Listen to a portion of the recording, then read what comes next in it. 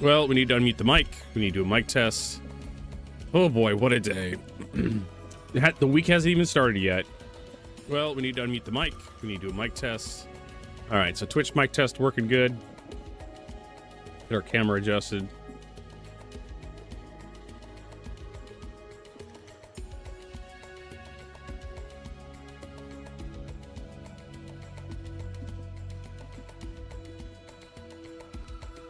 All right. Oh, man. Test the microphone. 1, 2, 3, 1, 2, 3. YouTube, are you there? Get our camera adjusted. Yeah, it sounds like it's there. Oh, Lord. Tech Zero, happy Saturday. Welcome. I mean, I don't know how happy it could be. Apparently, the United States has gone to war with Iran. We are bombing even more shit in Iran right now with Israel. So I hope we don't find out that hopefully don't find out if Iran actually has nukes. I've been on the YouTube things for a while now, Jonelle.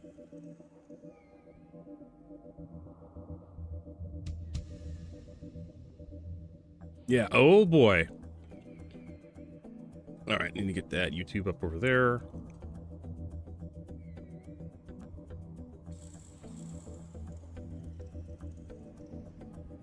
So, what am I doing?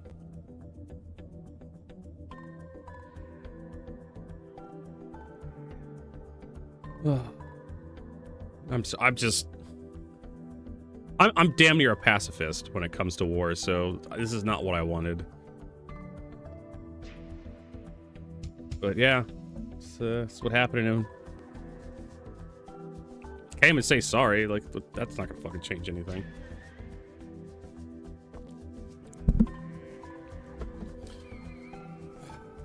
All we could do is distract ourselves from the awful shit that happens, is playing video games, I guess.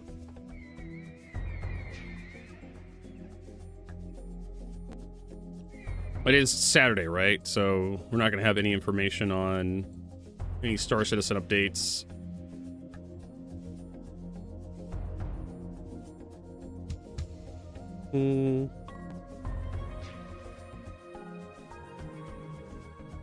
Oh, we have that interview with Chris we should watch. Yeah, I woke up this morning and I saw it on my social feed.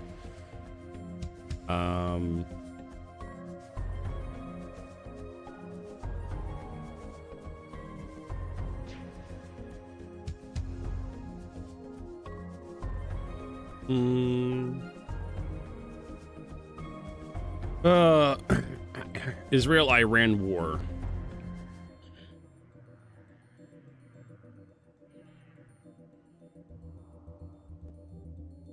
Yeah,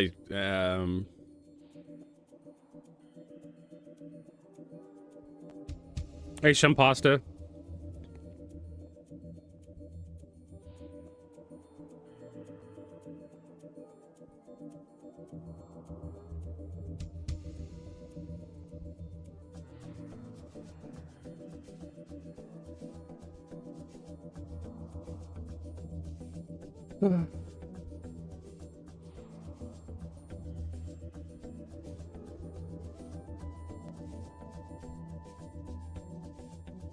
Yeah, why are you tagging him, Shampasta? Why are you doing that?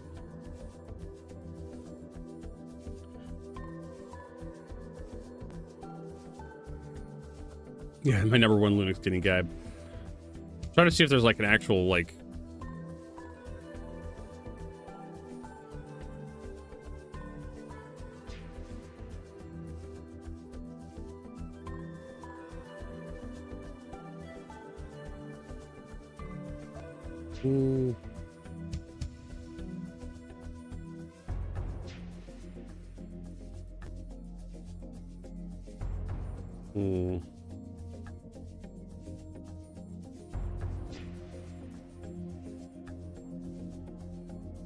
I mean, a lot of it's just tweets and whatnot. There's no, like, I mean, like, Trump announced that we were attacking Iran basically in the middle of the night. And strikes are basically happening, like, right now. So there's really no, like, there's not a lot of time to actually write news articles. It's mostly just, like, tweets and, like, opinion pieces. The United States is participating in Israel strikes against Iran, AP sources say. Yeah, here's the Associated Press. This is what we got to go off. The U.S. and Israel launched major attacks on Iran. Trump urges Iranians to take over. Dubai, United Arab Emirates. The U.S. and Israel launched major attack on Iran on Saturday. President Donald Trump called on Iranian... I'm not going to fucking watch that video. Called on the Iranian public to seize control of their destiny by rising up against Islamic leadership that has ruled the nation since 1979. Iran retaliated by firing missiles and drones towards Israel and U.S. military bases in the region. Some of the first strikes on Iran appeared to hit areas around the office of Supreme Leader Ayatollah al-Khamenei. Khamenei? I can't pronounce that guy's name. Smoke can be seen rising from the capital's part of the strikes the Iranian media said occurred nationwide. It wasn't immediately clear whether the 86-year-old leader was in his office when the attack occurred. Iranian Foreign Minister Abbas Araghchi told NBC News that Khamenei and President, oh my god, Massoud Pezeshkian, I can't fucking pronounce these names. I'm so bad at pronouncing names that I can't, from foreign languages. Hey, there's Alfie Ron, welcome. As far as I know, you call the attack unprovoked, illegal, and absolutely illegitimate. And if you announced the major combat operations, Trump told Iranians that when we're finished, take over your government, it'll be yours to take. This will probably be your only chance for generations. Israel Prime Minister Benjamin Netanyahu. The only reason why I know how to pronounce Netanyahu is because I've heard it pronounced many times over the past couple of years.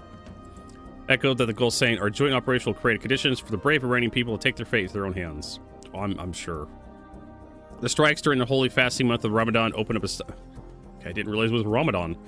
Opened a stunning new chapter in U.S. intervention in Iran, marked by the second time in 8 months that Trump administration has used military force against the Islamic Republic. They also came weeks after U.S. military operation to capture Venezuela President Nicolas Maduro. Again, the only reason why I know how to pronounce his name is because I've heard it pronounced a lot recently. The targets include members of Iranian leadership, according to U.S. Navy officials. Another person briefed in the attacks who spoke on condition of non-motivity to discuss ongoing operations. There is no immediate information whether the top officials have been killed. No, that requires boots on the ground. We're not going to be able to bomb them from the skies. We're going to have to send troops in. Even if Iran's top leadership were to be killed, regime change is not guaranteed. Neither U.S. nor Israel have articulated a vision of what leadership would look like. Democrats decried that Trump has taken action without congressional authorization. Rep. Hakeem Jeffries, the top House Democrat, said that Iran is a bad actor. The president must nonetheless seek authorization for preemptive use of military force that constitutes an act of war. I agree. You're dragging the entire nation into this. Not everybody agrees with this. The UN Security Council said it would meet Saturday afternoon. In a letter to Council, I'm going to try to pronounce this. Araghchi said Iran will retaliate by all means necessary. All bases, facilities, and assets from hostile forces in the region shall be regarded as legitimate military objectives. Tensions have soared in recent weeks as American warships moved to the region. Trump said he wanted to deal to constrain Iran's nuclear program at the moment when the country is struggling at home with growing dissent from nationwide protest. Iranian strikes U.S. bases in the Mideast. Iran has retaliated to a countrywide airstrike by U.S. and Israel jets targeting U.S. bases across the Middle East, including nearby Gulf monarchs. Iran has vowed to continue attacks as Jima-based nuclear talks have failed to produce a deal. I know, I thought we had a nuclear disarmament deal with like Obama or some shit, and then Trump torpedoed that. So it gives you an idea of where Iran's hitting in the area. Around Saudi Arabia.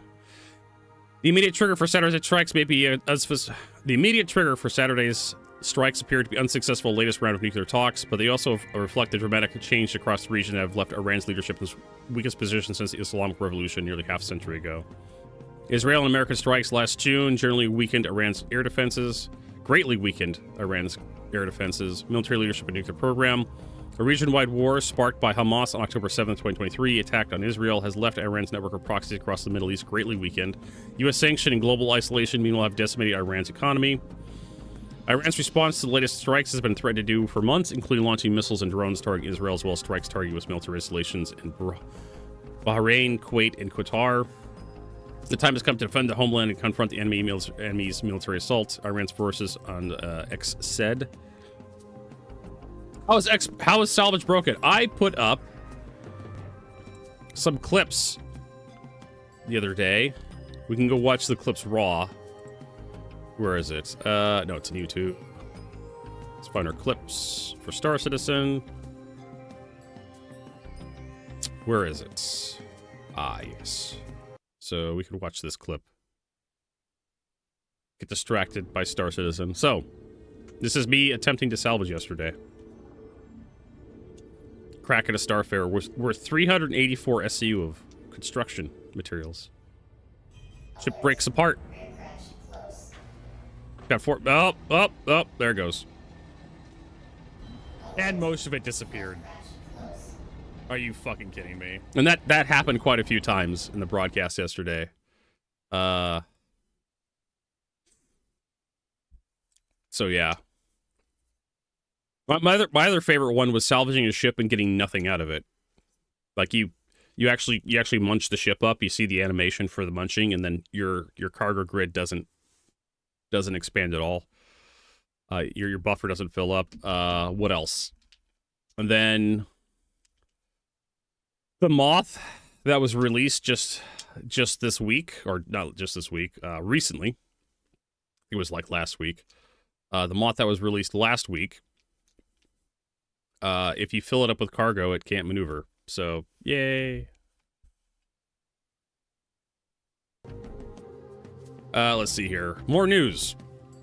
Region-wide war sparked Hamas on October 7, 2023. Attack on Israel left Iran network for proxies across the Middle East greatly weakened. U.S. sanctions and global isolation meanwhile decimated Iran's economy.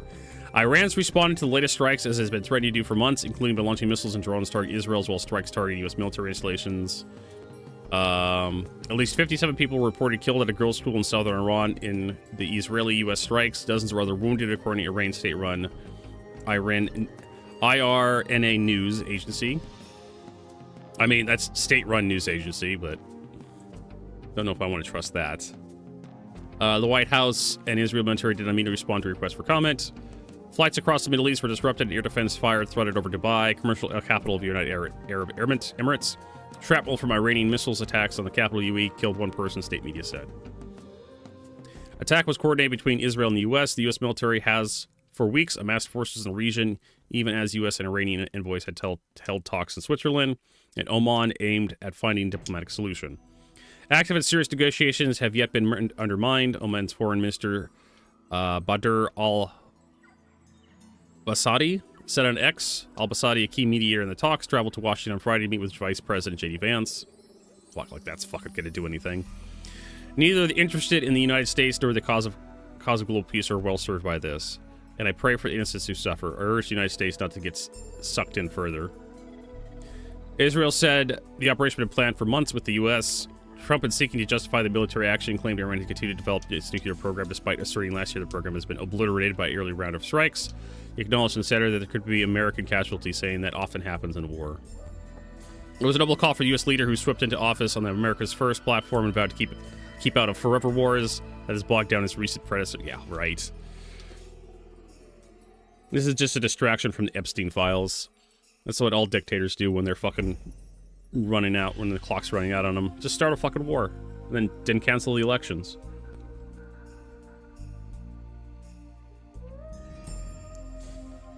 It'd actually be kind of funny if this war ended really quickly and they're like, they have no more emergencies left. Like, oh shit, we rolled over Iran really too quickly. Now we can't cancel the elections. Cancel them anyways. Trump's statement listed of grievances beyond the nuclear program stretching back to the beginning of the Islamic Republic following the revolution of 1979 that turned Iran from an American ally in the Middle East into a fierce foe. The U.S. president said he's aiming to annihilate the Iranian Navy and destroy regional proxies supporting Tehran. Oh yes, the very dangerous Iranian Navy. He also called on the Iranian Revolutionary Guard to lay down arms, pledging members who could be given immunity while warning they'd face certain death if they didn't. And again, that would require you to actually put boots on the ground. I mean, the best you could do is just bomb buildings randomly. Trump has threatened military action but held off following Iran's recent crackdown on protests spurred by the economic grievances. The protest evolved into a nationwide anti-government push against the ruling clerics. Human rights activist news agency has confirmed more than 7,000 deaths in the crackdown and is investigating thousands more. The government has acknowledged more than 3,000 killed, though it's undercounted not reported fatalities from past unrest. Iran said it hasn't enriched since June, but has blocked international inspectors from visiting sites America bombed during 12 Days War. Satellite photos analyzed the Associated Press have shown new activity at these two sites, suggesting Iran is trying to assess the potential recovered material there. Iran currently has a self-imposed limits on its ballistic missile program, limiting their range to 2,000 kilometers. That puts all of Middle East and some of Eastern Europe in their range. Iran said it hoped to avert war, but it's maintained the right to enrich uranium. Its leaders do not want to discuss their other issues, such as long-range missile program or support for armed groups like Hamas or Hezbollah. The strikes could rattle global markets, particularly if Iran is able to make the Straits of Hormuz unsafe for commercial traffic. A third of total worldwide oil exports transported by sea passed through the Straits in 2025. That's this. I think that's this strait right here, next to Israel and Egypt.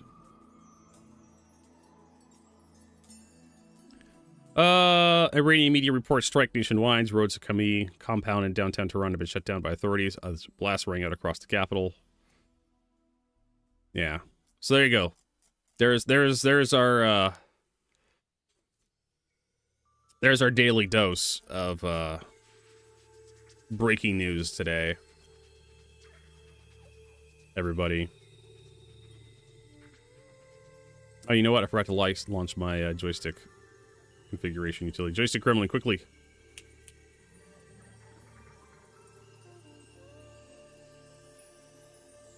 Not exactly looking forward to, I guess I'm lucky that I'm too old to get drafted into the military. Things go tits up over there. But I do have a nephew. He's, just the right age. He's just, gonna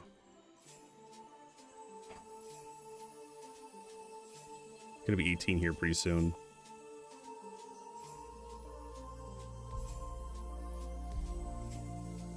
Optimistic Moons. Q 5 out of 5. There we go.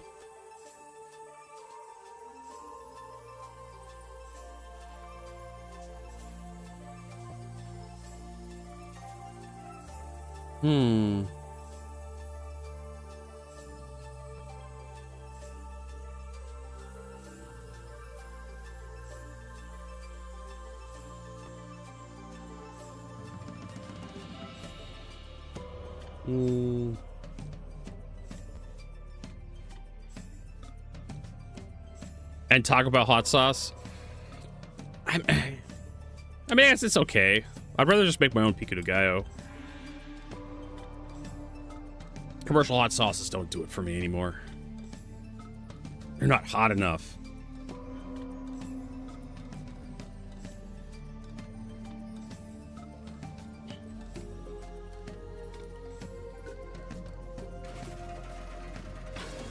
Because I'm pasta. What do you mean you can't cook?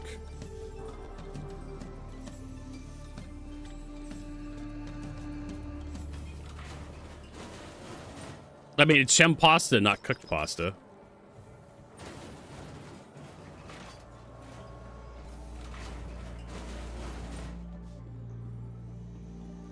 Right.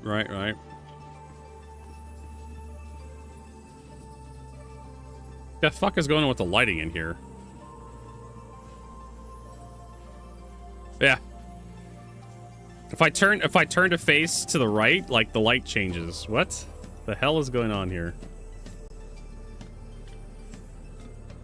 Boop, boop, boop, boop, boop.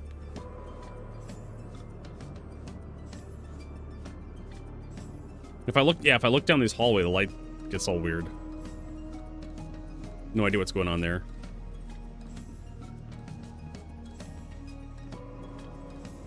It's called Fidelity Vert. Well, looks stupid.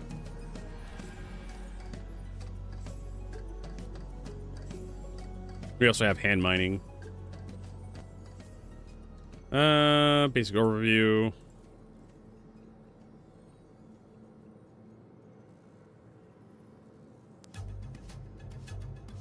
Wreck ship for sale.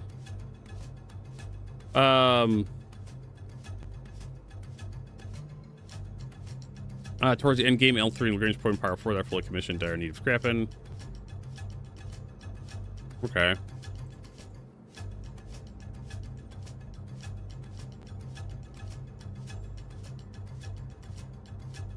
One of the following deliver checkmate L4 Lagrange point Pyro 2. 5 recycled material composites checkmates at L4. Okay.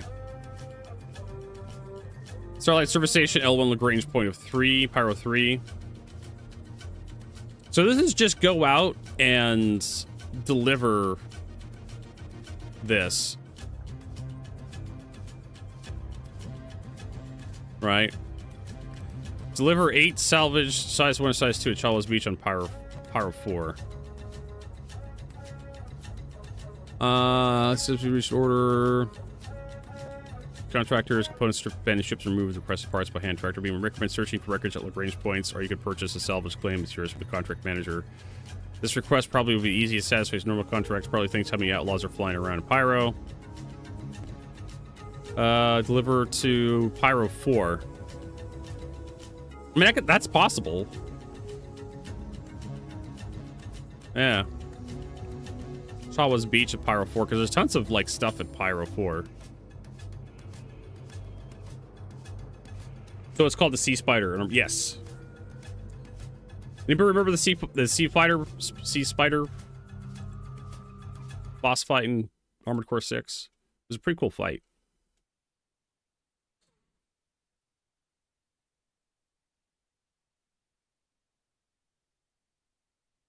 I think it's like C, literally the letter C, Sea Spider.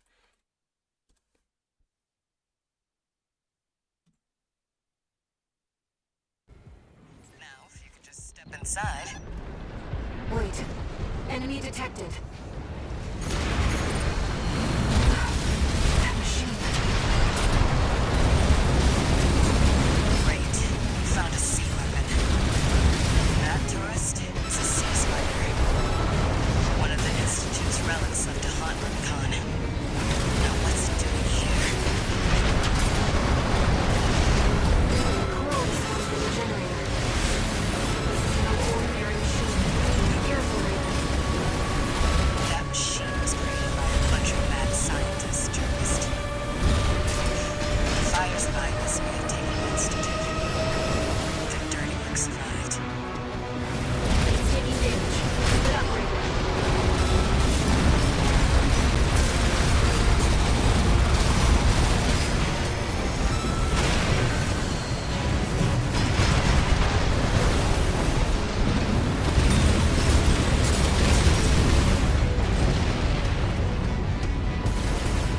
What the?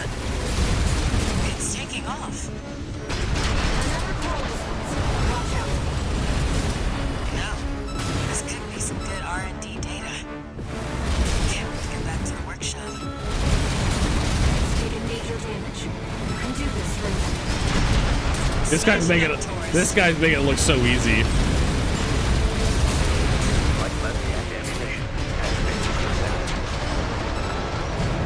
I struggled on this boss fight. It took me several attempts to get him. So yeah, we could do wreck ship for sale.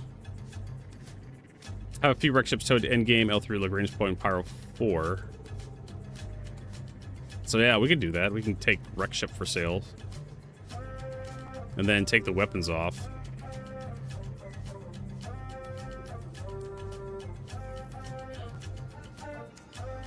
No, it wasn't. It was not easy.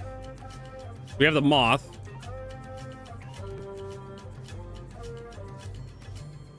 I'm gonna try some of these salvage contracts and see how they work out. Again, I don't know why we needed so let's deliver 8 size 1 and size 2 Chalwa's Beach on Pyro 4. So we'll accept that one. And then we'll do more salvage here. And this one is Pyro 6. That's this is endgame. Yeah, L3. We'll pay that fee. And then we'll go salvage some ships.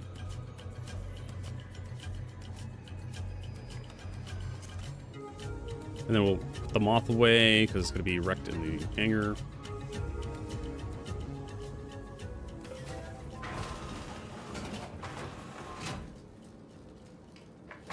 Really, the small hangar? Because I pulled out the moth. Does the moth go in the small hangar? I thought moth was medium hangar.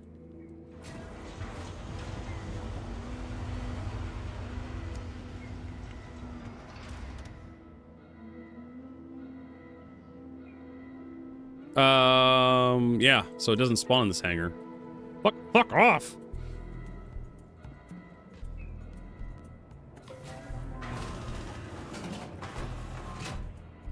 Oh, there's the medium hangar.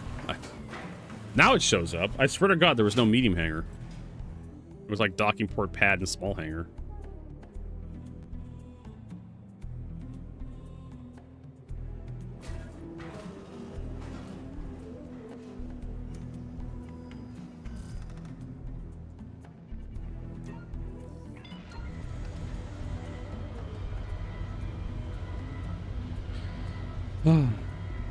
Do I have any juice on me?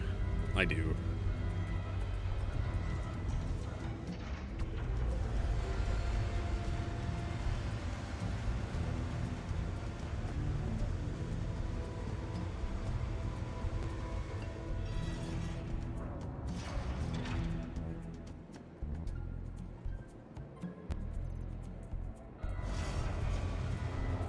I can find more. I like how my eyes are like highlighted. It looks so unsettling. The whites of my eyes are apparently brighter than through my visor. Just what the heck is going on there?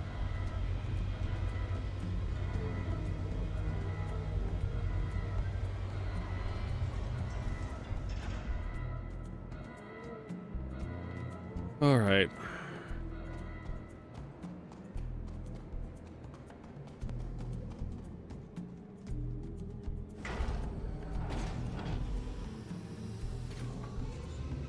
We also have the Checkmate has a bunch of recycled composite material for us as well.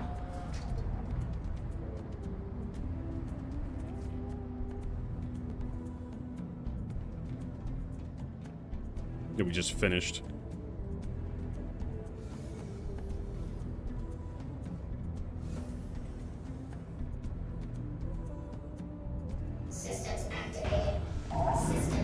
Yeah, the lighting effects are really wonky. Landing gear up.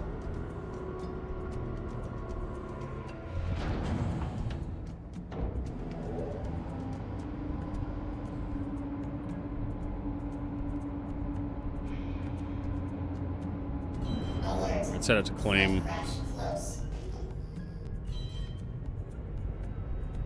which is this way.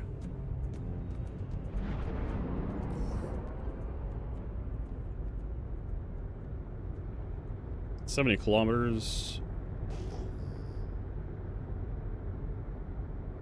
Must be like a reclaimer here or something. No idea.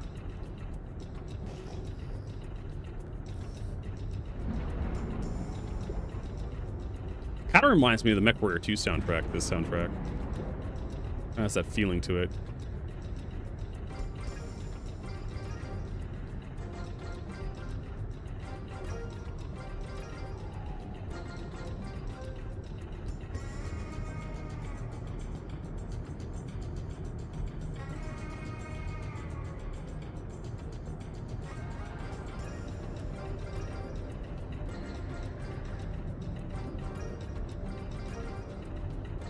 All right, let's cut thrust.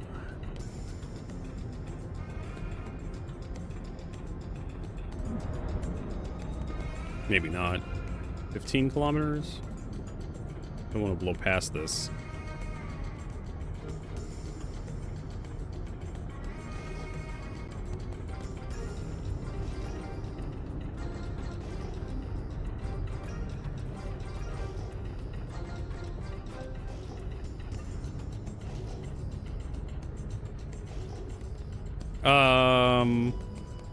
Did I just get scammed?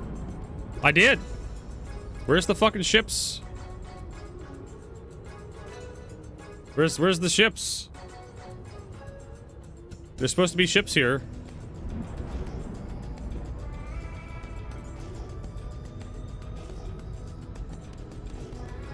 I don't see any ships.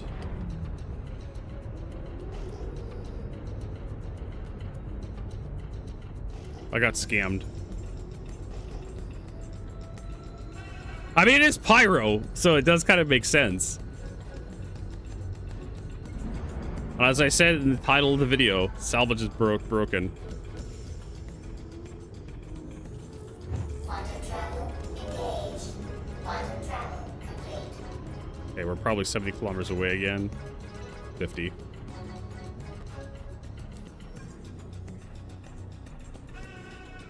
Can I set target it? No, you have to fly there. Well, we can just go to Pyro 4 and just like look for stuff to salvage. Size 1 and Size 2 weapon are going to be kind of difficult because you have to blow the ship up to get it.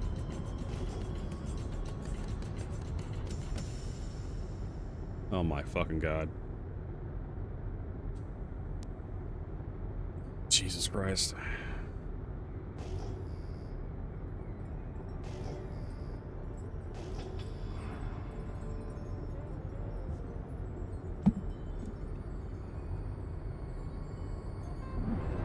Trying to do our best to get salvage. But apparently our best isn't good enough.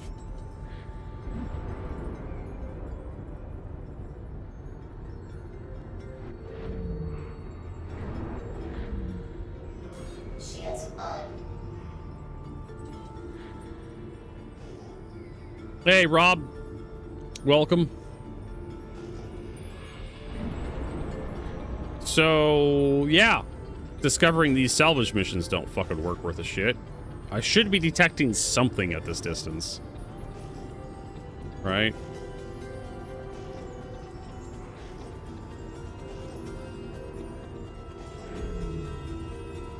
Nothing. No ships, nothing on radar.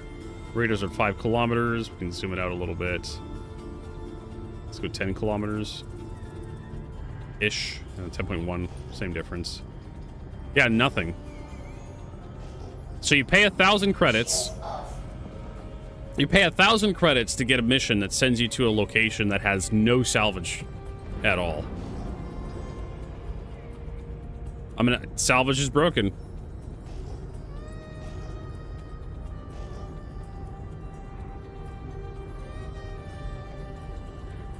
All right, so that mission's fucked. Yeah, so we paid $1,000 for that, and there was no ships there. Now we have to do this one at Chawa's Beach on Pyro 4. Luckily, Pyro 4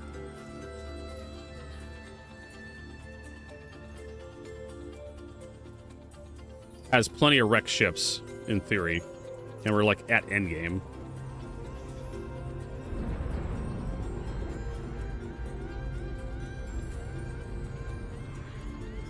So we should be able to get this mission done. How's Rob doing today? How's your weekend going? It's Quantum travel engaged. it's Friday, right? No, it's Saturday. And apparently we started America and Israel has started a war with Iran.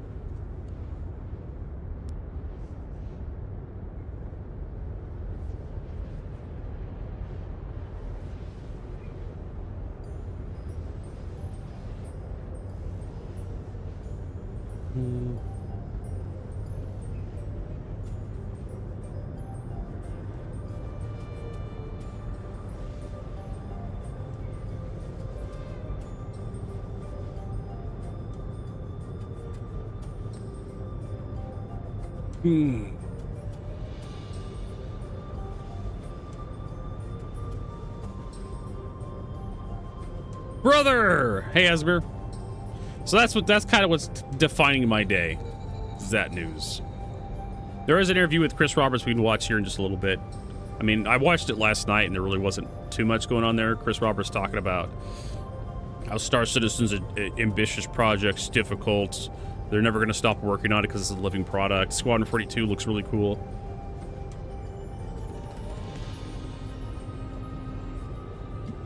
The developer video under Star Citizen memes.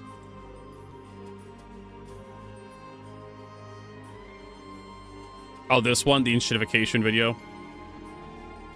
We're just gonna make everything worse. No, but we could like. You can call me a shit maker. My job is to Hold on. make things shitty. The official title is Enshittificator. What I do is I take things that are perfectly fine and I make them worse. More specifically, I make it shitty.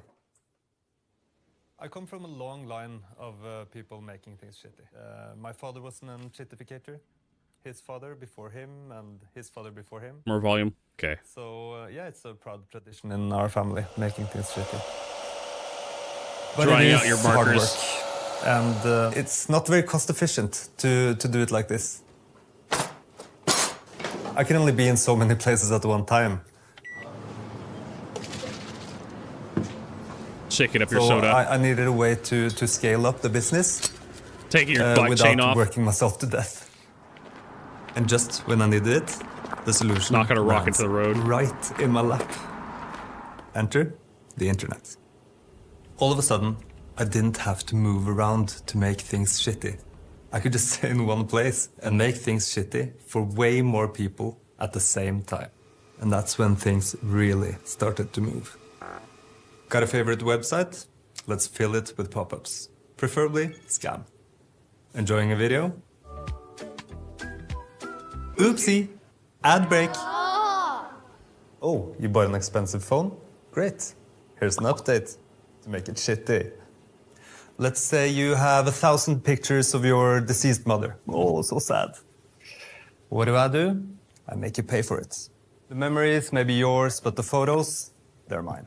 The photos are mine. So it's very important. It needs to be nice at first. But then... Yes. Yes! What do you say? Okay. Woo! That's what I'm talking about. Woohoo! Finally. You're not happy with the way something you really liked turned shitty. What do? Contact customer service. Here, talk to completely useless chatbot. No human available. Here's my favorite part. Let's say someone starts an alternative service. What do? We buy them.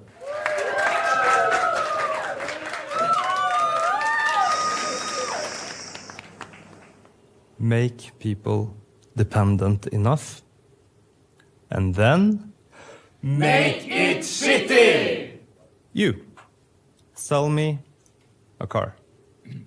Well, it's great. Sold. I'll buy your car. Now what? I don't have any more money. You have me in the palm of your hand. You can crush me. So what do? Updates. Radio, premium feature. Heating, premium feature. Who Now I have uses a the shitty radio car anymore? and I can't afford a new one. But what I can afford is a small monthly payment. Make it shitty! The future? The future is looking bright. Braking is now a premium feature. Please enter your credit card details.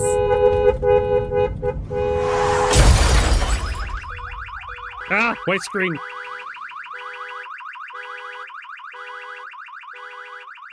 What is it ad for? Ford Burke Reddit's justification. It's probably like an advertisement for some politician. But there you go. So we are meant to go to Pyro 4.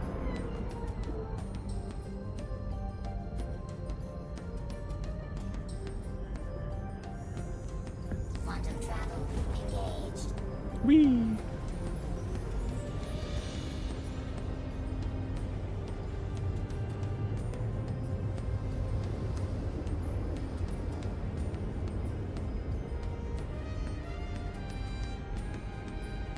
So we don't actually have anything just yet.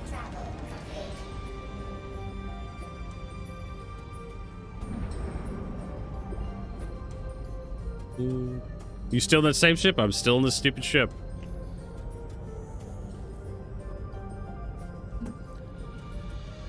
Quantum travel engaged.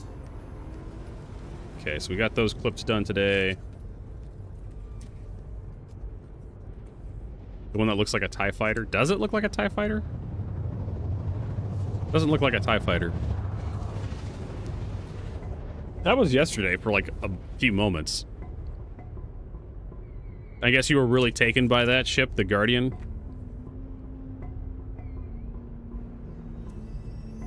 Quantum travel complete. I don't actually own a Guardian, so I can't fly one. I was in that thing for like 30 minutes, and apparently Dovahkiin was really taken by it. What is that to the left over there? I have no idea what that is. Could be anything. I see some lights on the ground. That is a Valkyrie. Oh, that's Connie. Connie's gonna be worth some salvage. What else do we have? A Merlin? No. 85X. There is a something coming in behind me. Is that a Retaliator? I can't recognize the profile.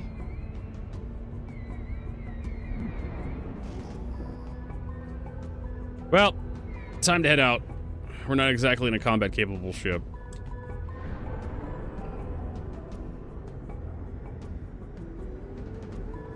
That is a Perseus.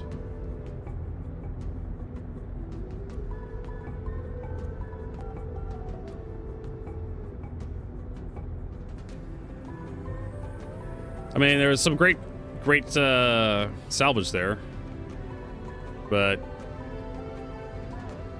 it can't exactly take on a Perseus.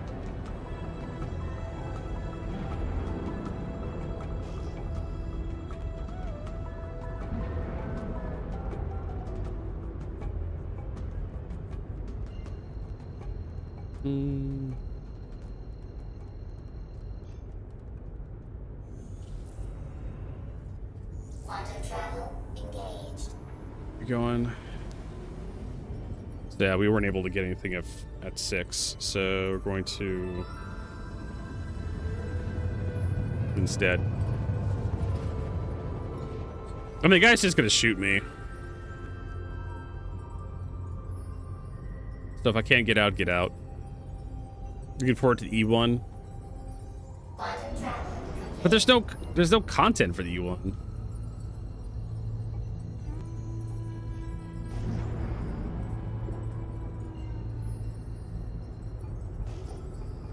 The hell's happening to my fingers?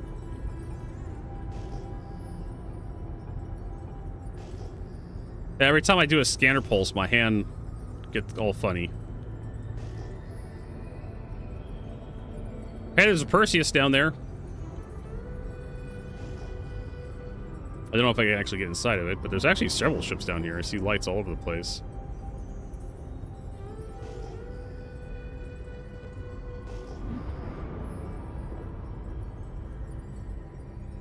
And there's a Saber. Hey, the Saber has size 3 guns, though. Oh, there's a 600 or 300 series.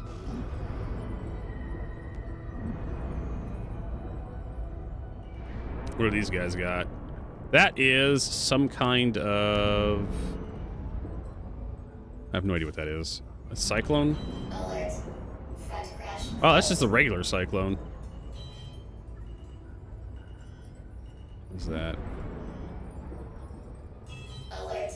Overhead crash close. Alert. Port crash close. Hey, it's a TR. I need a size 1 gun. I don't know if I can actually pull the gun off that thing, but let's find out.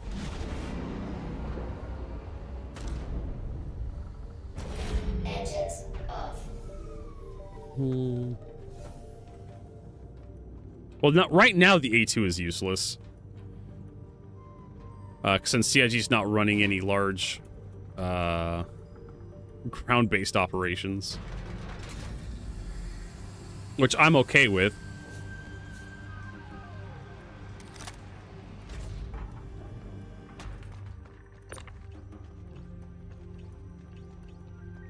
Yeah, I don't think I can... Can I unlock the ports?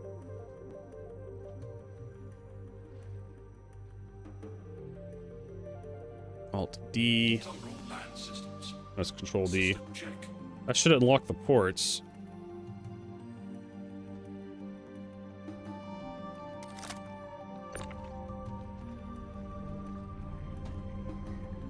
Hey, look at that.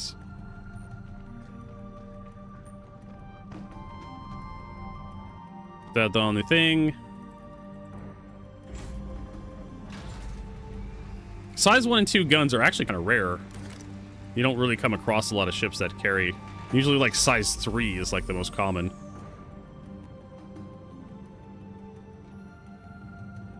A lot of the ships that carry size 1 and size 2 guns just... I mean, I could take the guns off this thing, too. Those are size 2s. Engines on. Launch complete. Alright, so the ground vehicles are not going to be worth Alert. my time. Crash close. That's for fucking sure. They'll be like a half SU of bullshit.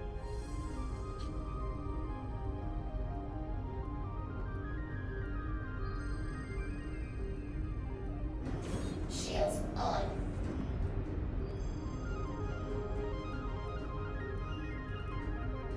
Nope, Alert. Deck crash close. we're in range of that turret.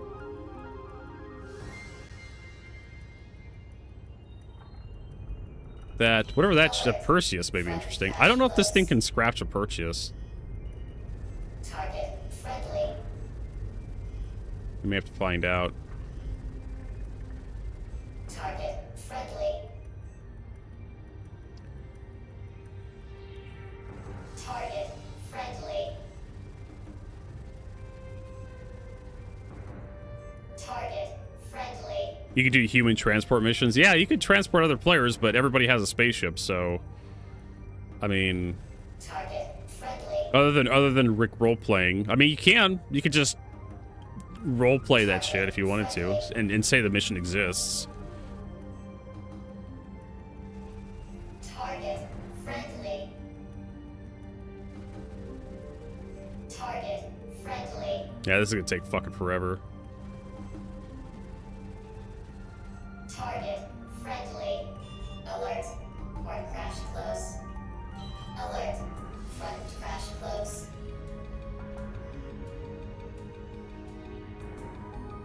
Okay. Attack on shield.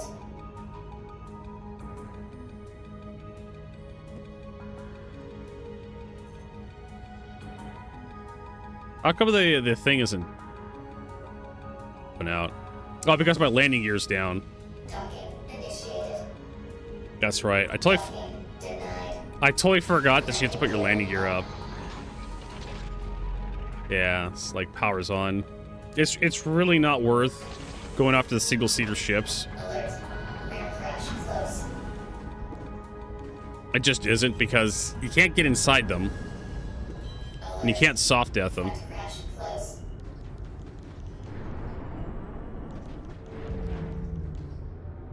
Alert. Front crash close.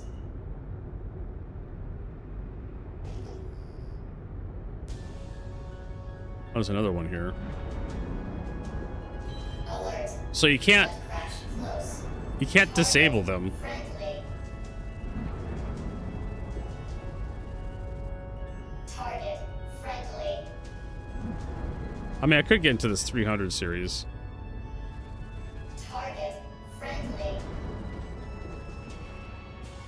I could blow the door up, like, yeah, but getting inside of it, Target friendly. good luck.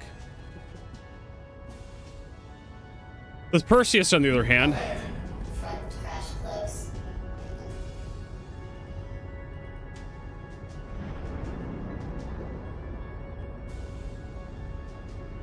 because I think there's a Perseus, or maybe I'm reading that's hover bike. There it is. Is that at the facility? I think it is. There's a turret looking at me right there. Alert. Starboard crash close. Yeah, I don't think I can get to access to that Perseus. Attack on shields.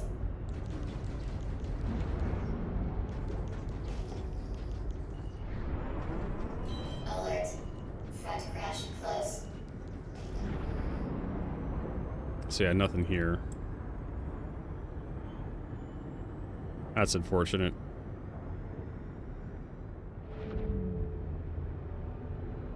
Like I said, they've broken salvage with engineering.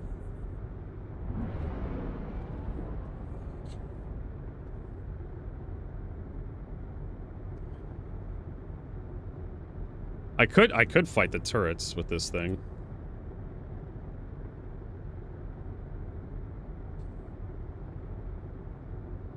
This thing is tanky enough. All right, let's swap over to Quantum. Shields off. Get a new Stellaris. Sure, why not? Good soundtrack.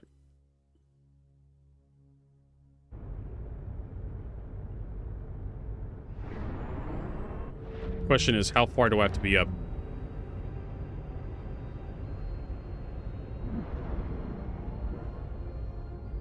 It's like 10 kilometers or something. How about Pyro Data Center X?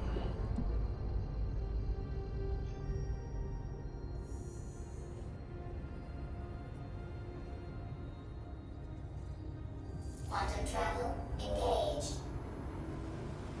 Way to transport people to the ship shows.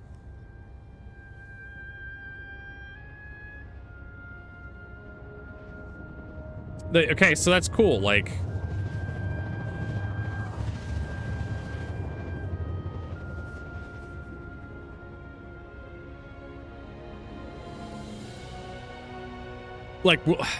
can you convince people that aren't your friends to like actually get into your ship and allow you to fly them to places? That's the real question. Because in theory, we don't even need the E1 to even implement this gameplay that you want. You could just any other ship in the game. You could put what I'm thinking of, like the Connie Phoenix. You can do the exact same with the Connie Phoenix right now, so we don't even need the E1. Hey, there's a Clipper, but Clipper only has like size 3 guns. So yeah. There's a Cuddy. Cuddy doesn't have any size 2 guns. Used to, a long time ago.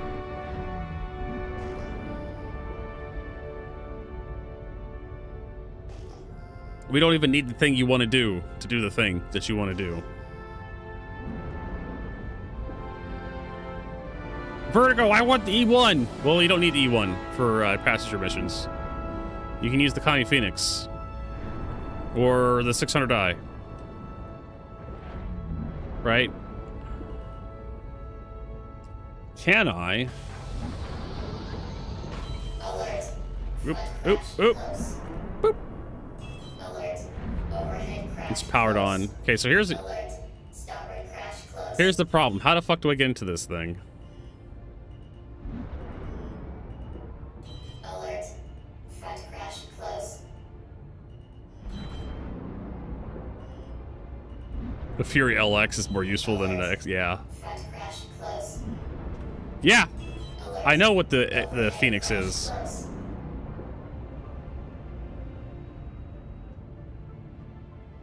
Alert. But you could use you could use the Phoenix or the 600i as a passenger transport right now if you wanted to. You don't need the E1 to do what you want to do. Crash close.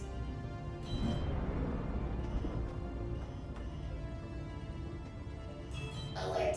Overhead crash close.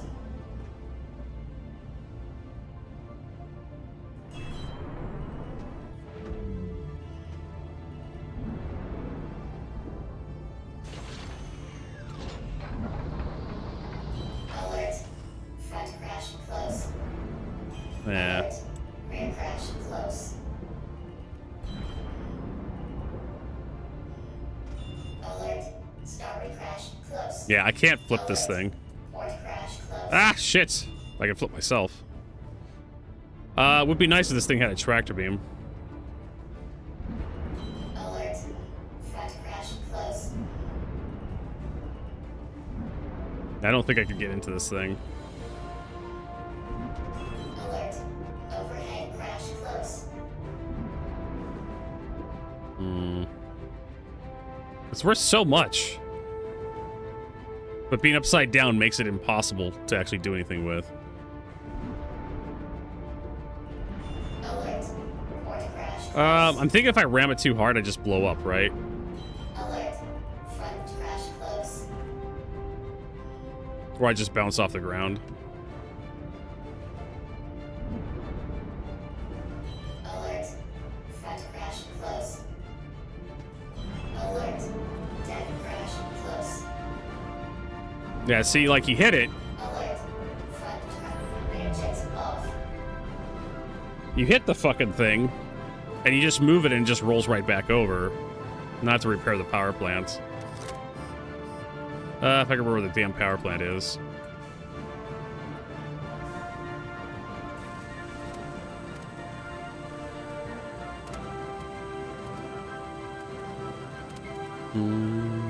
Land the ship on top of it. Yes, Bullet Man, I'm aware of this concept. Unfortunately, getting back into the Moth means I have to backspace back to checkmate. I've been here, done that. Where it's like, oh, we'll just get out of this stupid ship that I'm flying right now to get into the other ship that I want to flip over or turn off. And what happens is you can never get back into the ship that you got out of. That's why I don't want to do it. Engines on. Shields off. Alert. Rear crash. Shields on. Alert. Overhead crash close. Alert. Because there's gonna be no gravity on the ramp until you get inside the A1 or the A2. What is this? This is M2. Yeah. There's gonna be no gravity on the ramp until you get inside the ship. And walking on the neck right here and jumping in. Yeah, there's gonna be no way to get back into the Moth. How the fuck am I supposed to get back into the Moth? Is my problem. Because as soon as you step out onto this ramp, you're going to fall down onto here. And you're probably going to fall through the ship. So that's going to be gravity. You can't get onto the ceiling until you fall here. And you're not going to be able to jump into this area even if you're on this area. Alert. Overhead. I'm just gonna show you just how stupid your suggestion is.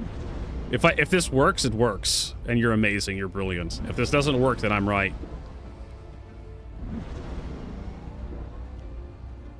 All right, so the other problem is this like setting the ship up so that do we have open exterior on this stupid piece of shit? There it is, open exterior. I've done this before in previous patches. It never works out. Trying to think of the best way to set up here, because you're not gonna. I don't think we're gonna get back onto this area up here. So, where do you want to go, Vertigo?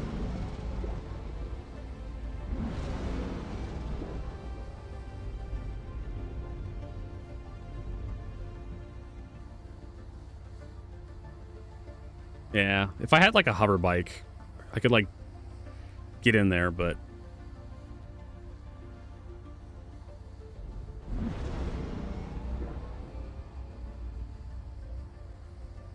I like Dovahkiin's like complaining. It's Vertigo. Nobody would ever get onto a 890 jump or a 600i. I want the E1 to transport passengers because that's the only ship in my mind that makes sense. You could do it in a Clipper. You could do it in a Cutlass Black. You could do it in a Cutty Steel. You could do it with Anvil Valkyrie. You could do it with any ship in Star Citizen. You could literally attach seats and chairs to cargo grids. Hell, a Starfarer. Dovahkiin just wants the E1. That's all it is.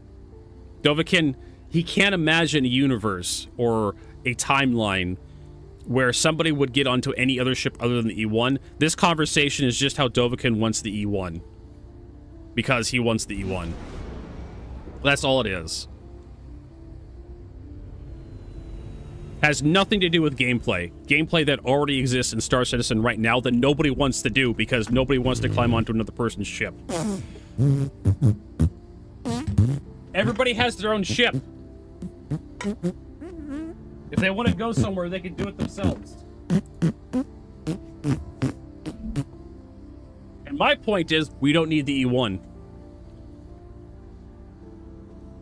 But Dovahkiin wants the E1. Dovahkiin just wants more ships in Star Citizen. Is there a ground outpost near? Probably. I don't even know. Can he? Yeah, maybe. Yeah, like, this is not going to work out. I'm trying to imagine, like, how I'm going to get back into the Moth. And I'm having a hard time imagining... Maybe if I put... Hold on. Maybe if I put it at the very chin. The very tip of the ship. The ramp at the very tip. Like this. Right by the turret.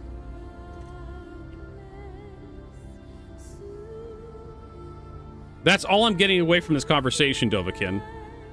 That's all I'm getting away from. We have ships in Star Citizen that can do transporting of people, of other players, and you're like, no, those ships can't transport other players because they're too nice.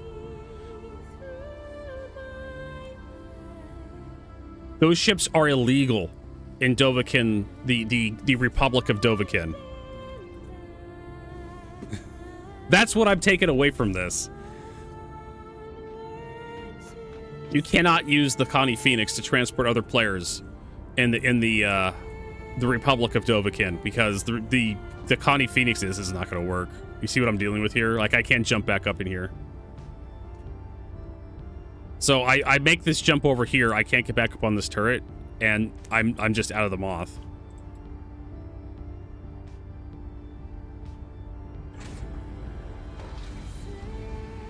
You're talking about NPCs. NPCs won't get onto any ship right now. I mean, we could shove NPCs. You can knock them out and put them onto a ship, and you can pretend to be like a transport pilot, taking people places.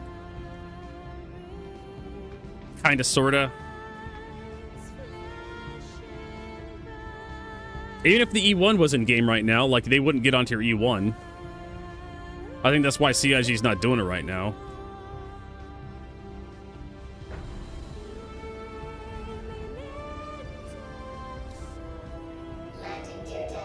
Open exterior.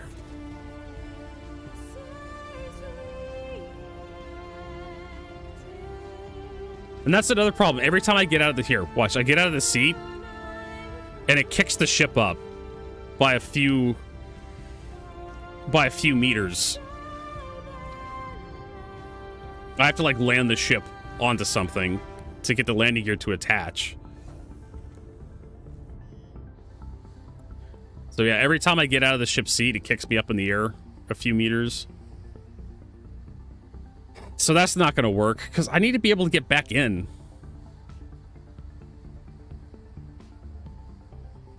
To this thing somehow.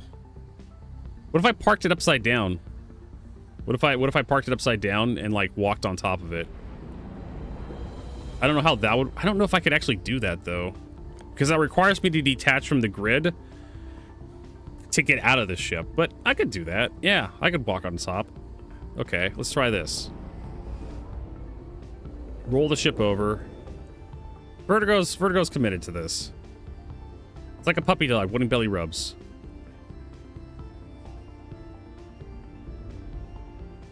Don't mind me, Vertigo's just being creative. I definitely need to move this thing out of the way a little bit. There we go.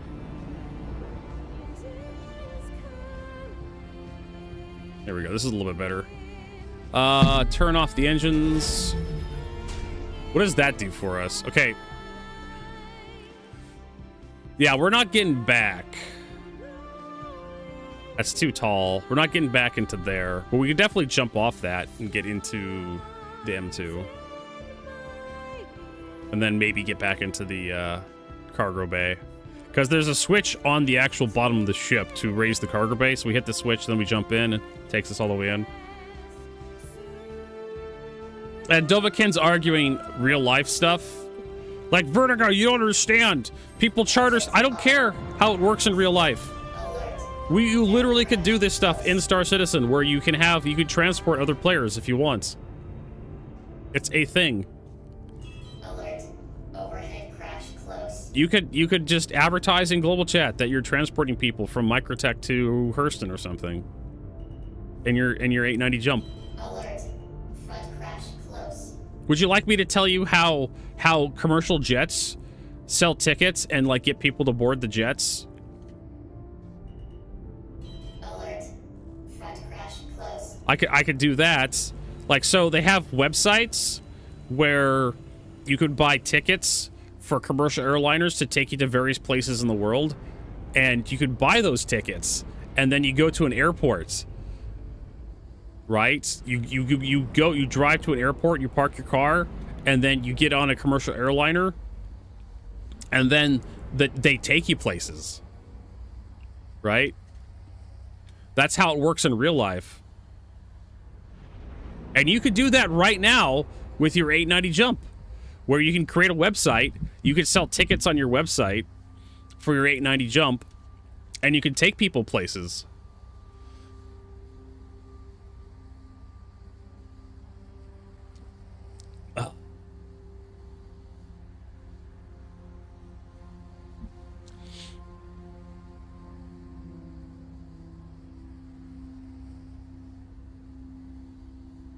Honestly, I don't even know what this conversation is about anymore. Like, apparently Dovahkiin's is trying to convince us all that we need the E1 because...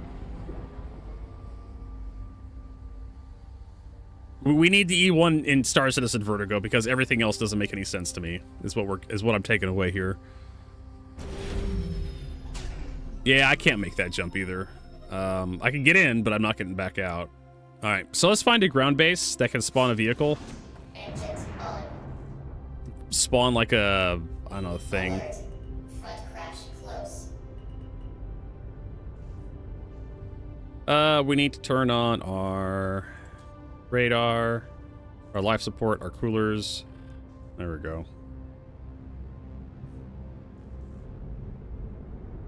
That's a damn shame. That is an absolute damn goddamn shame. Docking initiated. All right. Docking denied. Okay, Dovahkiin, you're gonna get a timeout. You need to calm down, man. You just absolutely, like, you are taking this stupid conversation way too fucking far. Time to take a breather. Time to touch some grass. This started as you wanting a spaceship in Star Citizen, and then accelerated you to start insulting people. You are taking Star Citizen way too seriously, Dovahkiin. You need to calm the fuck down.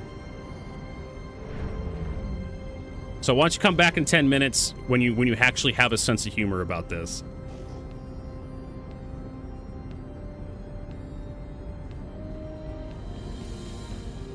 Like I said, like, the E1, fine, sure, why not? But we don't need the E1 to do transport right now. And apparently that's enough to get you to start insulting people. Someone has a different idea about what transporting people are.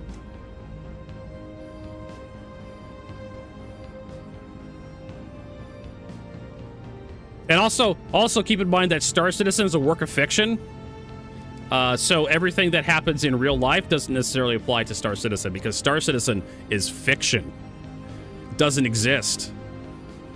Doesn't exist in the same timeline that the real world exists in. So yes, rich people do fly their own yachts in Star Citizen because it's a work of fiction.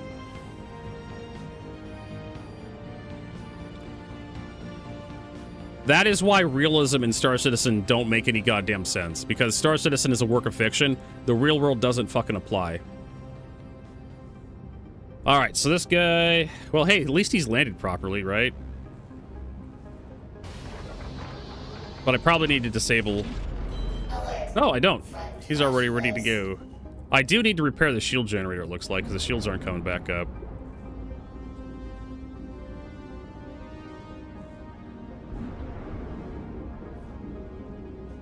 I don't know, I just... Swank is like, my back is bork, fly me to the space chiropractor. Nah, we'll just get the euthanizer out. The captive bolt euthanizer will just, like, get you to respawn, Schwank. That'll get you a new back. We spent all that money imprinting your imprint recently. You'll only be missing, like, a week's worth of memories. It'll be fine.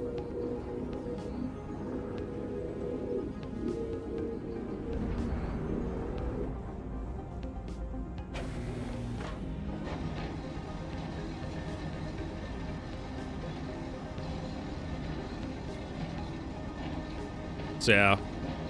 We need to get a hover bike. Dragonfly Nox or something, hover quad. Did you actually tweak your back, Schwank? You probably were just getting old. That's what happens. Happens to everybody.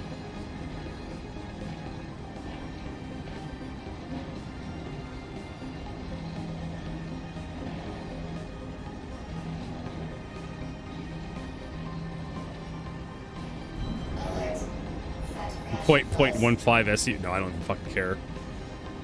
Fuck off with that .5 shit. Alright. So my advice is, if your back is still hurting, get some ice on it to help dull the pain. And then once the pain gets under control, take some pain, some aspirin or something, or ibuprofen.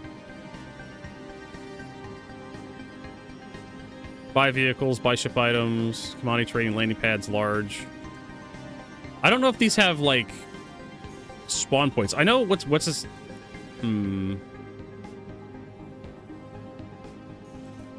What's nearby? Isn't Patch City nearby or something? You can buy vehicles over here. But can you spawn vehicles? I mean, let's head over here. It says you can buy vehicles.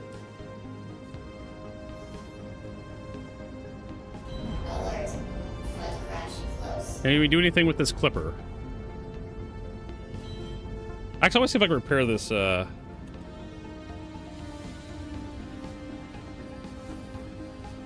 Yeah, heat, generally speaking, makes the pain worse, but it does help with, healing. So you're better off... starting out with, ice to help dull the pain away.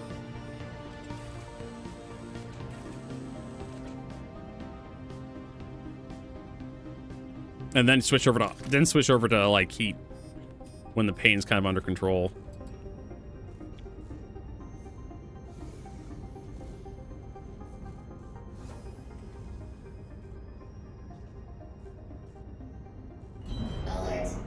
That's like in my experience. Shields on. There we go. Hey, the shields are coming back up. I thought the shields were damaged, but apparently not. Oh, there's even more ships over here. That is another Cutlass, I think.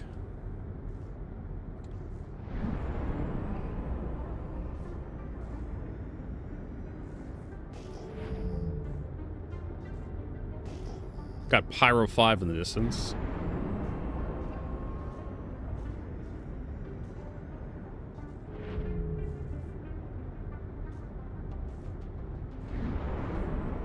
Ooh, what's this? What if I could... Wait, can I steal this thing? If this is a hover bike, it'd be extremely fortuitous. I can't identify that. Is that a Nox? It looks like a Pulse. Why does it take so goddamn long to scan this shit?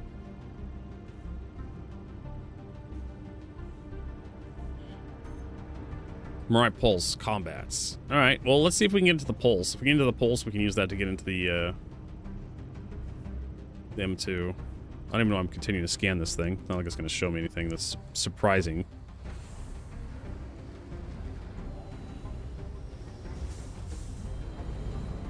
I don't know if I can actually get into... Engines off. Hey, I exploit. Welcome. I see you on YouTube. Running, running, running. Drop down. Drop down again. And it just fucks off. Life just isn't fair, folks. Oh, there it goes.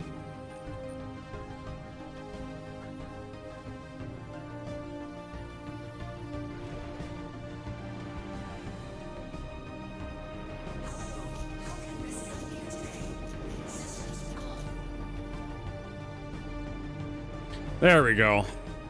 Well, this helps. A lot. I need to turn the lights on so I can actually see what the fuck we're doing.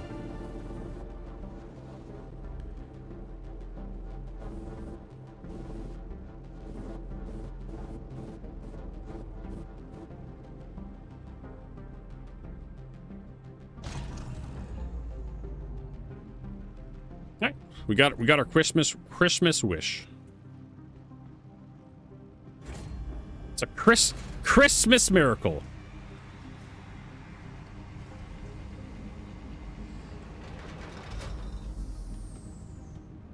Just like, boy, if I could just have a hover bike. Chris Roberts is like, here you go, Vertigo. I got you. Iran's gonna land probably until the end of the year. Just long enough to cancel the midterm elections in America.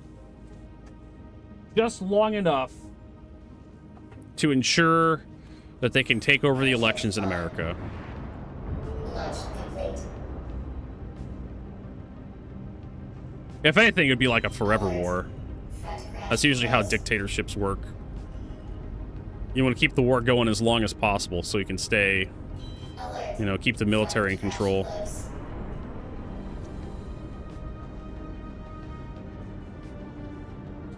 But I don't know if they have enough balls to actually put troops on the ground, Israel and America.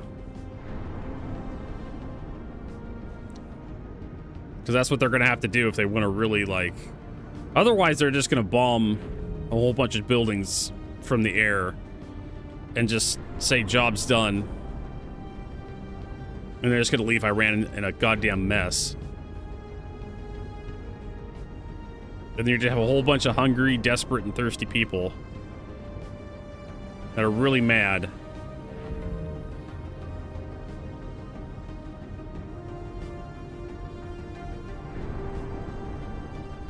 So I don't know. I don't know what the hell's going to come out of this.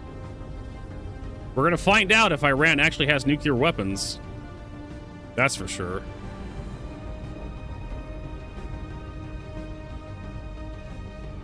Not looking forward to it.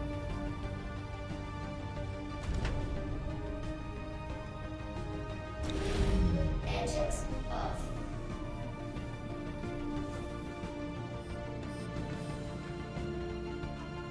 But Trump's one of those guys that he doesn't like paying his bills, so they're going to see how expensive this war is, and they're just going to do a half-assed job.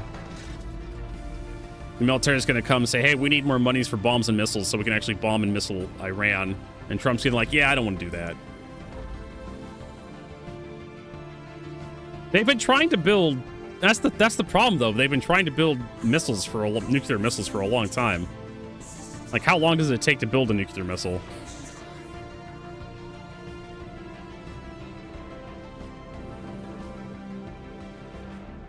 Ever since the George, what was it, Bush Sr., was it? Yeah, the USA has nukes.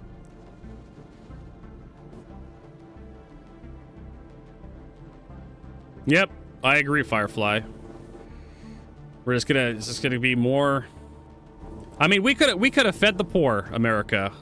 We could have had universal health care, but now, no. Instead, we're gonna cancel that. We're gonna cancel all that horse shit. And another forever war. Okay, so I don't know how this is gonna work.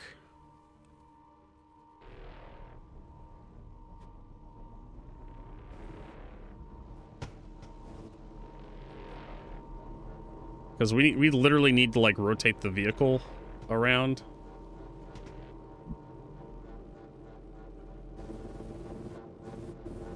Yeah. Your healthcare in America is you get to die early in a war started by pedophiles to hide the their pedophileness, to hide their crimes. All right, what if we do this and then we hey, that's exactly what I wanted.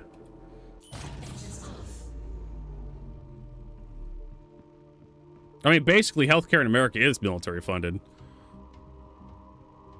And then we head over to the engineering terminal, which should be up here towards the front. And then we flip the power off.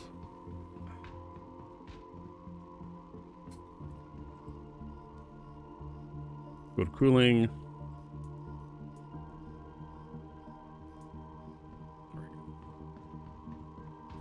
Hellcare in America instead of healthcare. I read that wrong. Hellcare.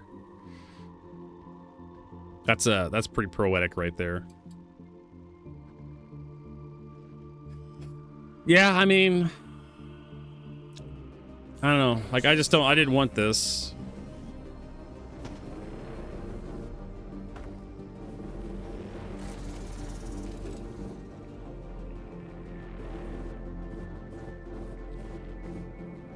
But what are you going to do about it? Guess go to a protest.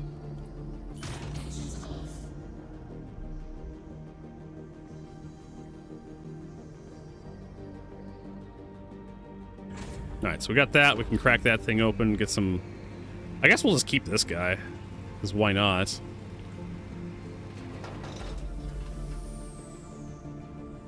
I mean, some people give a shit, but it's not like you can really do anything about it.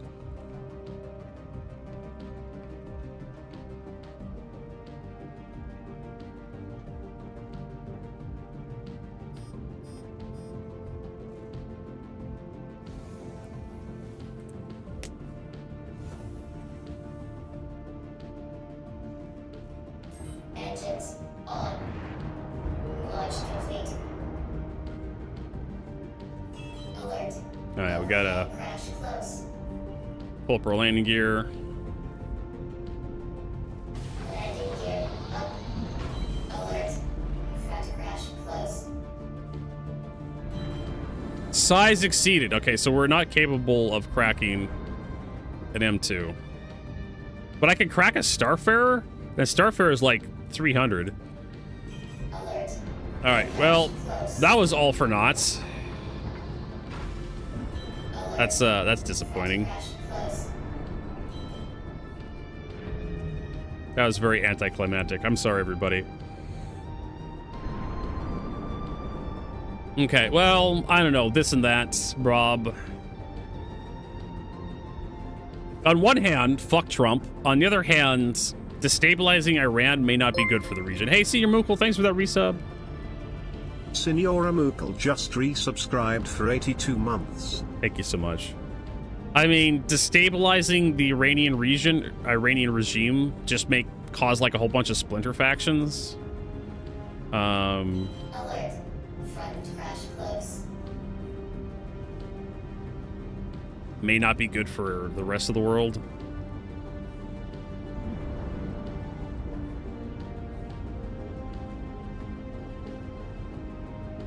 I mean, America may not experience consequences, but there's a lot of other places. Alert. Front crash Yeah, I don't think I close. can get close to those because they're like right next to the anti-air turrets. Yeah, and right now, Afghanistan and Pakistan are at war. Man. Tell you what, I don't really put much faith into prophecies, but I swear to God, like... 4 horsemen of the apocalypse. We're only really missing famine right now. We got war, conquest, death. Alert. Front crash close. Hey, there's a dragonfly right there. Yeah, there's an A turret right there looking at me. don't think I can get to that clipper. Attack on shield.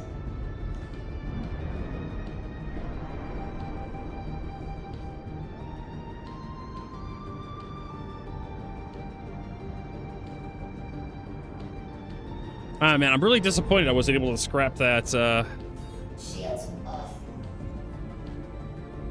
I'm really disappointed I wasn't able to scrap that, C2.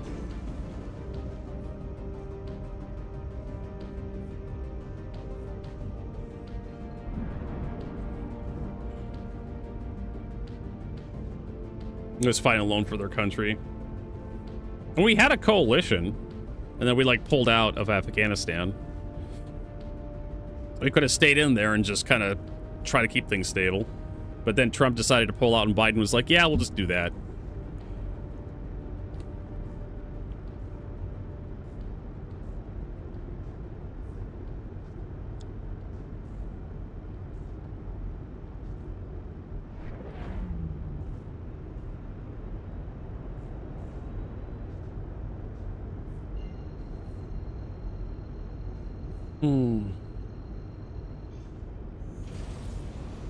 Alright, let's go get repaired. Head over to this place. Engaged. See if we can do anything.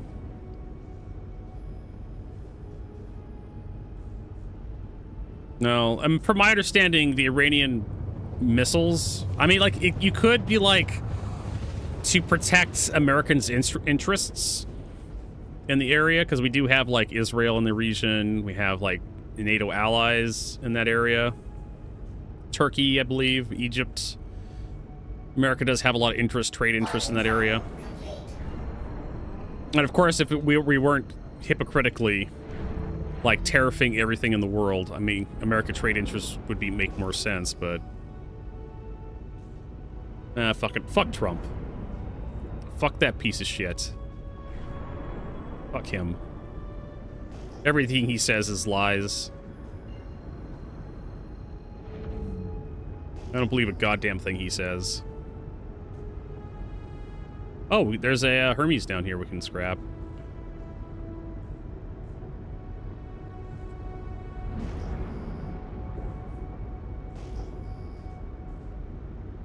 You know, Metal Gear Solid... the Metal Gear series was supposed to be a parody. It was supposed to be fiction. I remember that fucking speech by Sundowner from, like, Metal Gear Rising: Revengeance about how the war economy was, like, good for everybody. And here we are, kicking off another war.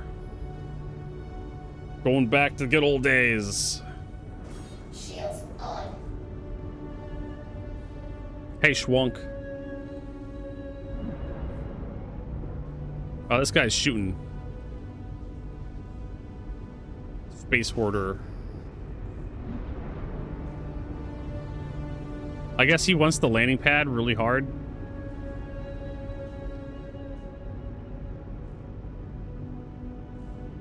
Like, no, that you can't.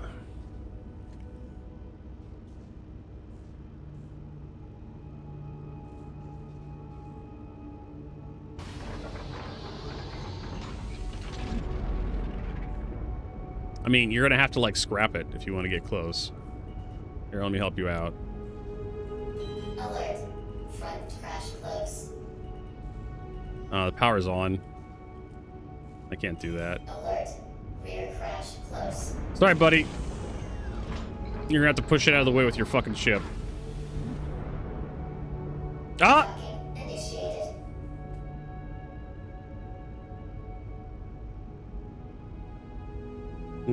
Seamuko says, I'm almost certain Trump will use this conflict as an excuse. Oh, yeah. He'll try to delay our halt to midterms. Because, of course, probably falls under the same clause that deployment of Iraq and Afghanistan did after 9/11. Well, this is... I mean, you could also argue that this is an act of war by Trump against another nation. So, like, this would require congressional approval. Even then, like, the other stuff, like, didn't stop the elections, right?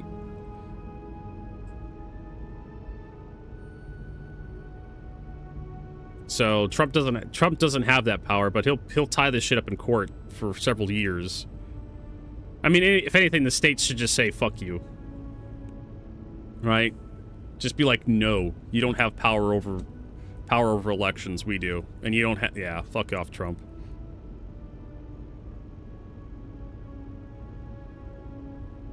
But this is going to be one of those... Just another constitutional crisis. Just another one. I am absolutely fucking sick and tired of living in interesting times. Right? Yeah, the old 9/11 thing that was never repealed by Congress, that was used by a bunch of other presidents to, like, go to war with other parts of the world. Well, you see, Rob, in hindsight always is 2020. We kept abdicating power to the presidency because Congress just couldn't... Our parliament could never agree on any one thing. For the past 30, 40 years, our country, United States, has been so politically divided that we just can't get anything done anymore. So we kept abdicating more and more power to one person. And eventually that's come around and created Trump. That's kind of the short of it. 9/11 happened, and we're like, cool, we'll just give the president even more power.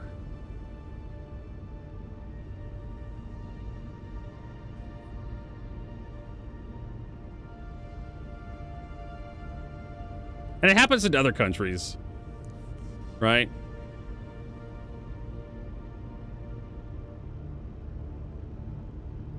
It happens in other countries where their parliamentary system kind of breaks down, and they have to have snap elections every so often.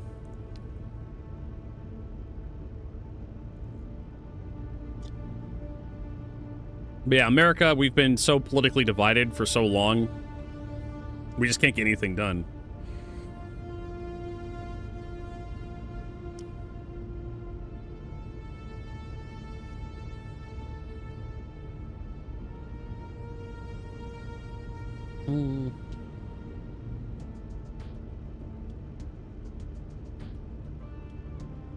I mean, I think Bernie Sanders cares, Firefly. You know, Bernie Sanders is one of those guys that was actually out there, you know, protesting years ago. Years and years ago. One of the few Congress people that I think that was putting their money where their mouth is. But the problem with Bernie Sanders is he's too far to the left. He's too far to the socialist side. So he's socialist. That he could just be, like, hand waved away. Ah, it's just a crazy socialist, right?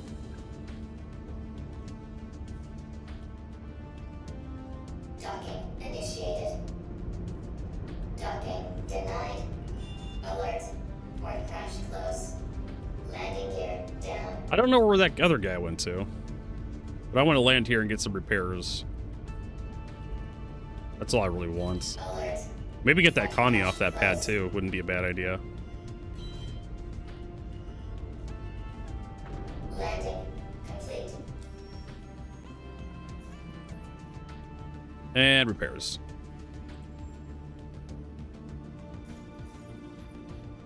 Dun, dun, dun, dun, dun.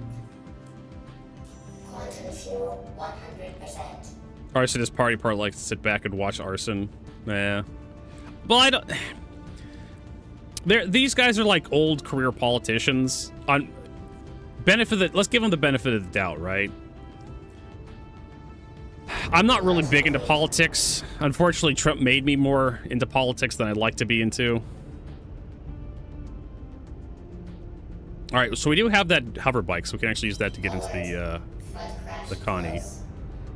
We just need to be able to get into the suicide turret. Or the suicide airlock. Which is open? Okay, cool. So we just land next to this guy. And then we get the pulse out. If possible. Get the pulse if possible. Like, what exactly can the Democrats do without, like, bipartisan support against Trump? Like, as a minority party in Congress, what can they do? The best they can hope for is, like, obstructing, like, shutting down the government. And then they become the party that is, like, destroying America at that point. if you shut down the government long enough. It's a really difficult position to be in as a minority party.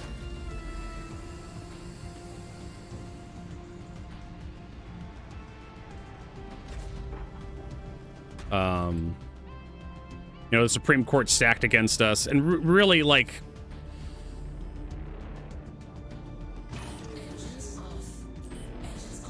I don't know. Like, it's difficult to talk about as an American. Just America's, like, losing itself to fascism.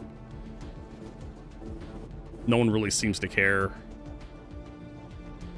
If one of these engines hadn't been... we could probably, like, do a kickflip off the Avenger. How's Star Citizen doing? It's Star Citizen. It's being difficult. Oh, no. Can we repair it? Because we are on a landing pad. I don't think we can. No.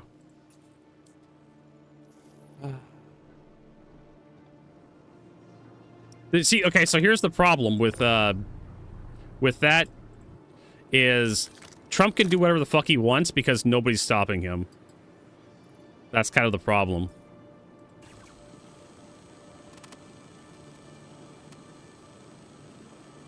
The Republican Party, because the Republican Party doesn't want to impeach Trump, Trump by de facto is the king of America. As long as Congress does not impeach Trump and remove Trump, Trump can just do whatever the fuck he wants. That was our founding fathers' stopgap against a rogue president, was impeachment and removal. And because Congress will not impeach or remove Trump, Trump can just do whatever the fuck he wants. So, yeah, welcome to America politics. The courts could stop him a little bit, slow him down, but that's about it. I know there is stuff to open on this thing. I think I could get access to the power plant. I'm not quite sure. I thought the Mirai Pulse had, like, access to his components.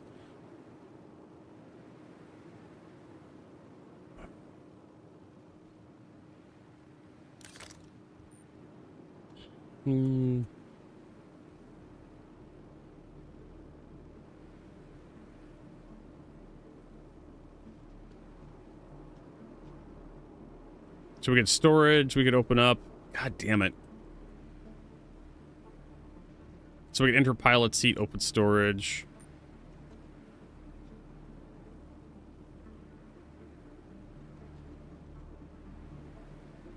Fuck is this shit?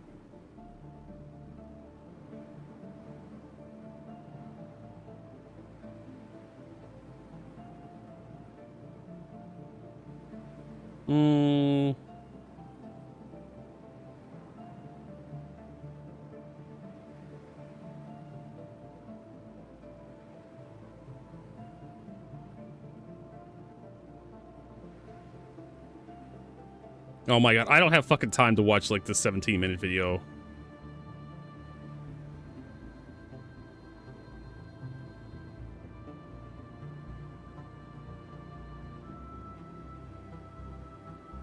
Ah, yes, the top comment 3 months ago. Multicultural and diverse just means not white now. Ah, yes, let's preserve our culture, right?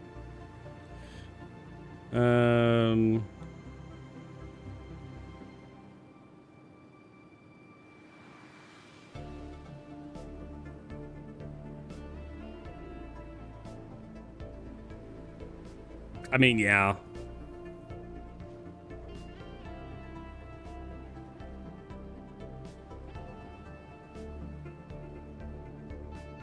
I mean, it's just the usual, like, dog whistles and whatnot in that video.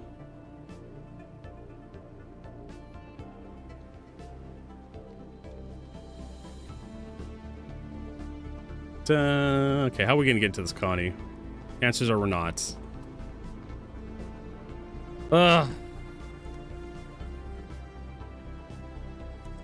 You don't, Vertigo. You don't get into the Connie. Because you fucked up your bike. I don't think there's a way... Oh, wait, we can check to see if we can spawn a vehicle. Because we can get a Dragonfly out. Mayonnaise and things doesn't make it a salad, America. Chicken salad? Potato salad?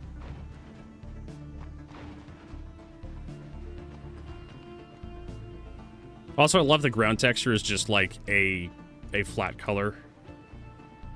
When the stars of the thing. What do I with Dunkai? Well, we all know what Dunkai would do. He would just expel all the foreigners, put them in concentration camps. Right?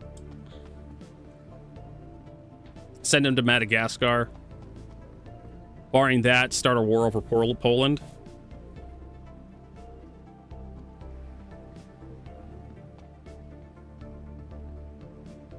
I mean, I like to point out that the United Kingdom still exists, right? It's still an actual nation with an economy. So you can whine about multiculturalism all you want, but the country still works, still has law and order.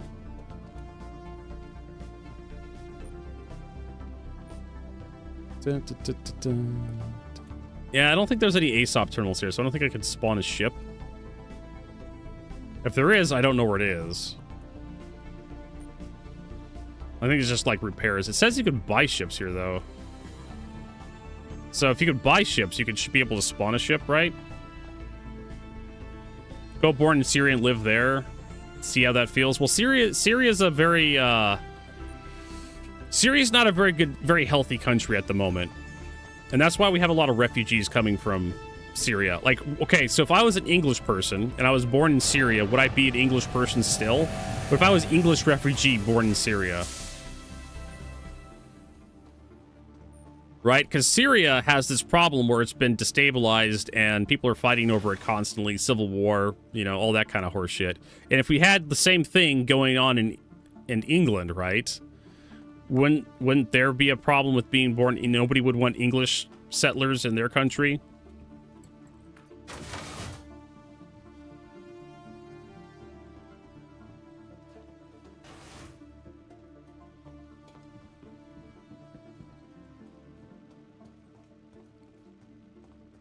I mean, really, we're just going to have an argument about we're moving on from the war in Iraq with America and Israel to, like,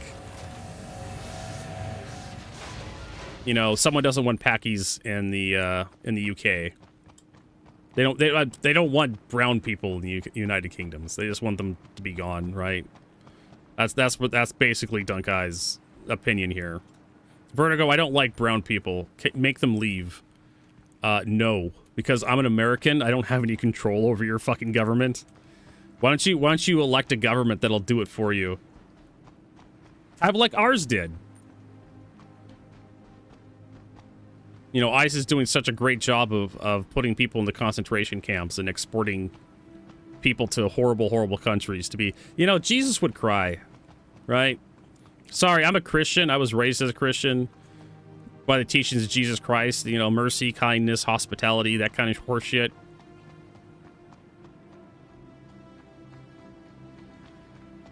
You know, like sending people to El Salvador to be thrown into a prison to be tortured to death is not exactly something Jesus Christ was, like, you know, preaching about all those years ago.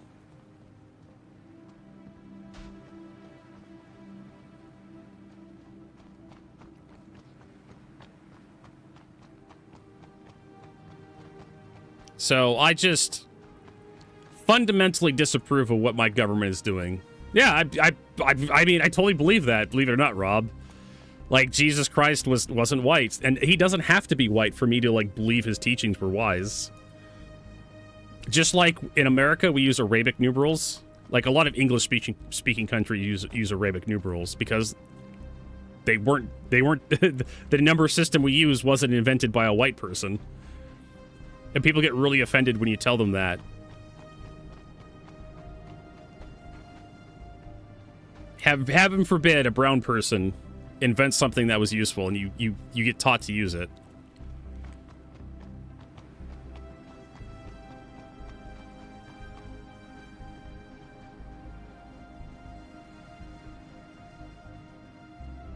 I know. They're performative Christian. It's cosplay. Christ play, right? It's more about the community and the people you spend time with than it is about the teachings of Jesus Christ, right? And that's what made the teachings of Jesus Christ so revolutionary, because he was preaching to people that didn't want to be kind, especially at that time. I've done a tiny bit of research. At the time that Jesus Christ was active and actually going around with his disciples and preaching like peace, forgiveness, mercy, hospitality, was at the time that the Romans were actually going through various punitive campaigns against the Israelites, the Hebrew people, the people of Israel, because the Romans were going through and expanding their sphere of influence with their armies, the war, their economy, and whatnot, and they were conquering various nations in that area. I think Israel was kind of like the farthest, kind of the farthest south and east before they ran into like problems in that area. And the Israelites were constantly fighting back against the Romans. Every couple of years, every decade, they'd have a large uprising of people, armed rebellion against the Roman garrison. They'd slaughter a whole bunch of Romans. The Romans would send out more soldiers to crush the rebellion, and it would get more and more harsh to the point where they would kill like all the firstborns, and eventually the Romans just depopulated the area. They just shoved everybody. They killed a whole bunch of people, shoved everybody out of the area, and they're like, okay, fine, this problem solved. So at that point, when Jesus Christ was active, it was like, hey guys, if we don't stop messing around and killing Romans, it's gonna get worse. We should be kind. We should be merciful. We should lay down our arms, swords to plowshares, that kind of horse shit. And he was right. It just ended up more in reprisal. Blood leads to more blood. An eye for an eye just leaves the whole world blind.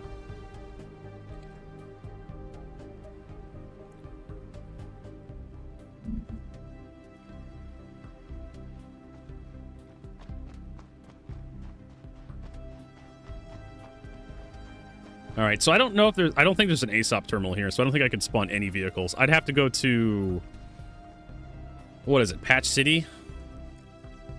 Honestly, opening up, like, GIMP. Opening GIMP up and opening the star map up would probably be quicker than opening the actual star map up. Or at least I don't have to scroll so much using my fingers. Now that I've actually, like, mostly completed this map.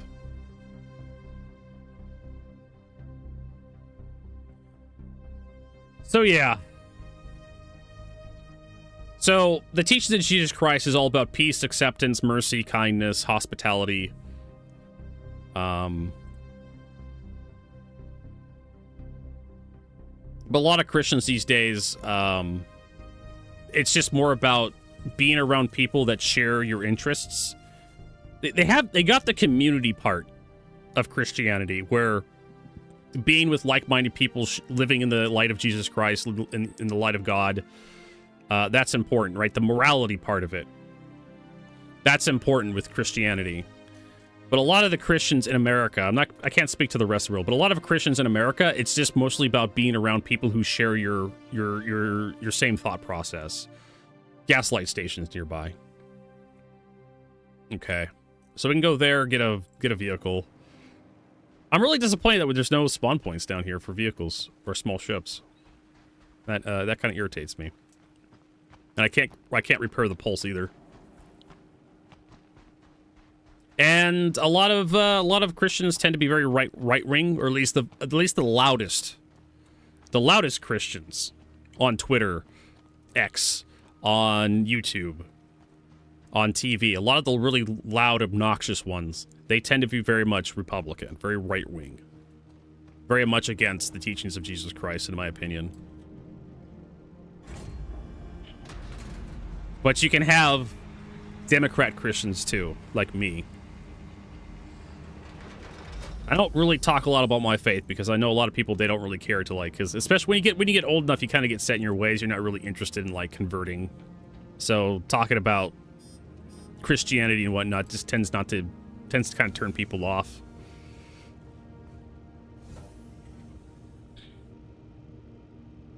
But it's not easy. Launch complete. Forgiveness, turning the other cheek, seeking peace instead of conflict. That ain't easy, right?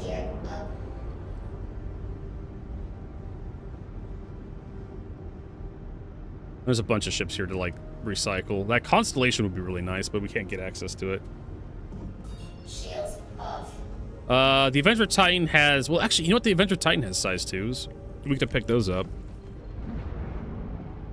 And the Connie has a couple size 2s on it, too, with the turrets. But we have to pop the turrets open, though. Oh, well. Where are we going? I have to remember. Gaslight Station.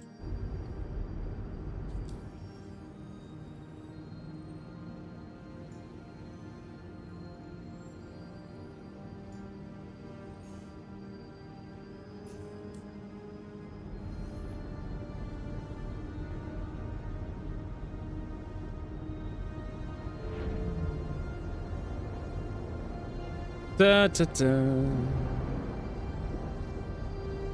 And because of that, because of the teachings of Jesus Christ, hospitality, kindness, forgiveness, mercy, that means I am pro-immigration. I am pro-USA aid, right? Pro-welfare, pro-Medicare. You know, food stamps. Yes, that's great. Food stamps are wonderful. We're the greatest nation on earth. Let's prove it by feeding all of our people. Right? Let's feed the poor. Let's give Vertigo. They're making it so legal immigrants can have health care. Like, that's great. People show up in America, doesn't matter how they show up, and they can go to a hospital and they can get their broken arm fixed. Anybody can do that? Even American citizens? Even non-American citizens? That sounds like we're the best country on fucking earth. Right? That we are so blessed. We have so many blessings that we could just afford to fix someone's arm if they show up. Any person shows up in a hospital in America. And I don't know, why would any Christian be offended by that, right? Why would any true Christian be offended by the idea that somebody, anybody, any person, illegal or legal, citizen or non-citizen, no matter the color of their skin, can just walk into a hospital with a broken arm, get that arm patched up. Right?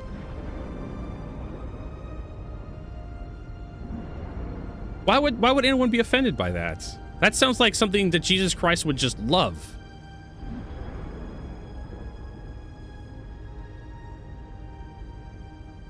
We all know the answer. Racism. Right?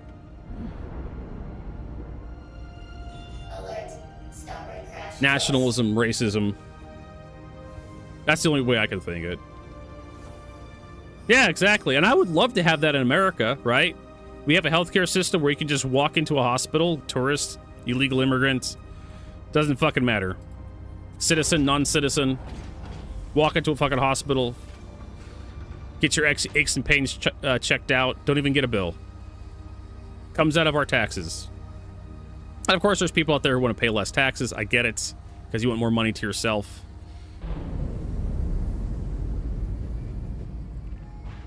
All right, let's go in here and turn off the power.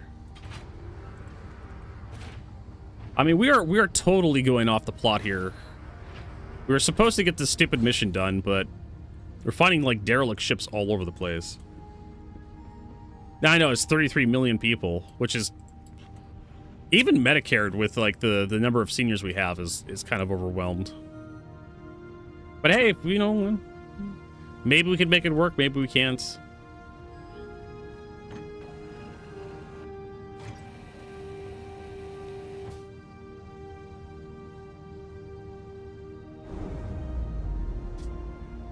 I mean, can't we just make the system better?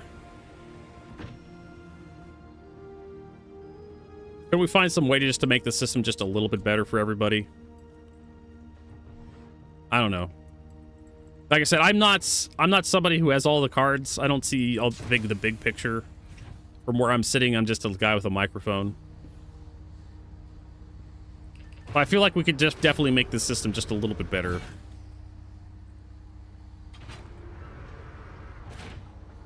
I know, right? If everybody paid Boy, we're gonna go really deep into politics today, aren't we, Vertigo? Doesn't really matter. There's what you want and there's what you got. Wish in one hand and shit the other. See which one fills up the fastest. Because right now, what we got is a war with... Yeah. It's a Pawn Stars meme. Best I could do is war with Iran. Uncle Sam, can we get universal health care and like a better minimum wage? I'm sorry, the best we could do was war with Iran. And not releasing the Epstein files. And like interrogating Hillary Clinton for her for her non-relationship with Jeffrey Epstein.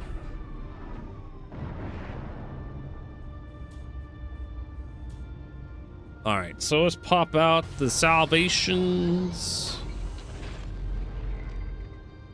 Get me that fracturing 92 SCU. Yeah, boy. It's gonna be good. We're gonna be eating fat tonight.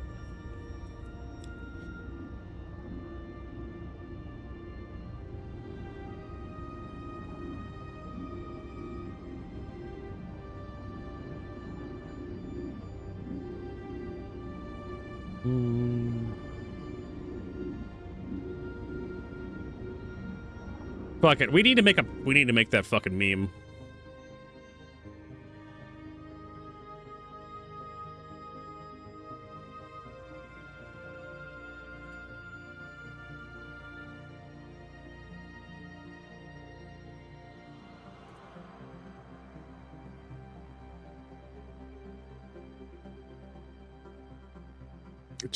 Yeah. This fucking meme. Oh, that's fucking terrible.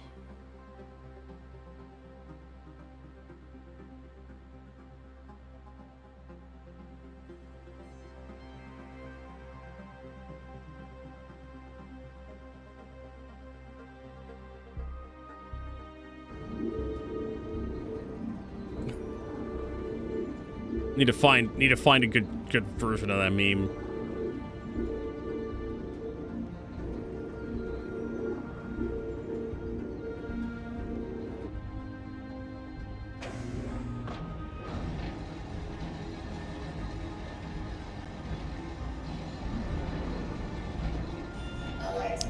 You know, it would really be nice if these ships broke up to like more than 2 pieces.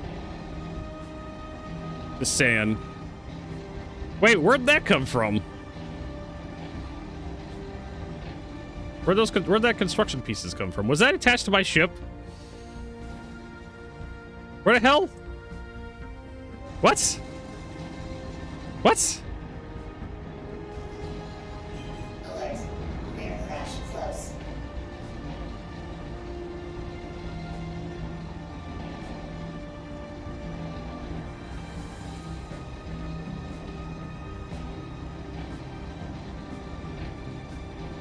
Like I said, salvaging is just all sorts of fucked.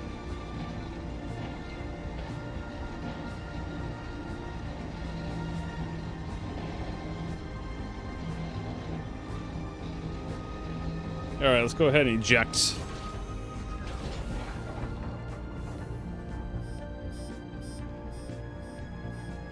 Start ejecting some of this stuff. This thing definitely needs a larger buffer if it's gonna be grinding up ships like the Star Lancer.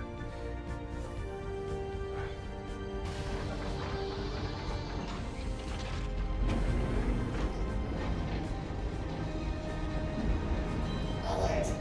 Flood crash close.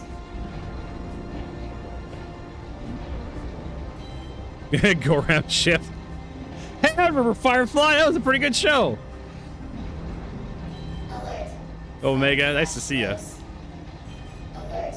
Rear crash close. Hey, there's my construction pieces. Wait, did I have another set of construction pieces nearby?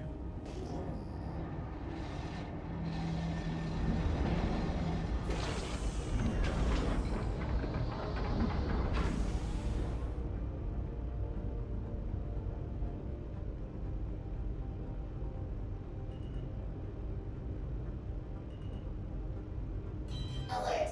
Front crash close.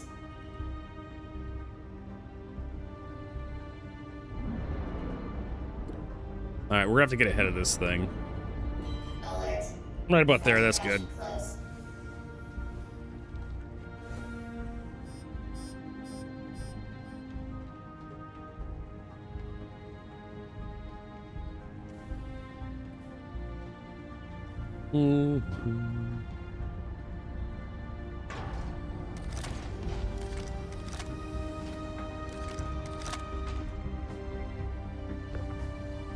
There we go. I know, Omega.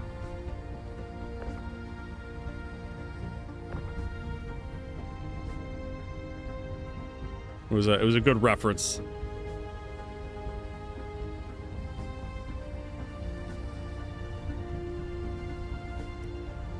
All right, so we got some construction pieces right there. Now, is that different from the crap we're already hauling? Because we got construction pieces, construction pieces.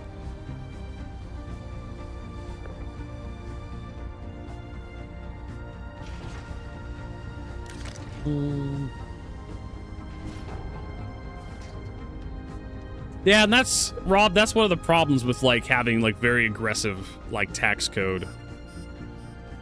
Is that it tends to stifle, like, businesses. And there's definitely a conversation to be had between more regulation, more taxes versus less taxes, less regulation. And what that does for your country. Does to and for your country. That looks like a saber. Saber Raven. That looks like a Mantis, maybe? Mantis has size 2 guns.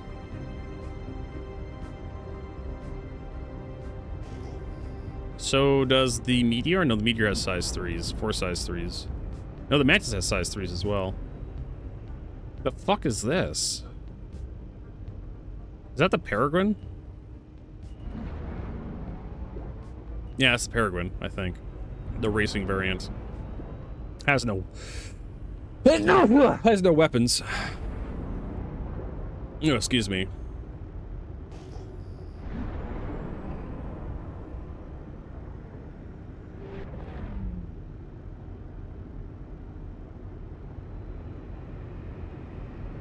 Yep, that's a Mantis.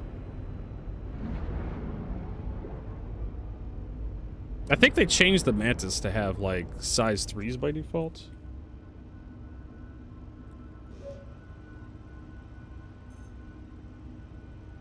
Never thought about playing Star Rupture like Satisfactory? Maybe. We got other things going on in our lives right now. But we've thought about it. So there's that. FL-33 cannons, yeah, those are size 3s. I don't, like, size 1 ships are just so fucking awful. Salvage.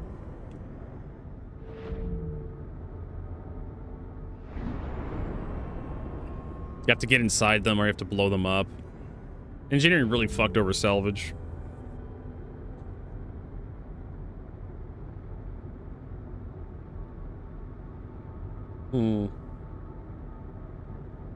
Yeah, yes, okay, cool, Rob. I understand that. That is like a very usual, but Norway, it exists, and it's a functioning functioning. I was gonna say functioning cunt, but no, it's a functioning country, right? On the opposite side, if you don't have enough taxes, you don't have a country, right? So you need, as America found out in its early years with the Federalist Papers, you need to have some taxes in order to have a functioning country. And this guy, there's an actual guy in here. Where can I was gonna salvage the ship. Come back! Come back!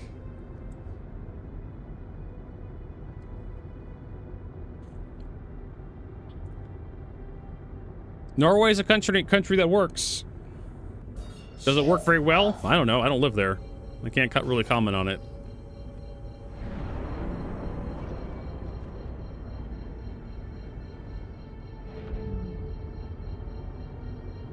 Why Norway need taxes? They're wealthy.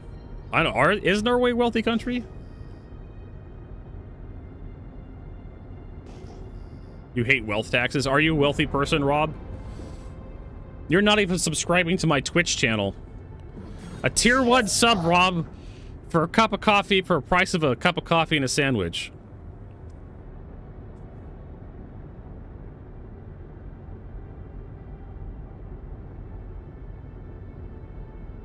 Docking contact received. Rob's complaining about wealth taxes. Dude probably works at McDonald's.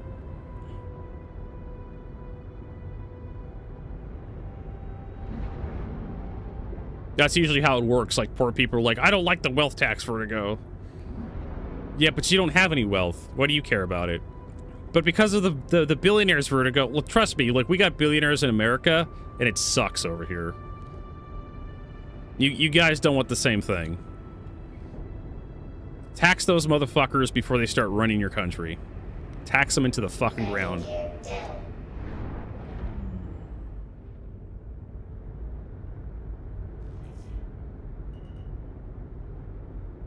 Alert.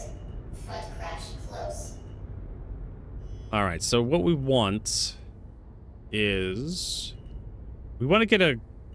Alert. how are we going to do this? Front crash close. We should be able to spawn like a dragonfly in the hangar. Landing complete. We need to have a separate spawn location for ground vehicles and hangars, instead of like having to exchange the pad.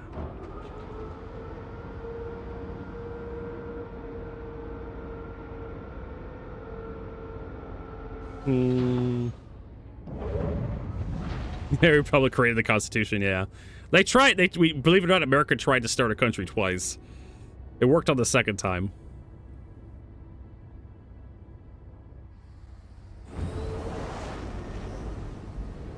The Federalist system didn't exactly work that well.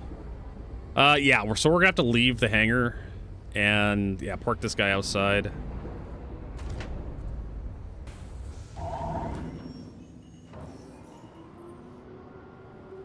And then we're gonna have to go get a dragonfly spawn. People who get rich in Norway move to Switzerland. That's the same thing we talk about in America. Like, we have a wealth tax in Washington State. They're trying to pass right now, and everyone's like, they're just gonna move out of Washington State. And you know what? I'm fine. Landing gear up. I'm fine with these motherfuckers becoming someone else's problem at this point in my life. You know, before Trump took office, I was like, man, you know, maybe we should, like, not tax them so hard. Now I'm like, just take all their fucking money.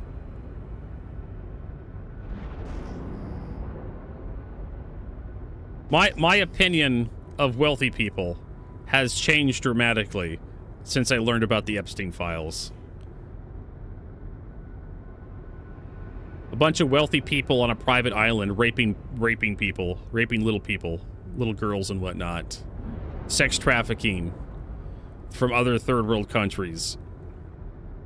Doing all sorts of drugs. Controlling. The deep state existed. It was Epstein and his buddies. You know, that shit that the right-wingers were talking about, QAnon and whatnot. Turns out it was Epstein all along. Him and his wealthy buddies were trying to, like, run the government from behind the scenes. Tax them.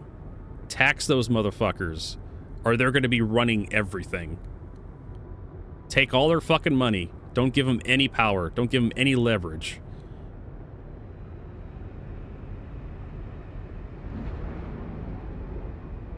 At least with a democracy, you get a representative, somebody who you can direct your voice to vote for something in your best interest, as opposed to a cabal of unaccountable pedophiles running the world.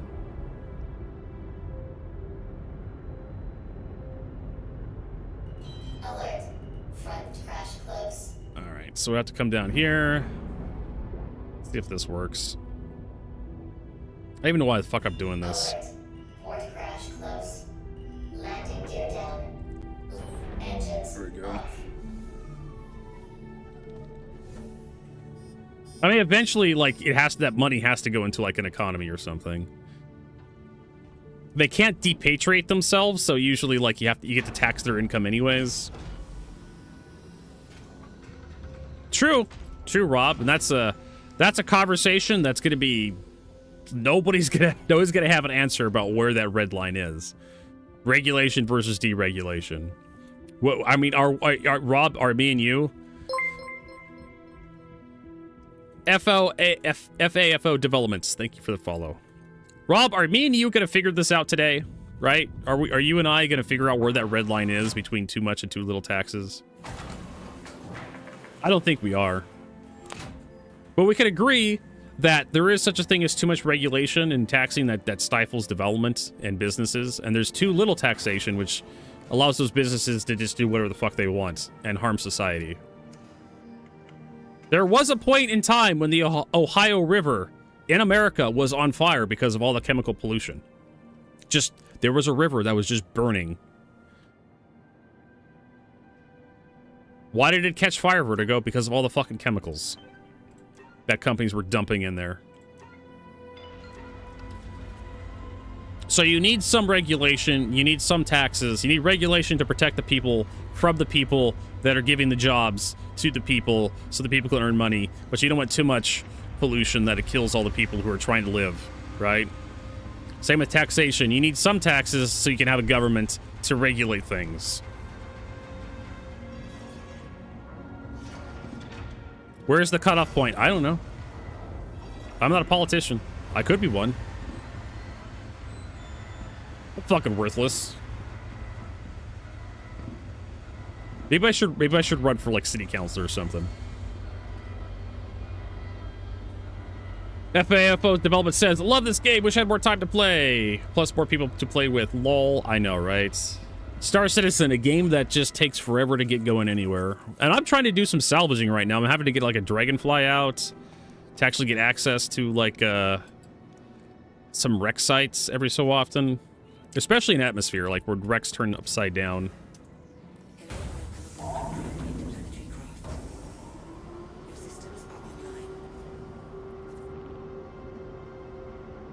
Alright, so let's go.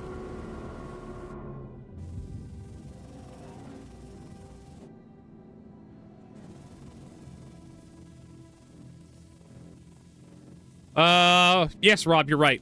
I agree with you.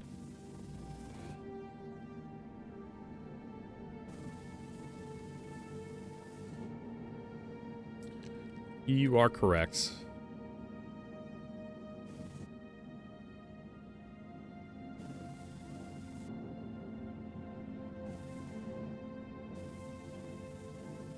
We do need to watch that Chris Roberts interview at some point here. Well, this should be a 16 SU boxes, so this dragonfly should fit sideways in this thing. Or diagonal. You almost got every ship. Are you Legatus or something? Like, Jesus Christ. Yep, it's not hugely crazy, the stuff he talks, it's basically some boilerplate stuff we could watch here in just a little bit. Get this loaded in here. I watched it yesterday. It's like 9 minutes. It's not that bad.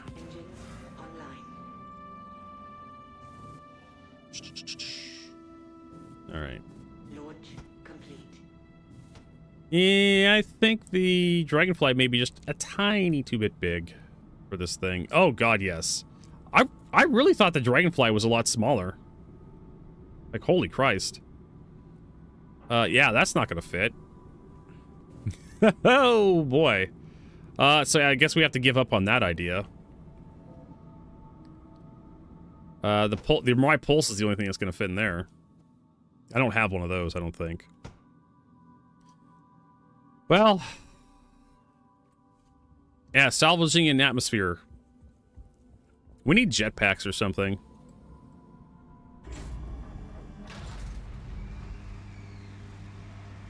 Yeah, unfortunately, I don't have a pulse in my inventory, I don't think.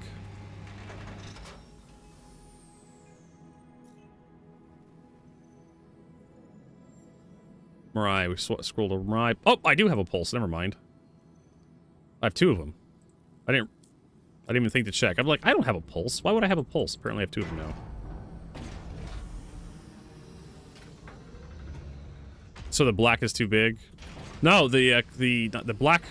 The Cuddy Black can hold a dragonfly. It's just... the... Oh, you're making a sex joke. Gotcha.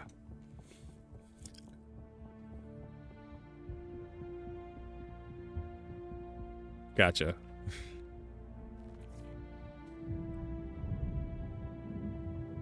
Oh, you have like a crap ton of money? Okay. You're rich in credits, developments.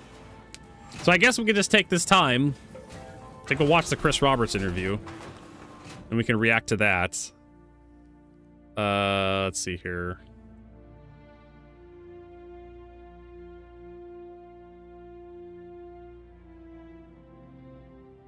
Where is it? This one, this video right here. Yeah, some guy stopped by my stream the other day and just gave me 250 million credits. I'm just like, I know what the fuck I'm gonna buy. Get an SRV. An SRV would help to like flip things over. Loved how this first shot is. I thought they did a pretty good job of like the editing, and then I realized this first shot is like a really bad shot of Chris Roberts. They could have done a better job with that.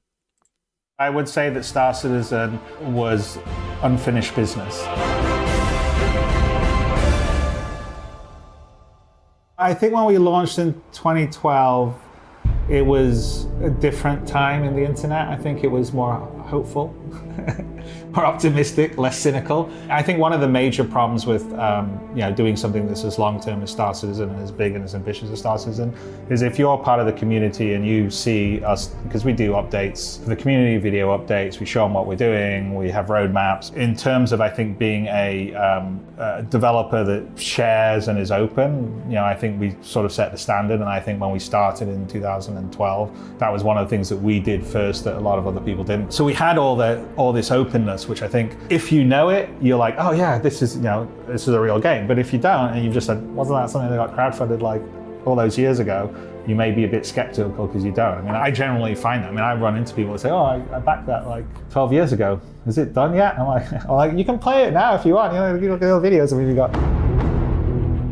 At the scale that we've been crowdfunded, it's certainly created new opportunities and possibilities. We're playing it right now. Because the funding was much stronger than I had originally thought. I mean, because when I originally did it, I thought, I could make a smaller game and it would be more like a privateer or a freelancer and have a cutscene as you go down to a planet, and then you have a little limited area you interact on. And it's a much more limited design. But because we got all the extra funding, especially early, it's sort of like, oh, well, maybe we could really, go for the brass ring here and like my dream game, not the thing that I would have to do because this was a limited budget. And so it opened up the scope of the game, which at the time the community, they voted to say, yes, we would like to do these extra things like procedural planets and all the rest of the stuff. Like 10,000 people out of several million accounts. Build the game much bigger. Voted. It's just exponentially more complicated, more things to do, so it obviously takes longer. And I guess maybe the only other downside is we're the big thing, and so everyone's like, oh, $1 billion, where are you? What are you doing? And, like, you haven't finished yet. You guys are a scam. You're idiots, blah, blah, blah. And it's like, no, we're just trying to make the best game we possibly can. Everyone at Cloud Imperium loves what they do, and they're working really hard to get everything finished as quickly as they possibly can. It's a really big, ambitious goal. So maybe that's the only downside is, the success just makes you more visible, and then there's some level of people that kind of like to rag on that. But I'm happy with how it's turned out, just because I'm literally, like I said, getting to build the game of my dreams, and I think it's the game of like a lot of the people that are backing the streams, and that's one of the reasons why it works.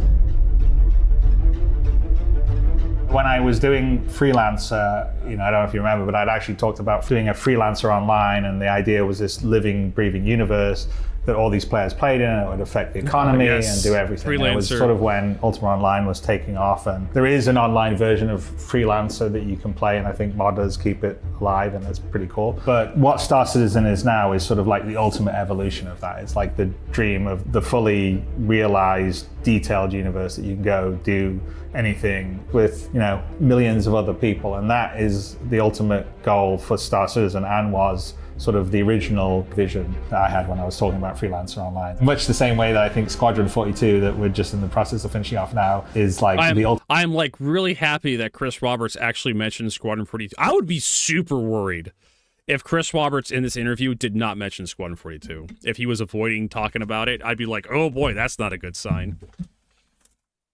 Some more water. But he's talking about Squadron 42. He's talking about how he's getting ready to finish it. They're showing off some cool shots of Squadron 42. Hey, remember Squadron 42, everybody? Yeah, we're talking about it. So, yeah, the fact that he's talking about Squadron 42 like is a good sign. Ultimate version of how I would do a wing commander with resources that you wouldn't normally get. And I'm actually really quite looking forward to people playing the game, because there's been a lot of work to make the sort of story and the game basically seamless in how it goes in and out. It's very fluid. Star Citizen has high fidelity, but Squadron takes it to another level because we know it's much more limited in terms of like set pieces and epic action. Those are absolutely like handcrafted and beautiful. And for me, it's my love letter to all the movies that I like grew up with. I hope people like it like much as I do and how much I have fun making it. So one of the biggest things that takes us time is we've had systems that we wrote years ago when people were thinking, oh, the game's not going to need all this. And then we got to go, okay, that system's not good enough. We need to refactor the system so it scales better when there's a lot of players. So we want to have as big as possible player environments at the highest concurrency. So we don't quite know what the ceiling is going to be, but with dynamic, it allows us to be be much more flexible. Dynamic server meshing. Dynamically spin up more and more servers to sort of collapse down the servers taking care of people. So, I mean, the goal is to have 10,000 plus people in a shard or an instance. Right now, we run 700 to 800 people on one. We'll probably break over 1,000, I'm pretty sure, this year. When we go dynamic, maybe 1,000 to 2,000. There's still optimization that has to happen in like the engine for just general simulation stuff. Because it's actually, I think they're going to have a hard time getting to 10,000 people per shard, but again, prove me wrong, CIG. I don't know the technicals behind it, but getting north of 1,000 people, 1,200 people, 1,500 people in like a single shard, that is difficult. Right there, that's going to be the true test of the netcode that's of Star Citizen. Trying to get like a couple hundred people like in the same room without having a massive performance drop, that's also going to be a huge achievement. If they could swing that, every MMO that I've ever known of or played or experienced or had like just some knowledge of has always had problems with having actual player controlled avatars in like tight spaces, like a lot of player controlled, like hundreds of player controlled avatars in like a single city or something. Asheron's Call, Ultima Online, World of Warcraft, EverQuest. The more players you get into one location, the worse the latency and the bandwidth and the netcode gets. So when people play Squadron 42 without trying to PU, yeah, I mean, I agree to Amber. Like the single player games tend to have a lot different experience than the multiplayer games because players do wacky things, wacky and weird things, right? Rob says, I hope Squadron 42 release is not going to be another Cyberpunk release. I agree. Cyberpunk was awful on release, especially if you owned like the last gen, like the PS4 or the Xbox. What was it, Xbox Series S or something? If you had like the 4th gen versus the 5th gen console, or the Xbox One, was it? That was mostly on like CD Projekt Red. That was their fault. They were releasing on too many platforms at once because they were greedy. They just wanted as much money as possible. Instead of focusing on the platforms and then re-releasing like a lesser version later on that was more optimized, they were just like, no, we'll just fucking shotgun that, blast this shit onto the internet. But yeah, I played Cyberpunk on release. It was rough. It was definitely a beta. It wasn't an alpha, it was a beta. It definitely needed a lot more polish. But the story, the writing, the setting, the vibes, the music, everything, if you could just look past the jank of the open world, like cars spawning in the sky and falling down and blowing up constantly, and like fucking NPC crowds like disappearing and reappearing as you look away. Like seriously, that was a thing. You're driving along the street, there's nobody there, and you drive forward a couple meters, and suddenly there's just people everywhere, just appear out of fucking nowhere. Broken ass animations. Like knocking you like go to set a you knock a guy out and you go to drag his body away to like throw into a dumpster or something, and you're like, oh, I need to put this guy down because I need to deal with this other guy, this other guard that's patrolling in front of me, that's in front of the dumpster. I need to throw this hide this body into. So you go to set the body down you're carrying, and you just set it down, the body just explodes into jibs. Just explodes into beef stroganoff. I'm just like, apparently I didn't set him down. I threw him down as hard as I could. At the speed of fucking light. Yeah, the low poly faces on NPCs. You walk around. Cyberpunk at release had some issues. Got a lot better now that they've got the DLC out and some couple patches. I highly recommend Cyberpunk 2077. Even at release, the story, like I said, the vibes, the story, the setting, the music, everything was so good that if you could just look past the jank, it was worth the price of admission. And if you get it on sale, like if you're interested in like open world, RPGs kind of set in that cyberpunk area kind of like setting, it's got a good story. I liked it. It's got good characters. I like them. So it's definitely worth the price of admission. $60. Yeah, sure. Get the Phantom Liberty DLC. It's basically just a James Bond story, born supremacy, that kind of shit. Find a group of people that like to crew a ship as it should be and actually roleplay the ship and make the bigger and better crew have squadrons. Right now it's more of a free-for-all. Yeah. I mean, we need proper sandbox stuff in Star Citizen. We need more solar systems. We need base building. Crafting's coming, which is going to kind of bring people in. I mean, you could join an org and you can get together and do some crew with like some capital ships and whatnot.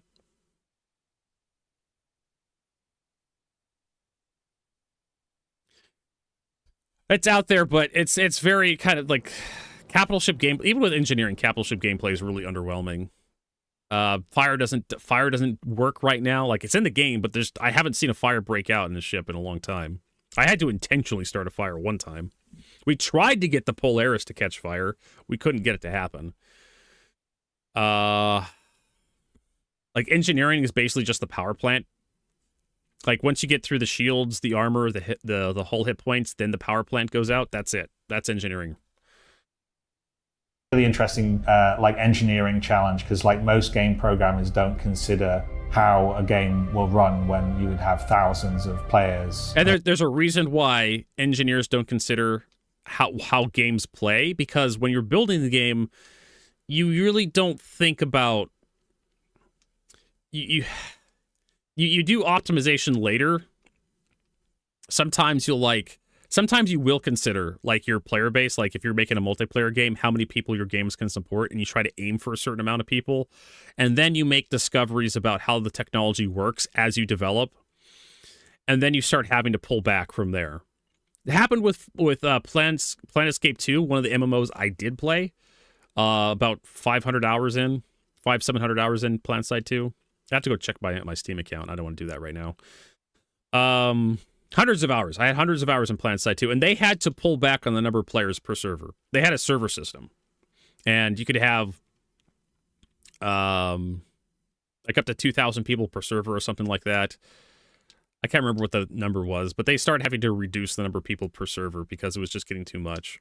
And they'd also have to like consolidate servers too, because servers cost money, and the population on some servers would get too low, and so they'd have to start merging servers. And that happens. And like I said, when you are building a game, you consider like, okay, is this going to be an MMO, or is this going to be like Tarkov? Is this going to be like Battlefield? Like, do we want to have 64 people on a server, 32 versus 32? Do we have 128 people, 64 versus 64, that kind of shit? I think Chris Roberts is a bit wrong here. Sometimes you do consider, but engineers really just kind of build the systems. They don't really think about like optimization until they're forced by management to think about optimization, right? There was a video by, what was it? Epic NPC Man, where they were talking about like, what was it?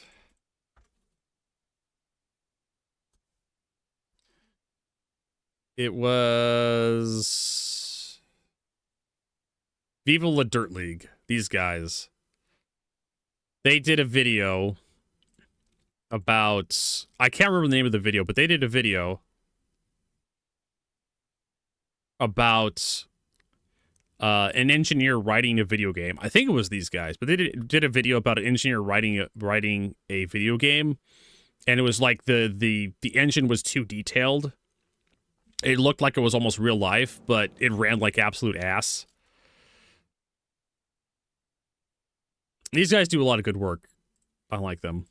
And they usually don't consider when you have thousands of just entities or objects. For me, that's fun because then it makes the universe itself gets alive when you have lots of players. I mean, it's already like in Star Citizen when we went from 100 to 600 to 700 when we did the shards. It's suddenly like you would be at a space station. You can see other players come and go in a way that you wouldn't have done when there was just 100 players and a whole star system.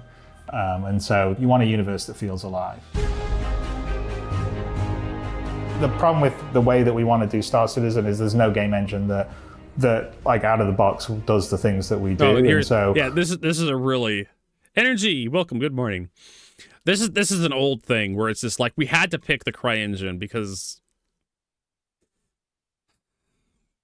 So Chris Roberts licensed CryEngine all those years ago, and they had to customize it heavily, right? They're talking about like. This is an old thing. I don't know why he's talking about it. A lot of what dictated the sort of creation of Star Engine. The vision of being able to essentially have no loading screens, it's all seamless, all first person, super high fidelity and detail, and also have the entire system be persistent. So, you know, if you drop a Coke can in a forest somewhere and walk away, that Coke can is remembered, the state of the universe is remembered. So unless someone comes and takes it, it will still be there if you came back even in a month's time or whatever. Having the tech to sort of do that at that scale, we just couldn't get it in Unreal, you couldn't get it in CryEngine, you couldn't get it in any, so we had to... Yes, I couldn't get it in Unreal, you couldn't get it in CryEngine, so you guys licensed CryEngine, then you heavily customized CryEngine, like, come on, Chris. I know the story. Yes, exactly. Unreal could have done everything he wanted. They'd have to heavily customize it. They could have made their own engine. They just chose to license CryEngine because it was like cheaper. And it was going to be a different game back then. As Chris Roberts said earlier in this interview, that when they started out, it was going to be more like Freelancer, it was going to be more like Wing Commander Privateer. To build all that, that's one of the biggest reasons. Of course not. They would have had to have customized it, Rob, to do what they wanted to do, just like CryEngine. But Chris Roberts is saying that, oh, we built our own engine. No, they didn't. They licensed CryEngine, they hired CryEngine engineers, and they started customizing. Eventually, CryEngine broke off. They basically forked a branch of CryEngine into Star Engine. Of the length and the time and the cost of the project. And I personally think in terms of like a game experience, because when you actually get in and experience sort of the freedom... I will give him that Star Engine is now their thing. They have put so much effort into customizing the engine that is basically nothing like CryEngine anymore. There's probably some CryEngine bones left in it, just like how Source 2 has some like the original Quake engine in it. How old is this video? This video is days old. Like a newborn baby. February 20th, so it's like 8 days old. Actually, 20 hours ago. Recorded on February 20th, but yeah, it was uploaded 20 hours ago, February 27th. So there you go. I will give him that there's some bones of CryEngine in there. There's some DNA of CryEngine, but now it's so far removed from CryEngine that it's not CryEngine anymore. I'll give him that.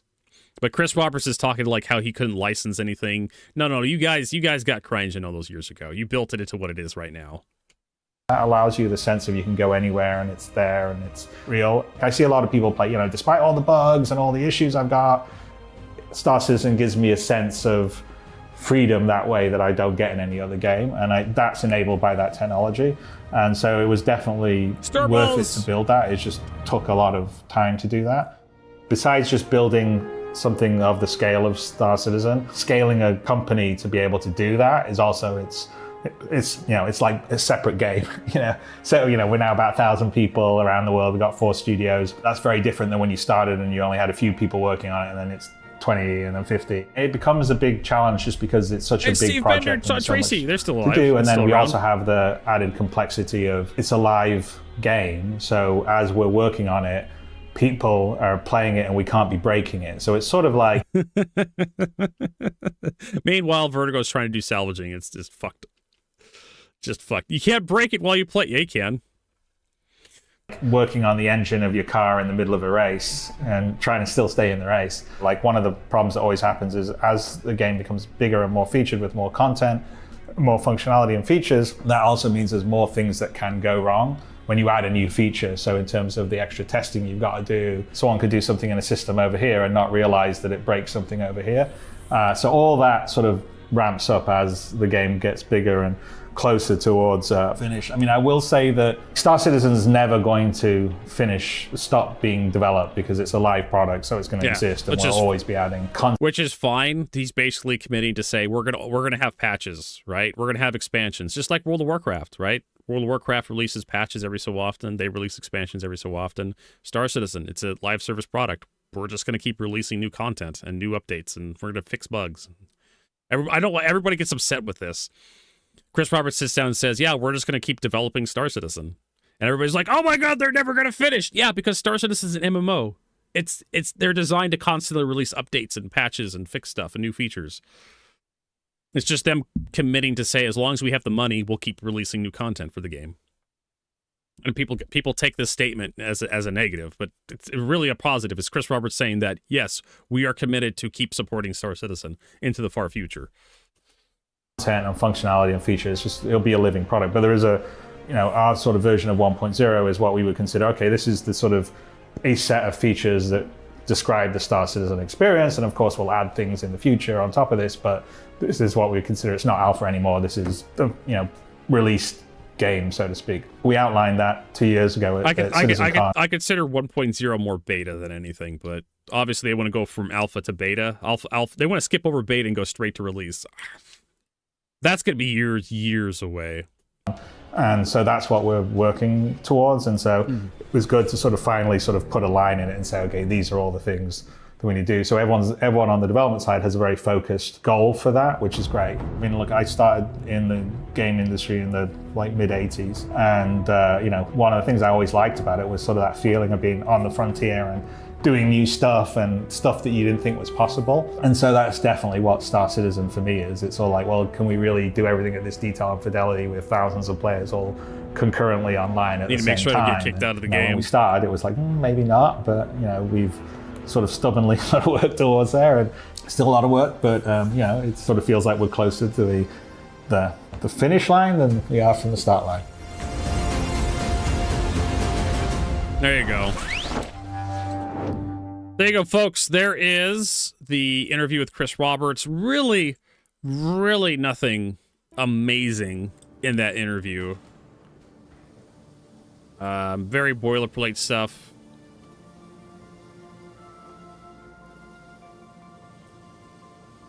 Just like Chris Roberts kind of talking about how, we're going to do this, we're going to do that. But it's nice to hear Chris Roberts talk, right? Him being excited about Star Citizen. I am really proud that he talked about Squadron 42, or happy, I should say, that he mentioned Squadron 42 in there. That gives me a lot more hope that Squadron 42 is actually going to come out this year.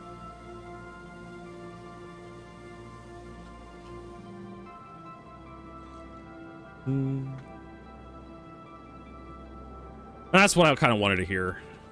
They told us at CitizenCon last year that, hey, we're going to have... not last year. I think it was last year, right? Where did the fucking bottle go? You can just go on the fucking floor. Let's go eat a rat.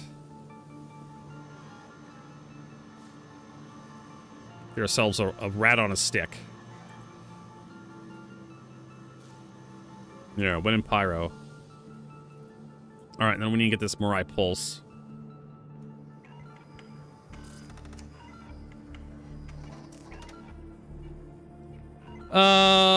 Pulse. Did I not have a pulse? No, I don't have a pulse. Oh, because I have to be in a small hangar. I actually have to be in the hangar to pull it out, if I recall correctly. I can't pull out ground vehicles at the terminals. I know. Spate rat. Carne ratus. Carne erratus. Carne erratus.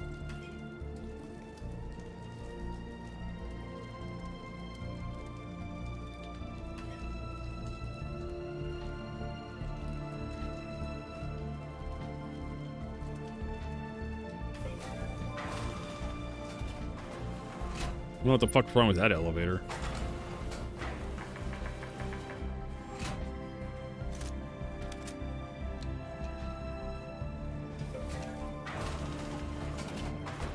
I'm gonna pool my ammunition.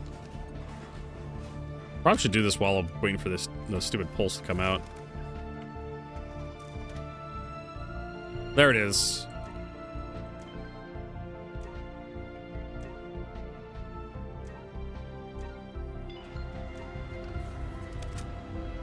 I don't even know if I can get this thing out of the hangar.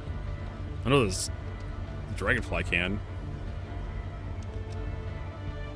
I agree, Omega. Like, you should be able to pull it out of the freight elevator, but, you know, that's not how Star Citizen works. That's not how it works at all. They only did the elevator thing for the the Argo Atlas? Because Wicklow was going to get, like, special versions of the Argo Atlas. And they needed the freight elevator. They needed to find some way of delivering that crap. The Argo Atlas was going to be a part of the recipe for the Itki. So you had to be able to turn an Atlas in.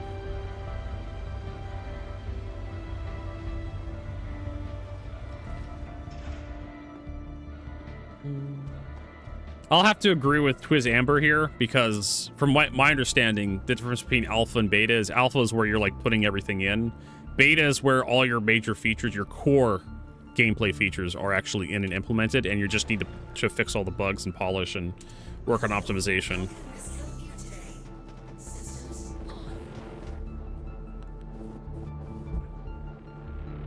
Whee! Can I get out of here? I'm trying to call for a departure, but it's not letting me out. Gaslight. There we go. I had to manually call. Pew, pew, pew, pew, pew.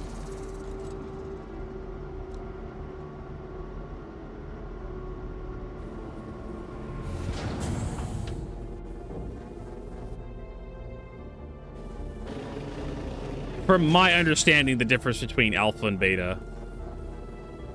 Alpha is where you're actually building the game, developing it, figuring out what works, what doesn't work. And then beta is when you got all your core features in and you just need to polish and bug fix.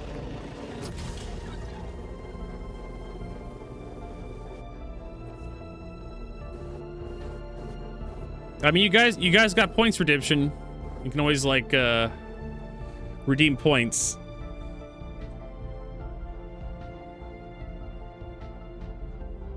To ban each other out. To time each other out. Where do we go here? Time out working. There you go.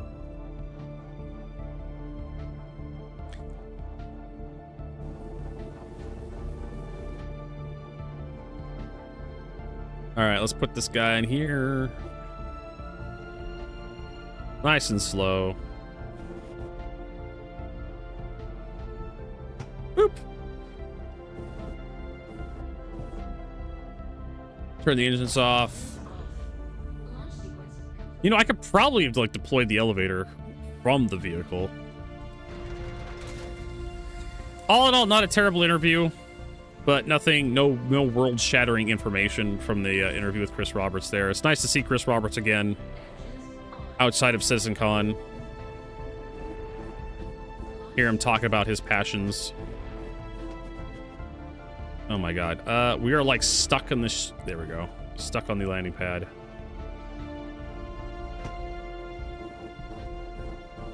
This thing is going to be beat to shit before I even get it inside. What the fuck?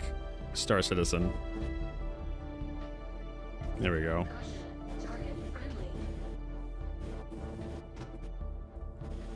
Oh my fucking god. Like, I am having a hell of a time. Like, this bouncy shit is just, it just does this. Like, it just bounces. Let's turn the engines off.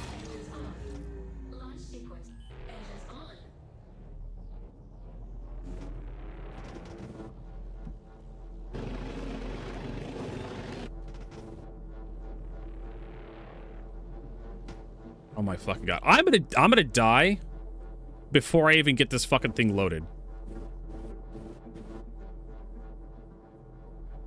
Yeah, it just wants to bounce all over the fucking place. Holy Christ. I don't know how useful this thing's gonna be with this mission. Considering just how awful the experience is. Hopefully that doesn't clip. It won't. Okay, cool. Oh, holy Christ. I do have a tractor beam on me, but it's not a two-handed one. I was nowhere near the ladder. Allow us to F ladders. That would fix this. Too much effort.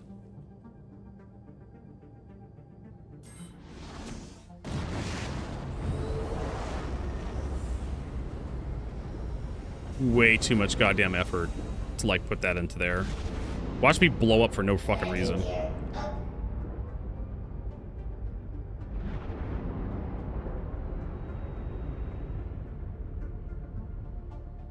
There's a raft out here. Shields off.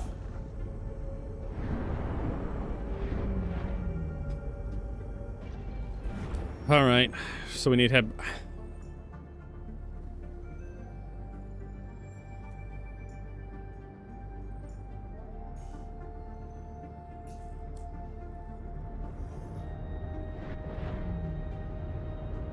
The amount of effort I put into this shit, it's just not worth it. Also, we're still looking for size 1, 2 weapons. No, the Adventure Titan doesn't have size 2s, it has size 3s on it. It used to have size 2s a long time ago. And then they buffed it.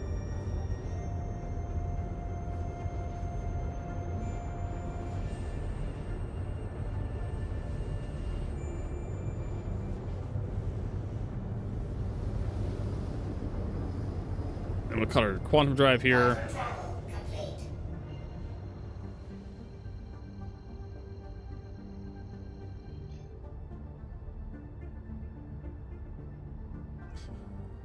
We have to wait for the cooldown on this thing. Damn, I hate this quantum drive.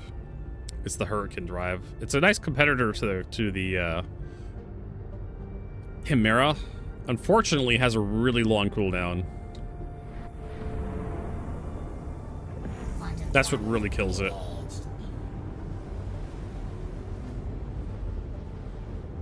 Yeah, it's gonna be really hard to find ships with like size 1, 2 weapons because like the Aurora, the Mustang, the Pisces, some ground vehicles.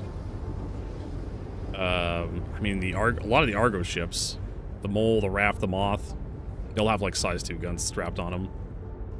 Constellation has turrets. Starfarer, I think the Starfarer has size 3s now. All right, let's go check to see if that Connie's still there. I'm not quite sure how we're gonna get the pulse off that constellation though. If we actually get it up on there.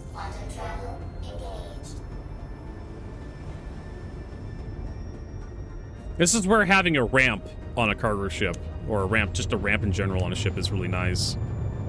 Because you use that ramp to like push stuff around. Sakharin's plots. Oh, that's right. Yeah, I thought they were size 2, but no, you're right. Yep, that Connie's still here. So size 1 and 2 weapons are probably the rarest weapons you can find salvaging. Oh, there's a golem or something. An ox. That'll have like some guns on it, but unfortunately, it's a single-seater ship, so you're gonna have problems. Shields on. Problems getting access to it.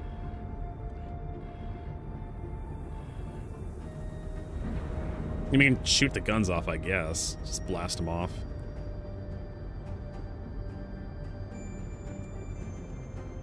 Docking initiated. Docking denied. Hey, construction pieces. Down.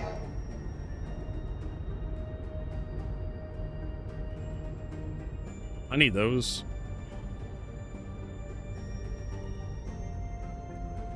And that's one of the reasons why I'm actually doing these missions, because I want to kind of figure out, like, what is doable, right? What is possible Engines off. with these missions. Complete. The constellation weapons were always size. Were always size 5, if I remember correctly. But they weren't always size 3s. There was a time when the lower turrets, when the lower guns were nerfed to size 4s because they always clipped through the ground.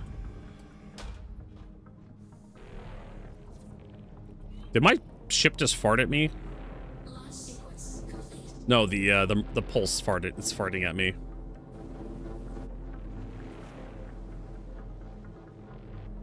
So yeah, how are we gonna get on top of this thing? That's the real question. We tried ramping off the Titan nearby.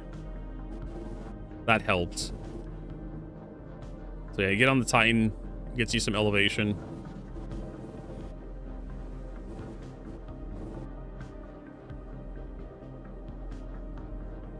If this thing had its nacelles still, I'd be able to do this. Yeah. Woo! Can I... Wait, are the nacelles invisible? Can I just, like, use the landing gear to get up here?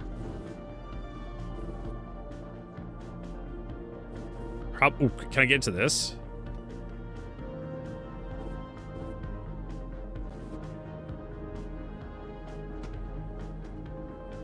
The ship's trying to... the thing's shaking its head, like, no, Vertigo, you can't do that. Fine. How if I get up on top of this thing?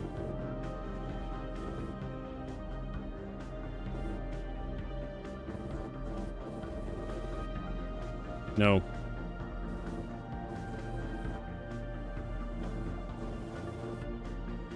Yeah.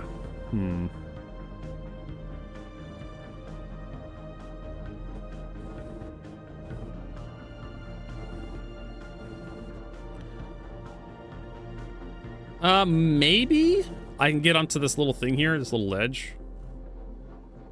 Is there a bigger one back there? No.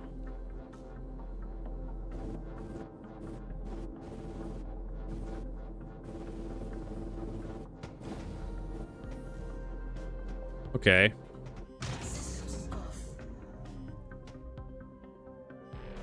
There you go.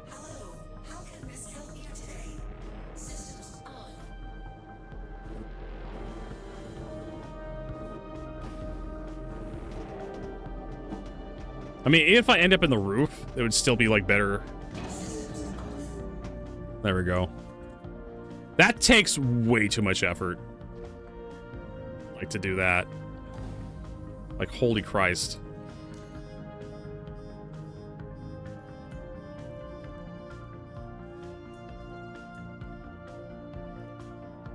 There you go. Turn that off. Now we can salvage the ship.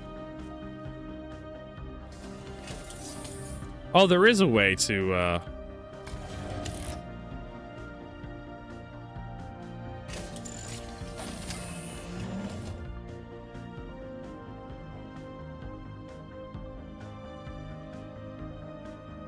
right, let's see if we can do this without dying.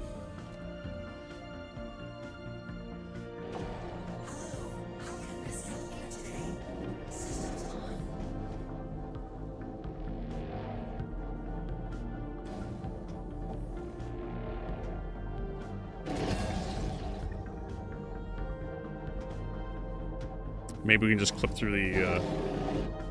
the ship.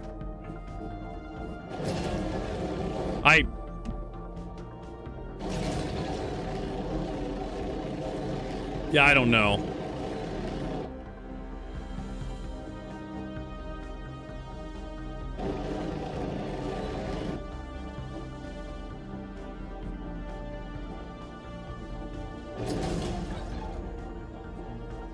Looks legit. I think the pulse. Yeah, this is just a waste of my fucking time. I think the pulse is just stuck in there now. Oh no! Wait, it fell out. I think. Oh no, this is the old busted one. Yeah. So that pulse is just in there. It's fucking amazing.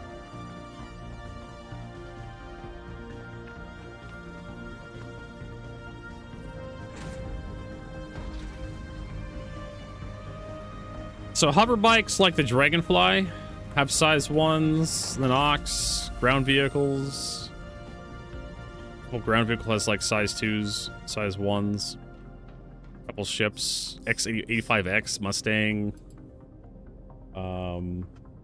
Aurora, Pisces, Cutter, Salvation, I think has a couple size 2 guns on it.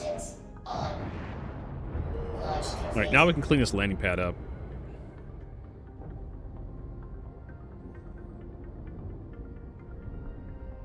Landing gear up.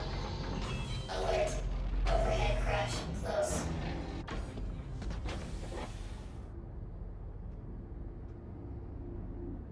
Maybe after we fracture this thing, we can get the hover bike back. Maybe.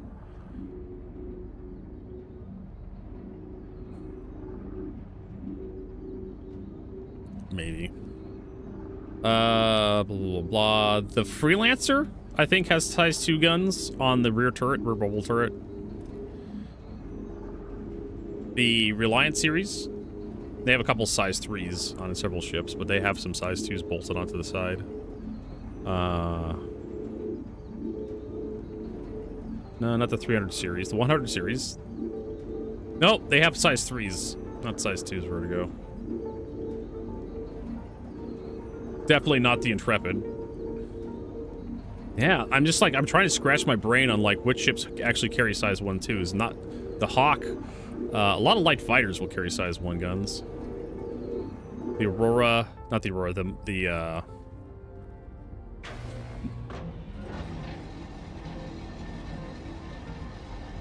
the Hawk, the Mark 1 Hornets will actually have like size, we'll have size 3s all over, but the Super Hornets will have a couple of size 2s and size 1s on it. The Mark 1 Super Hornet. Arrow have size 1s on the top turret, which you can't change.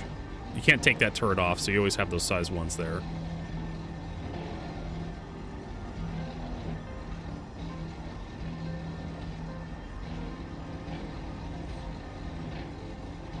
I think we got everything. Yeah, we scooped up everything, whether we liked it or not.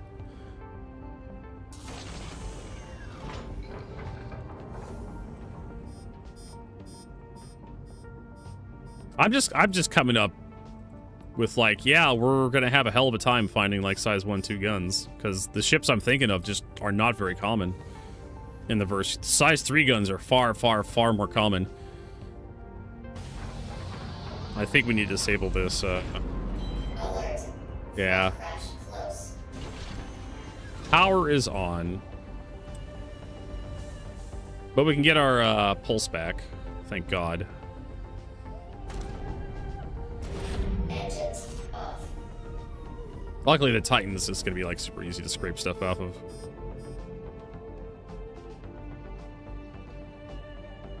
So I think CIG should have made this, instead of like size 2s, it should have been like size 2s 1, 2, 3.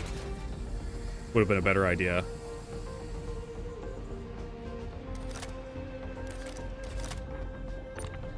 Yeah, let's just load this guy up in here with a tractor beam.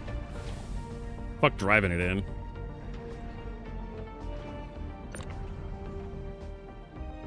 Yeah. It's, I swear to God, it's like a cat. It does not want to be inside.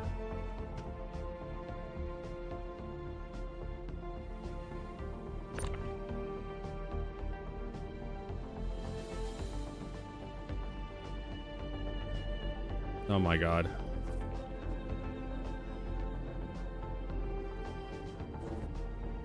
All right, let's turn it off.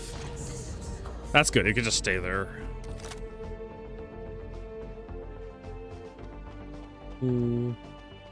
Apparently, it's really slippery. Holy crap. It's been forever since I've flown a Pulse. Does this thing have engineering terminal? Probably doesn't. I just want to turn the engines off, or I just want to turn the power off on this thing.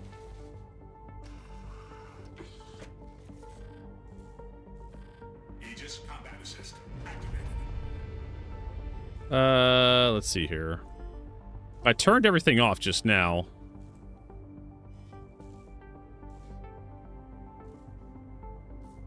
So there's no power. So let's go ahead and get out and see if that fixed it. Because there's no engineering terminal on this ship that I know of. All right. Looking around, I don't see one. So let's hope that fixes it, so we can get in here, get munching.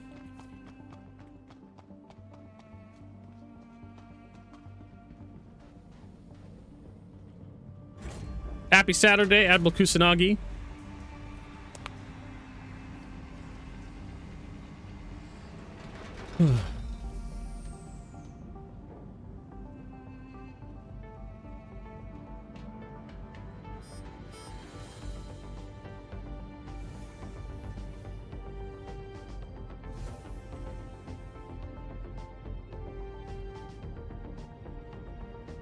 Engines on. Launch complete. And then Landing gear up. watch it say like power's still on. Okay, Close. good. Plus we have that other ship over there too to look at. There's like a something else. Energy, thanks for that. Energy of 1. I thought you were already following, but thanks for that follow. Yeah, don't forget that follow button, everybody, if you're enjoying the broadcast.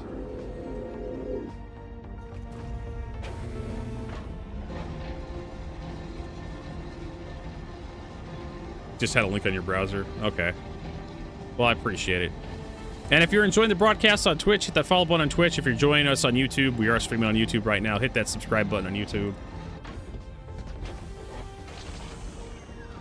Alert. Overhead crash.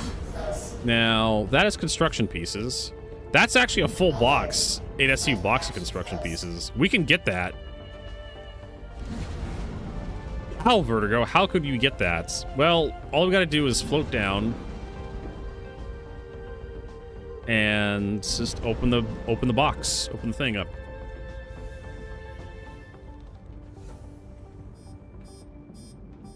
It's free real estate.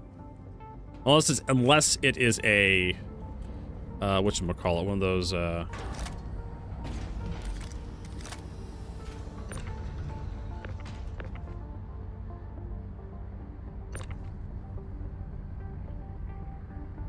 it does not say it's consignment. It's a consigned box.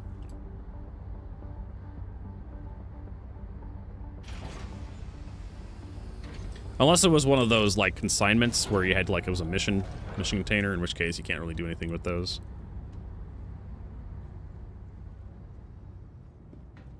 But yeah, like free stuff. I don't know if I can refine that, but we'll find out when we go to checkmate, turn everything in. Alert. Front crash close. Okay, so that is... I thought there was another ship out here. Yeah. This guy. Yeah, there's the Golem series. They have a couple size 1 guns on them.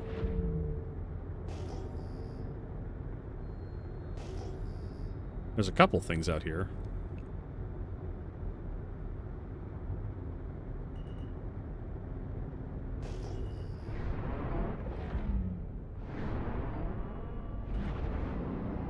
Scan this. Alert. Front crash close. For some reason, the MFDs like get fucked up when I get in and out of the ship. We have to like switch the scanner over. Let's see, parts, cargo? Nope. Blah, blah, blah, I don't really care about all these parts. Bulldog repeaters. So we need those Bulldog repeaters off this thing. And I don't know how to do that other than soft deathing it. It's gonna take us a while Target friendly. to soft death this thing. Target friendly. I think our best bet is just like target the guns and just shoot them off. Target friendly.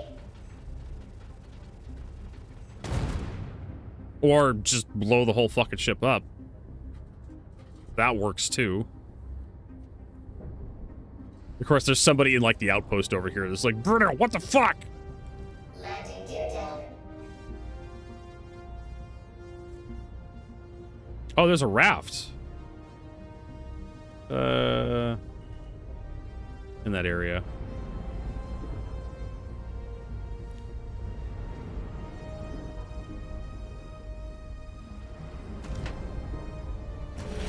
Engines off. The raft has size 2 guns on it.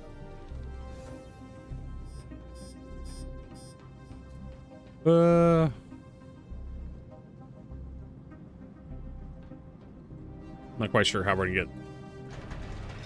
People are having a discussion about PvP in Star Citizen, whether it's legal or not. Should Star Citizen be allowed to have PvP? Alright, now we need to find where the guns went off to. Okay, there's one. CF 117.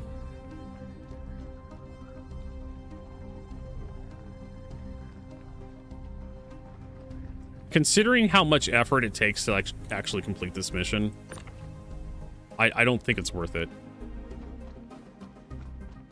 You finally figured out. Did you actually beat the Sea Spider? Did you complete the mission?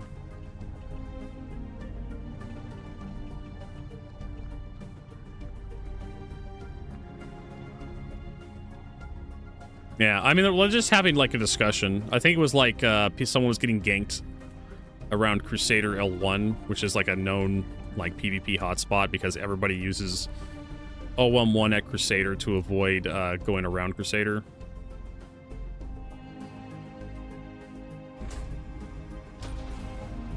So in order to get to Seraphim Station, like you have to fly around Crusader somehow, because Crusader's almost always, because Crusader doesn't really rotate. Seraphim Station's always like facing away when you're coming from Hurston or something. Oh, god damn it. Why did I do this? I keep thinking this elevator goes all the way to the top of the ship, but no, it's just another elevator go down. For something else? Oh, okay.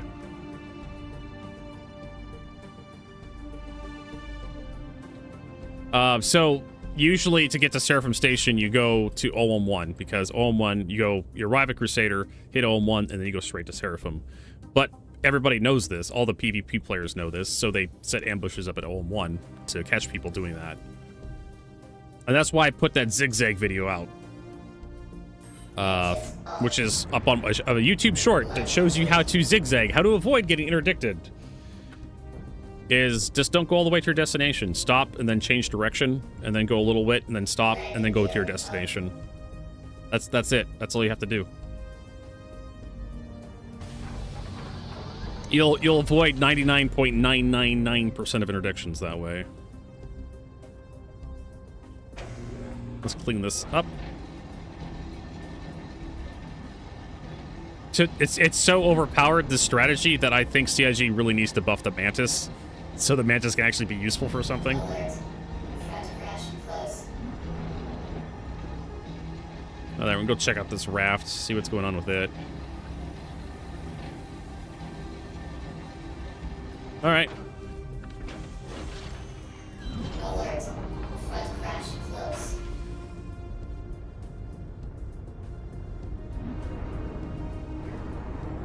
This raft is in the sky. Sky rafts. Can we actually get access to the raft if it's not on the ground?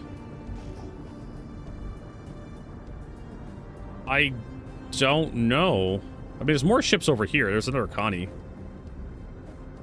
I think we may have to, like, take the engines off the raft. Actually, there's a bunch of stuff on the ground here. We clipped the engines off the raft. The problem... Oh, it does have... The raft does have the airlock entrance, so we can blow the airlock entrance open on the raft. And then we can use that to get into it. Except on this one up here in space, in the air. Now, the problem is, if this raft up here is... And this is where distortion weapons would actually help, like shutting this guy down.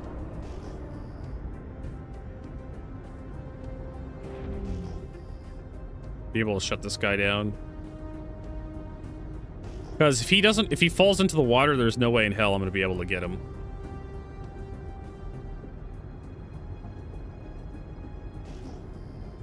System for posterity controlled area. Doesn't look like he has any cargo. Oh, he's got some stuff on him. What has he got?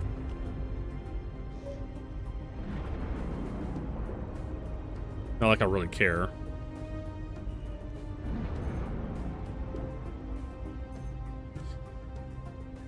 Parts, Cool Core, Excelsior, Diligence, Bulan.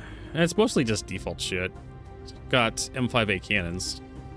Nitrogen, Ratdung, Organics. Yeah, nothing I really care about. We could disable him. Target friendly.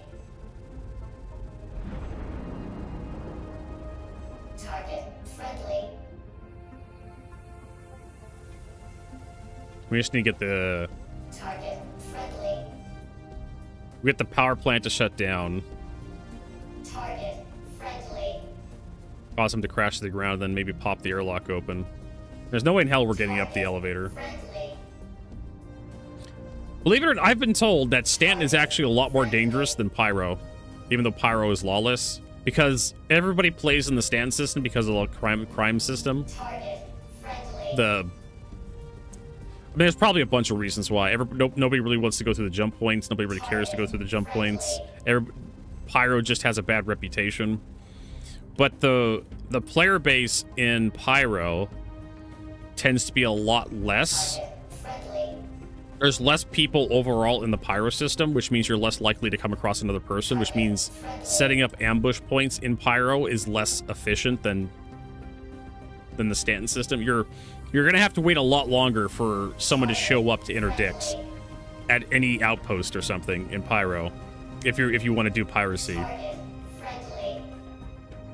As opposed to the Stanton system where you just, set up at like Dupre or something, or Crusader OM1, you're guaranteed to get like people to show up there. And then once you get enough crime stat, you just like go to Klesher and leave your guy in there, and then you log into an alt account and you keep playing. And you keep rotating accounts through Klesher. I'm not quite sure how CIG... Reputation. Klesher... I don't know. Klesher doesn't make any goddamn sense anymore. We need a reputation system where if you do this kind of stuff, you just get a bad rep, and eventually your reputation gets so bad that you just can't use that account in high sec anymore. Or not without great difficulty. Target friendly. I don't know what else to say, but yeah. Just rotating accounts through Klesher is just kind of like what the normal thing is. Friendly. I was carrying cargo to Nyx and getting ganked on both sides on 3 different servers. Yep. That's how jump points work. It's a funnel, it's a choke point. And that's kind of like by design with Star Citizen. Where it takes so long to actually get into the jump point that you're more likely to get attacked going into the jump point than anywhere else. Same with going down to outposts and whatnot. Flying down into a moon through atmosphere. That cuts out your quantum drive, slows down your ship dramatically. Target friendly. So you're more likely to get attacked while you're trying to go down and buy cargo. Target friendly. Target friendly. Man, this Argo raft. Target friendly. Well, at least he's into red hit points on the hull. So that means Target friendly. his power plant is vulnerable. Target friendly.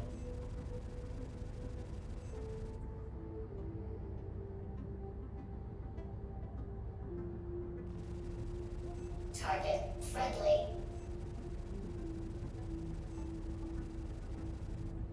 Target friendly. Target friendly.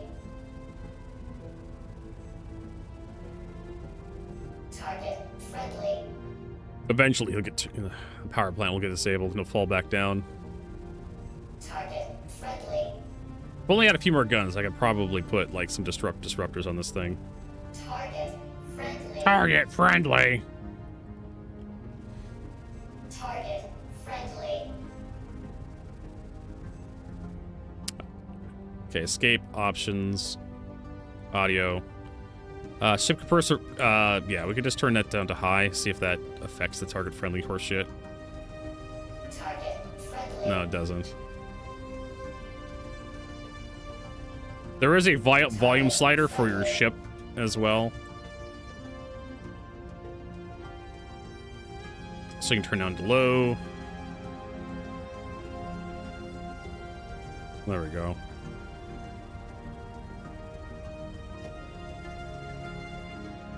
There really should be like a switch to turn off like master caution or something. Like, yes, we're aware we're shooting friendlies. Oh my god. Takes forever.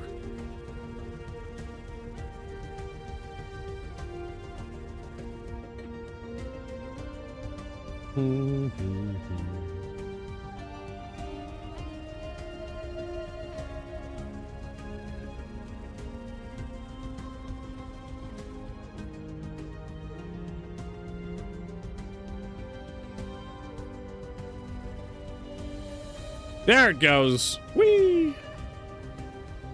Hopefully it doesn't land in water. It's kind of heading that way, though. I mean, if it blows up, that'd be even better.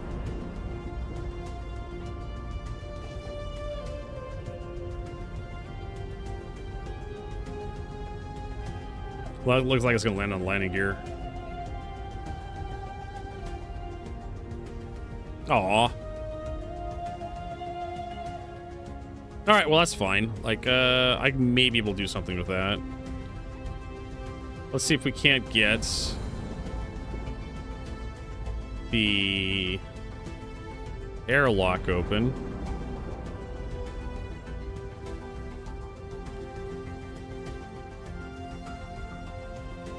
The airlock is open.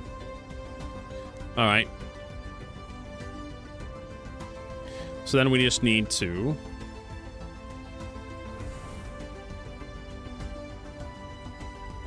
get inside.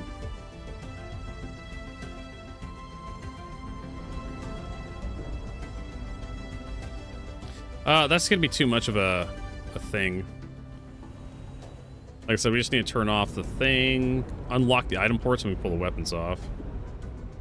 We're gonna land over here. This is like safer. Oh, there's a whatchamacallit. Oh, does that have the turret on it still? That's a Pisces. I can pull the weapons off the Pisces.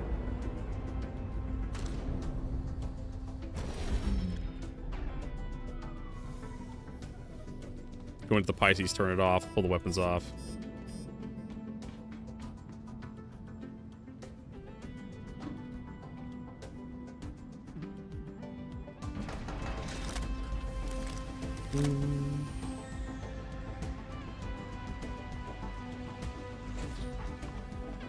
Pisces Rescue only has 2 size 1s, so I recall. At least it's open.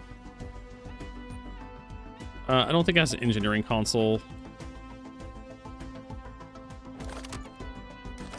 2, 3, 4. Has digital existence. And no engineering console. Hey, Mooseburger.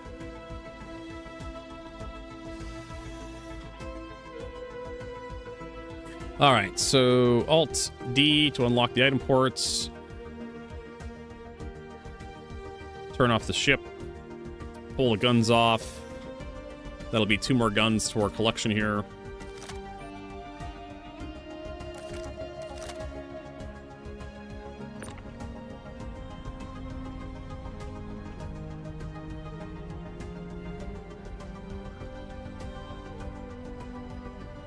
Yeah, well, I mean, if you're already doing like salvaging, I guess these salvaging missions are like the best for you.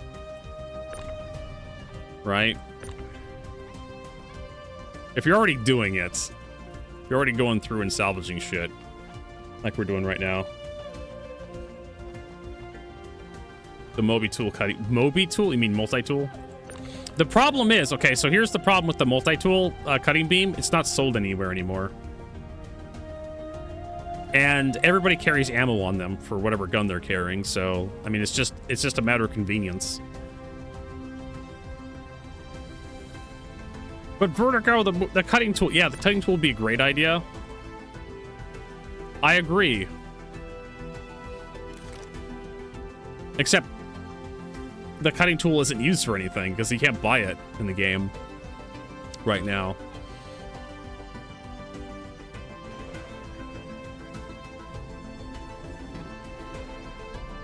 Turn our headlights on so we can actually see what the fuck we're doing.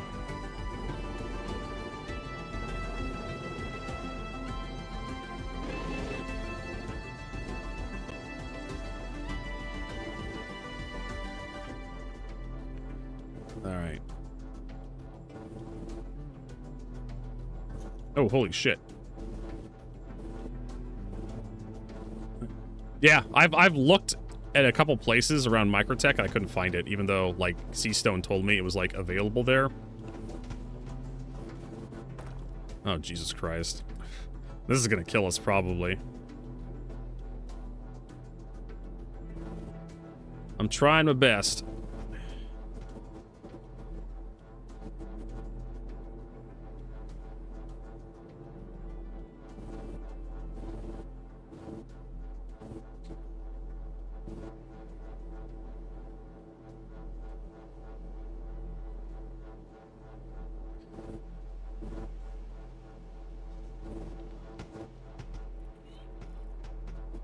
Yeah, it really does not like...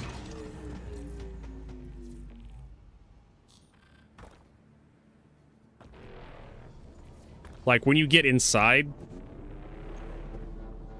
the thing, it really does not like being upside down. So it tries to flip itself around, and that causes problems. It can be done, but you're gonna have to turn it off as soon as you get in. Like that. And then hopefully I don't fall out getting out of the stupid thing. Okay, cool.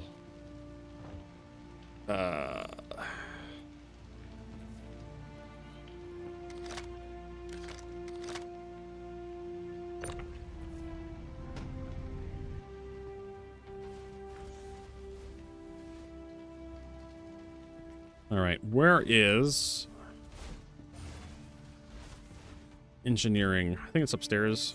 Well, the pilot seat's upstairs, I know that much.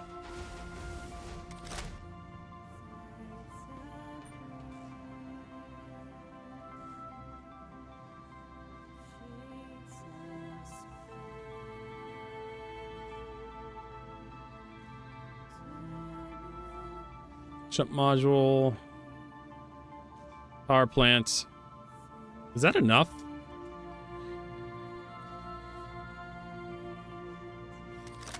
You also need to disable the locks on...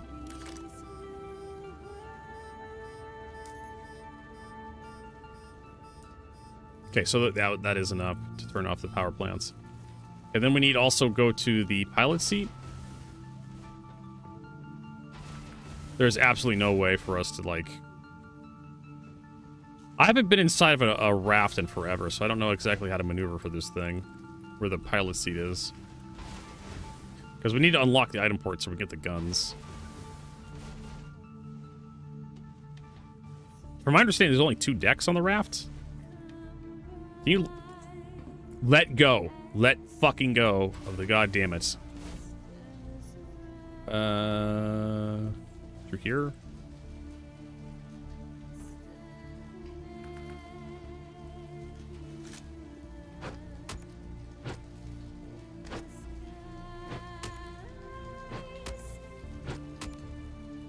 Also, they've improved the hit points of doors a couple patches ago. The doors have a lot more hit points now. Especially external doors. There we go. Here we go. Bridge.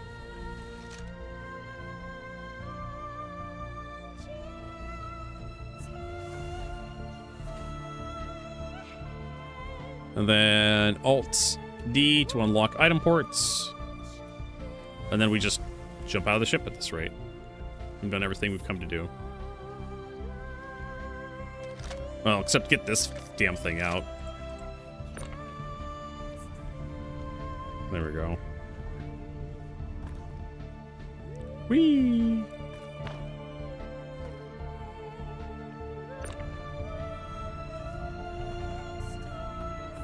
Are those size 3s?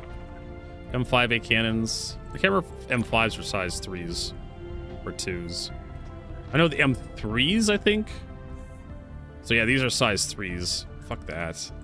Yeah. That's unfortunate. I need size 2s.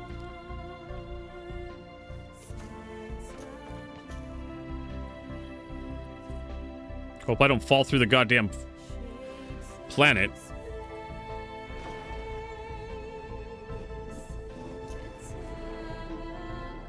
That would suck. Alright, let's head back to our ship. God, I thought the raft had size 2s on it, but apparently I was absolutely fucking wrong.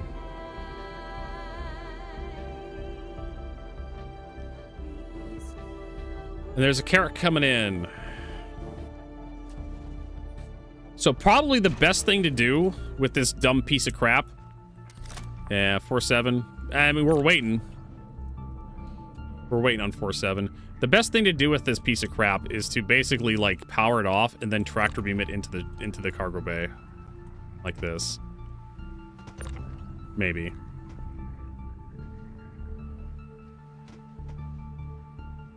Good enough.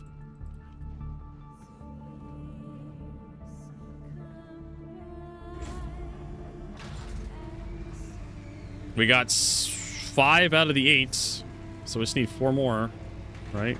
No, 3 more.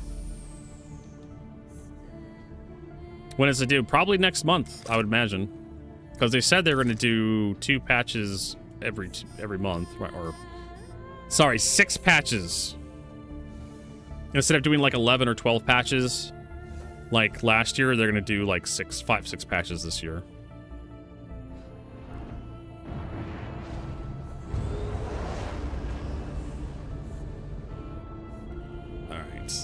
Where's the Pisces? We can definitely, like, munch the Pisces.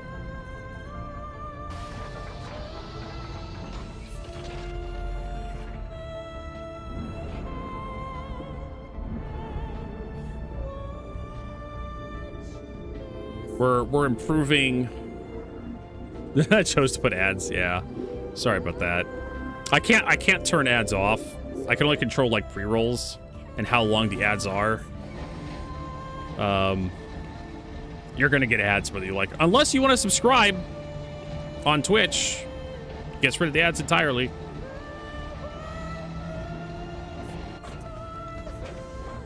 Or if you have Amazon Prime, you can link your Amazon Prime account to your Twitch account to get a free Tier 1 subscription you can use once a month on your favorite streamer. It doesn't have to be me, but it does get rid of ads. What else? So, CIG said they're going to do 6 patches a year this year. 6 patches this year. Unlike last year where it was going to be at like 11, 12. So we're going to get 1 patch every 2 months. So if CIG wants to hold that schedule next month or the month after, what's the 4th month? January, February, March, April. So April, 4th month of the year, is going to be the next patch. It's 4.7.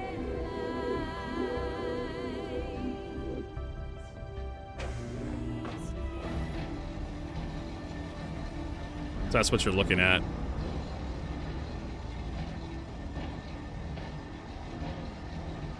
And that thing just disappeared.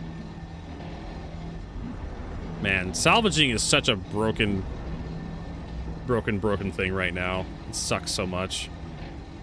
I go through that whole rigmarole to salvage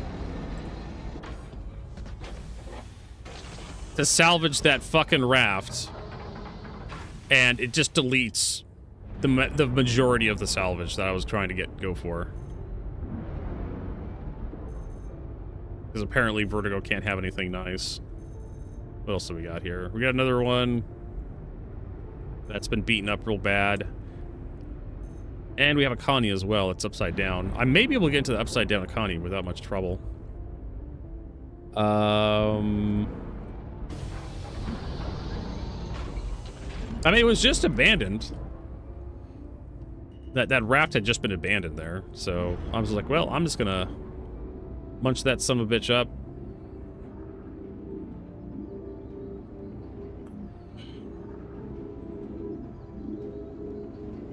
Pyro is great for salvaging. That's like the one trick that nobody knows. Just go to like Pyro 4 or the supervisor hangars or the executive hangar, or Pyro 1 with like the transport hubs to like Stormbreaker. Tons of abandoned ships everywhere. You can even find like high level equipment if a ship has access to its internal components. Let me guess, it's gonna disappear, this fucking thing, isn't it?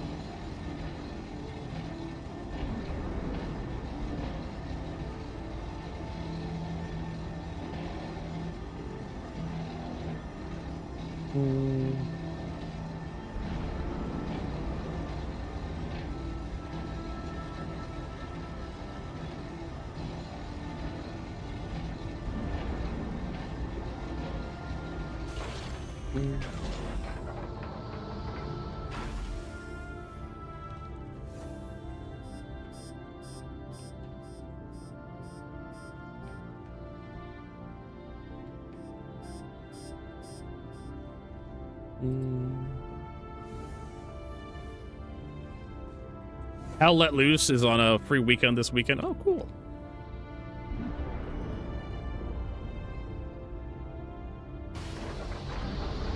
Unfortunately, I'm going to be working on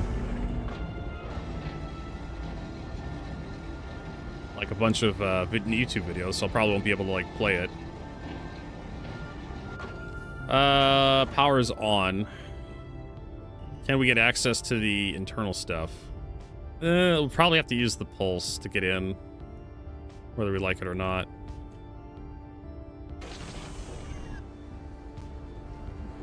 So let's go ahead and land.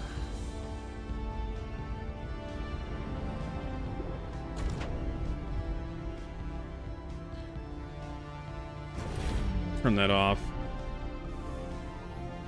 You had a Churchill roll over on you. Did it kill you or did you live? I'd imagine that would have killed you. But in some games, you don't know.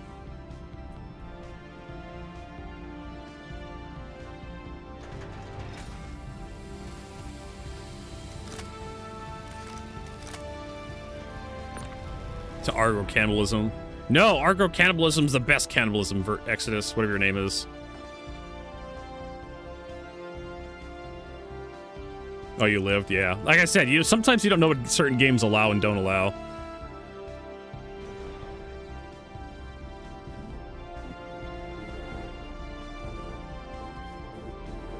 Alright, so now we need to figure out how to get into this stupid thing.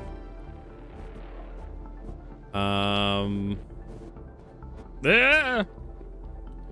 So I'm thinking if I can get up high enough, get in through the side, turn it off, and just salvage the ship. Yeah. Or I could do like the thing I did last time. Get up here. Well, it's gonna want to flip me over, which maybe... It's the Connie Taurus, also known as the Long Con. It's a Long Connie. And then raise up. And then... Here we go. This is how I got on last time. Now we just turn it off and we get out.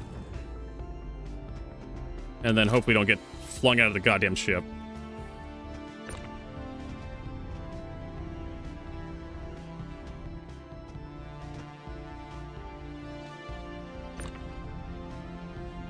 Oh my god, this goddamn Mirai pulse.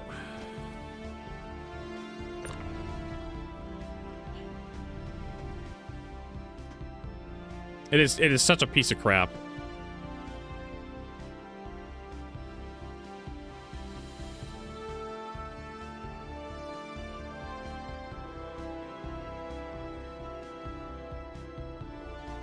Yeah, you can have like two trains. You can have like as many rails as you want.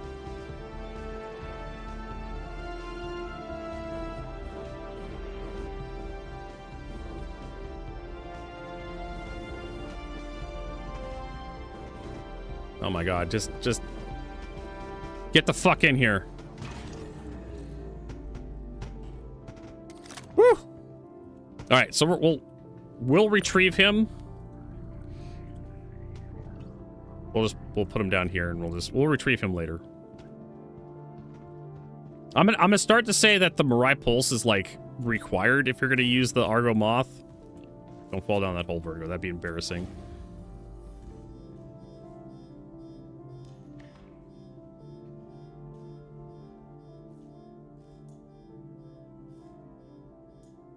Panther Late, yeah, those are size 3s. Those aren't what I want.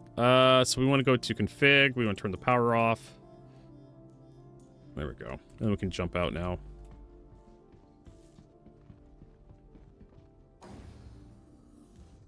I'm not using a Connie. I'm salvaging the Connie. There's a difference. But yeah, the Pulse is a pile of crap, if you ask me. I'm only using it because I need to get access to the constellation and turn the power off so I can actually salvage the stupid thing. Also, Cody Collings, nice to see you. Welcome, welcome.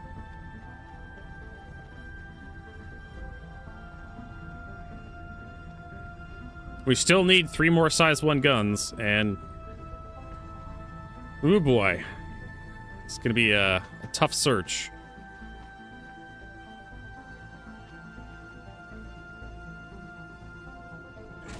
You don't see a lot of ships that have size 1 guns in Pyro. We found that much so far. And one of these came off a Cyclone. Cyclone, what was it? The TR? Cyclone TR. It wasn't even MT, it was a TR. No, TR, yeah, TR.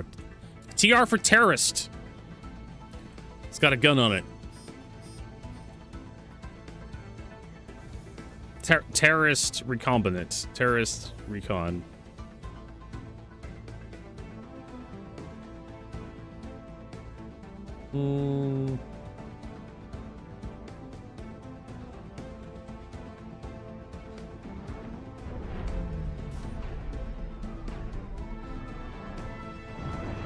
Alright, take off.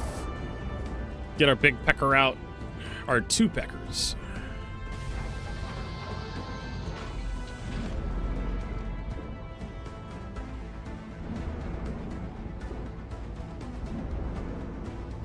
Before your first colony, I know, right? Nice colored multi-tool. You like that? I got that for the what was it, Race for Stanton event? That was a couple months ago. In fact, I got like 2 of them for some reason from that event. But I keep a plain colored yellow multi-tool on me, and I keep a colored one on me. That way I know which one's the tractor beam. Where is Plays? Thanks for that sub on YouTube. Appreciate it. I keep 2 multi-tools on me. One's a different color than the other one. Whereas Plays says, server I'm on today is thick with Pyro trolls. Luckily I'm in a Prowler utility today. Yeah, the one nice thing about the Prowler utility, if you're doing cargo runs of the right size, like, not many people are going to be able to see you. So, the tractor beam is the red one, in case you're wondering what the colors mean. The repair tool is the default color one. Oh, gosh darn it. I deleted the, well, we'll get 29 out of this. That's been happening to me all day, where I crack a ship and then it deletes half the salvage. Or more than half. Hey, CIG picked a hell of a time to release the moth.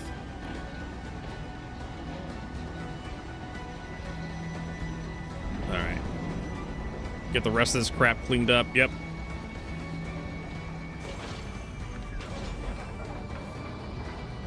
I think we're clear here. And I think we need to turn on our... yeah, sensors. Alright, so what do we got in the area? That's the Carrack left, which is fine.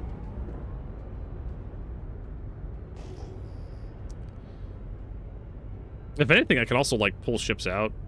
There's a bunch of scrap metal in there. Well, no, you can't spawn ships in Pyro. Or vehicles. You have to go to, like, a thing. Moshi Plague, Timber Fruits, there's a cave over there. I wonder if we could just do a partial turn-in.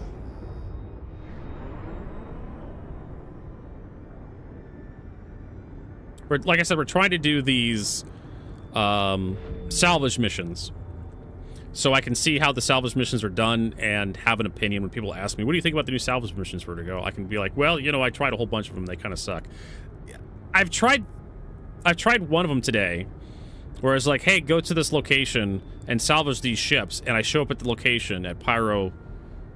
What was it? Pyro 6 L3, which is endgame. Because I was there. I logged out there yesterday. And so I spawned endgame. Like, hey, there's a mission here to salvage some ships. We're gonna do salvage missions today. How convenient! And there's another mission to deliver size 1 guns to Pyro 4. That's not very far away from endgame. How convenient! And that... wait, what the fuck was that? That was a ship. Of what kind? Looked like a hull A. And I show up to the spot next to endgame station. And there's nothing. Just an empty waypoint with nothing in it. And I'm just like, I spent 1,000 credits on this garbage. I was ripped off. And so then I went to Pyro 4. Now I have to, like, fly around and look for ships that have size 1 and 2 guns on them. And it's not that easy. I mean, alright, low level salvaging missions would probably be your best bet to find size 1 and 2 guns. Because they usually spawn, like, small ships. But even then, some of the starter ships, like, have size 3 guns, like the 100i. The 300i, the Intrepid has a size 4 gun on it. Because I've been thinking about all the ships that have like size 1 and 2 guns on them, and there's just not a lot. CIG usually starts at like size 3 now. For most of their ships. The Caterpillar. The Caterpillar has size 1 and 2 guns on it. Or at least size 2s. Oh my god, what the fuck's with this frame rate? And everybody's gonna be like, Vertigo, you're wrong! The Caterpillar has size 4... it has size 4 guns on the turrets. But the command module has a couple size 2 guns on it.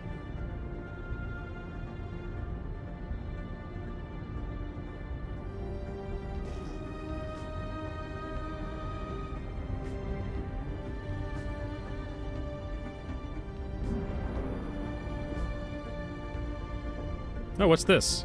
Oh, that's that pulse I abandoned here a while ago. Revenant pod. I mean, we can go to a different location.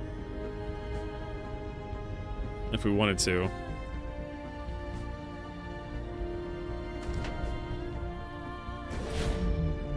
Alright. But there's also, you could also just go through loot boxes and whatnot if you want to find, like, different colored multi-tools. I've found just a bunch of different multi-tools, different colored multi-tools from digging through boxes. Same with, like, the Healy gun I have. This thing, I think I got this out of an NPC's pocket. This guy. And if the texture's loaded in, you'd actually see a little cool decal on top of it, but it just kind of looks silver, doesn't it? Could have lowered this.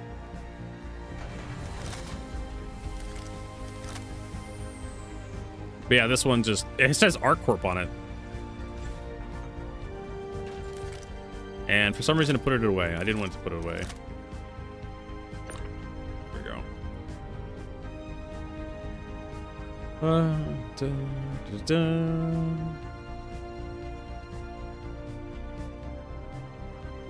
And so yeah, you can find...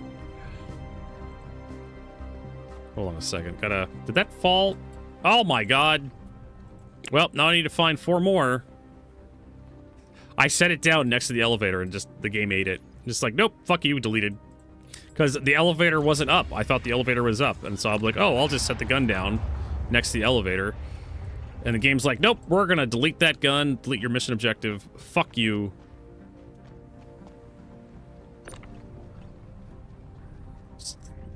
I know you guys need to clean up shit, but whatever happened to this persistence crap that Chris Roberts was always banging on about?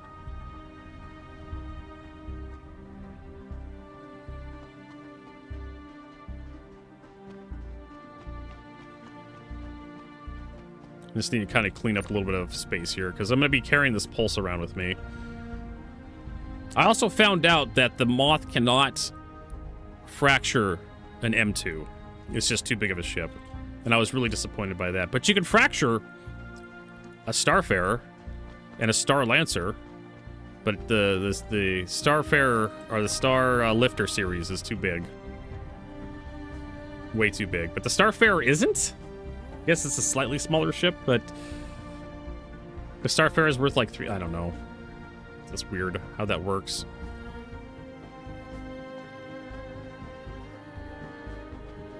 We're also getting kind of full up. We're gonna have to start thinking about heading to Checkmate.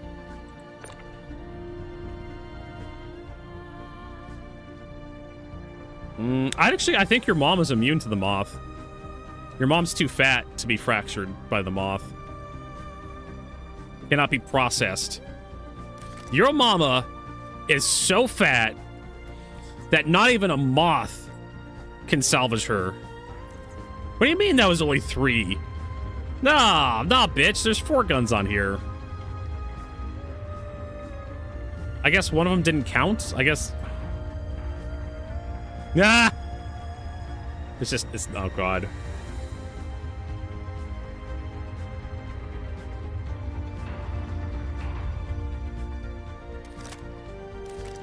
I'm guessing it's this one.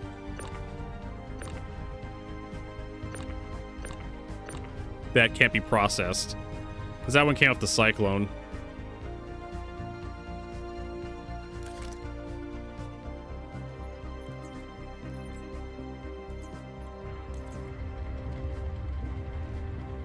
I'm guessing the Cyclones have a slightly different gun than the rest of the ships. It has to be ship guns.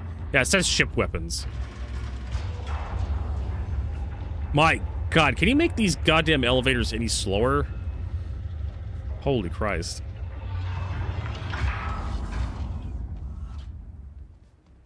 Two out of 8.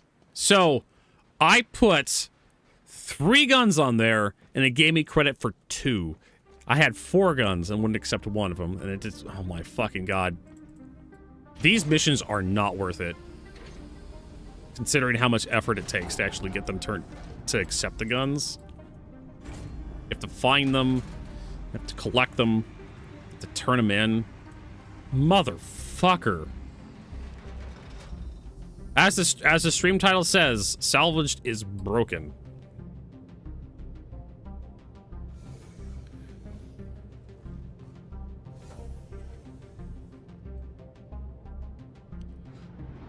I think these are like designed to help out with like the other missions.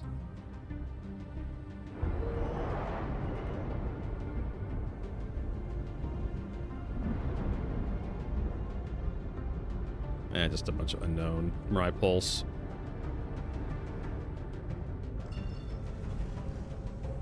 I think we went to X and there was nothing there. I think what you're supposed to do with this mission is you're supposed to take the other missions, the ones you pay for, and you're supposed to do those missions. Yeah, these 1,000. Avenger Titan, nope. Avenger Titan, Scout Origin 50, nope. 350R. Mist Hull A. I think the Mist Hull A has a couple of size 1 guns on it, or size 2s. Not Sea Stone. I want to go to Ship Viewer.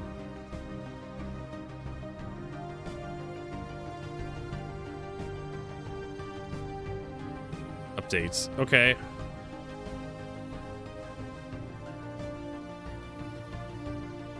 I just wanted to see if the Hull A... CF1 way, yeah, okay. So the Hull A is send us credits, transfer coordinates, faster headhunters. Stows out. It doesn't say where it is, though. That's the problem.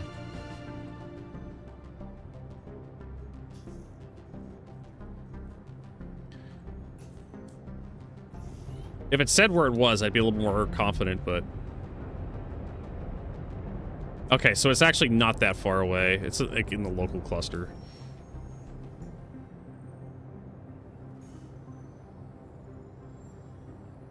Hey, guy, if you don't let me set destination to this thing, it's next to Gaslight.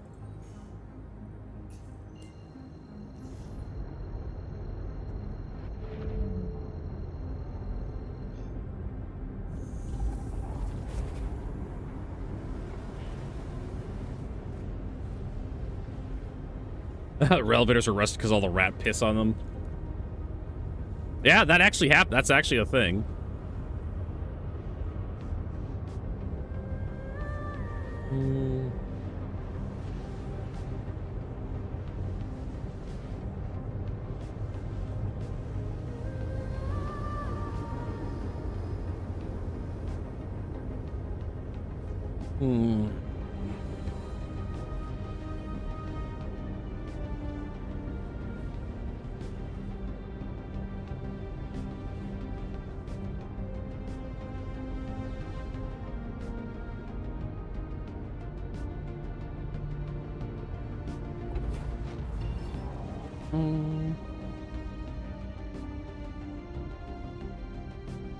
All right, Gaslight, here we are. There's that Saber Raven. There's that, yeah, there's those ships again. Oh, that's not a Raven, that's a Peregrine. Wait. 69 million megameters? Like, I should be able to quantum to this thing. Salvage missions are busted. How the fuck am I supposed to get to this thing? Okay, what's on a line kind of heading this direction? Nothing. Rab Quagmire. If I could million meter, that's not, we're not making that trip.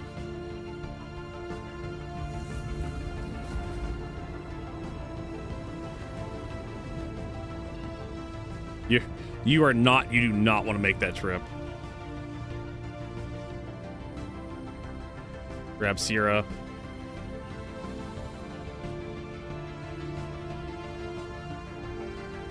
Would a train be more effective? So the problem you're going to run into is ground pressure. This is something that tanks run into.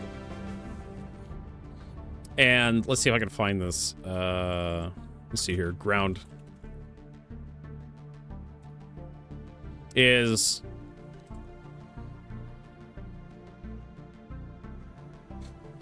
you have a contact area that you have your tires and whatnot, right? If you have a wheeled vehicle, and the ground you're on only has so much, no matter how tough you make the ground, there is an upper limit of how much weight you could put on the ground. Even if it's like reinforced concrete with like steel rebar in there, there is an upper limit about how much weight you could put on that. And there's like average ground pressure. I've actually had to deal with this with like equipment in construction with like scissor lifts and man lifts, because everybody wants to take a scissor lift and put it onto like a second story building, like the second story to put like a roof up, or like a third story or something, third or fourth story. If you're building like skyscrapers or multi-story buildings, you always want to put a man lift in there on like the third story and then use that to put lights up in like a fourth story or something, right? Plumbers, electricians, they always want to do that shit. And you have to be aware of what your load-bearing limits of your floor is. And there's something they called average ground pressure, and then there's like actual at-the-tire ground pressures. And I'm not going to do that. I'm going to do this. So if you have like, you know, let's draw a scissor lift, right? So you have like a base there, and you have a couple tires on it. And then you have like your contact area, which is like right here, directly beneath each tire, where the tire actually touches the ground. Your floor the flooring has to be able to withstand the pressure that each tire presses down. And then there's like average ground pressure, which is like the entire machine's weight on each of the tires. So it's not just like each tire, because each tire will be like divided by 4 unless the machine's kind of warped a little bit, which does happen. Trains have to worry about this too. But trains usually have like rail cars, like all the weight's like divided across the entire like length of the train. Unless you have like one really big, like the Gustav like railgun. Let's see here. That was in this fucking thing. Unless you have this fucking thing. And there's a reason why this thing has like force. Like, if you look at the goddamn train tracks on this thing, it has two sets of train tracks.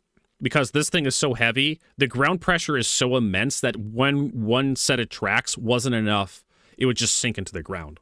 Because, you know, back in this day, they really didn't have amazing like levels of concrete. You know, steel was like being reserved for everything else, so they just wanted to build cheap rails and whatnot. So you couldn't build like a huge chunk of railway track where you sunk a whole bunch of steel girders into it and then like put rails over the top of that. Because you had to be able to turn this thing to aim it. And in order to aim this thing, you had to like actually construct the rails to like adjust the gun. Because this gun wasn't on a turret. You could only aim up and down. Like to actually aim it left or right, you actually had to like drive it on a track or something. And so you kind of had like a little curve that this thing drove on. That's how you aimed it. Left or right. So the bedding for this thing is literally like railroad ties, which is wood. These fuckers are wood down here that these metal ties that these metal tracks are laying on, and those wooden ties are sitting on top of a bed of rock and soil. That kind of gives you an idea of like why this thing has four sets of tracks. Because it has to have that many tracks because it's soil and gravel on top of like wood and then metal. So you're limited to how much ground pressure you can have on that sort of soil. But if you had like if you want to do science fiction like Armored Core 6, you could just say, well, the entire floor is made out of metal. We have like pylons sunk into the ground to support this gigantic metal platform, and then we have rails.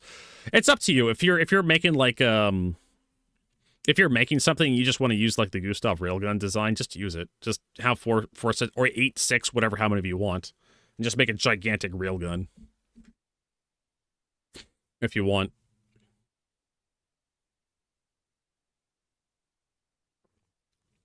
But like I said, they had problems. They had problems with like materials. I mean, material science back then wasn't as good as it is today. So they were also at war. They couldn't afford to put a whole bunch of steel into a project like this. The gun is where all the metal went into the gun and the rail tracks and whatnot. They couldn't afford to like put a whole bunch of metal steel on the ground to support everything and then drive pylons in there. And plus, they already knew how to build rails. They already knew how to build trains. They knew how to build tracks. They knew how to build train cars. That technology was proven and existed, and they had expertise to build it like this. And so it was a lot easier to use the expertise they already had. That's why it was built like this. They already knew how to do this, and they knew how to do this well. So they had the materials, they had the machining, they had the tooling, they had the expertise, they had the labor already set to go. And they're like, yeah, we'll just build a bunch of railroad tracks and we'll put this gun on top of the railroad tracks. Because we know that's proven technology. We know how to do it, and it'll work.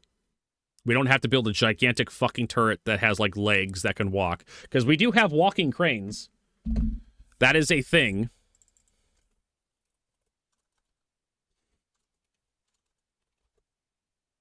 Let me give you some other ideas. Like here's an example of a walking crane. It has these little pad feet that come down and has like a little thing that rotates here. And it moves the crane. It has a gigantic base on it. This footage is sped up. This crane is not moving that fast.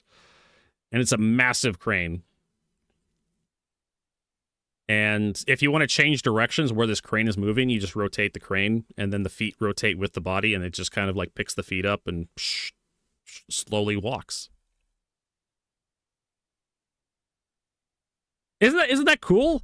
Isn't that just the coolest thing ever? I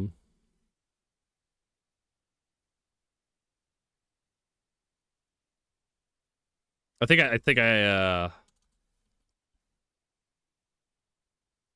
yeah. I want more like industrial stuff. Hey, here's another one. This walking monster is straight out of Star Wars movie. Yeah, whatever, fuck off. But it gives you an idea of like how these work.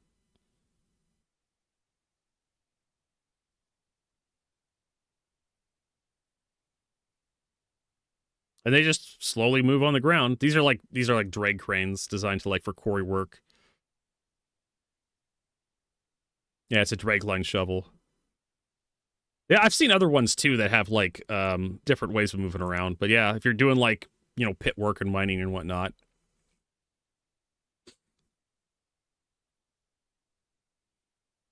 That's another way to like move like a very large gun.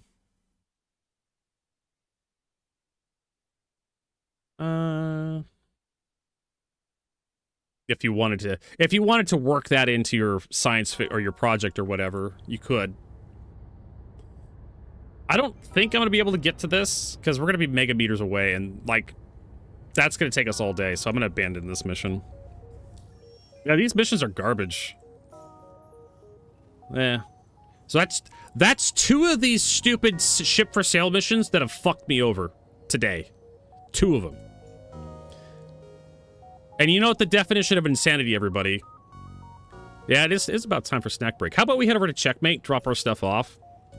How about we go to Checkmate, drop the stuff off in the refinery, and then we'll take a break. Because we got another thing at Checkmate.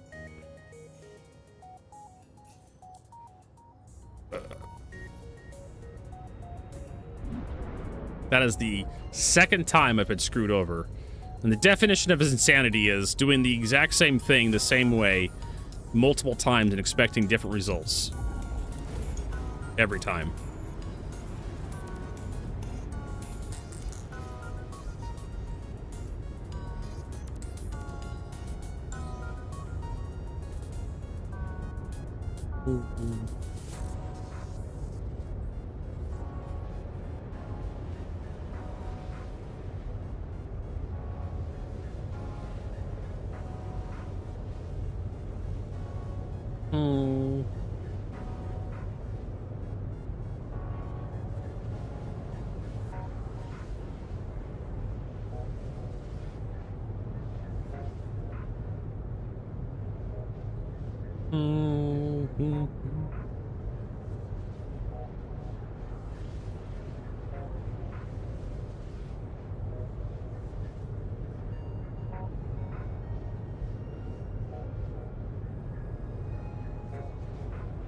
Yeah,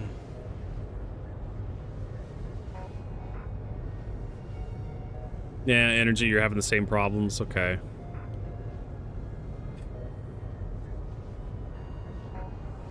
Just Star Citizen, everybody. Just Star Citizen things. One of the reasons why I don't do like salvaging missions, because you end up with this stuff happening. Is this like you end up paying a whole bunch of money for a mission that just doesn't work, doesn't spawn the vehicle you're supposed to salvage. The marker is like fucked off to Narnia, and it's just like I don't want to go through the wardrobe and fight a war with the Jesus Christ allegory to get to like a 50-cent ship. I was just thinking it'd be cool if you could have a double rail train. Imagine how much more you could get done or haul. Well, the problem is, so again, ground pressure. The reason why you have more than one rail, like you'd have like a quad rail system, is you wanted to increase the weight distribution. You wanted to reduce the average ground pressure for your train. Trains already do that by just having more train cars. So just having more cars of a certain length, just loading the cars up equally, so just distributes the weight across the entire rail line. So you don't need to have a quad rail system unless you're hauling something extremely heavy, in which case that would be a specialty, some sort of specialty thing. At that point, you just put it on a ship or a barge or something. You haul that barge around. Seriously, that's how a lot of really heavy shit is transported, like long distances.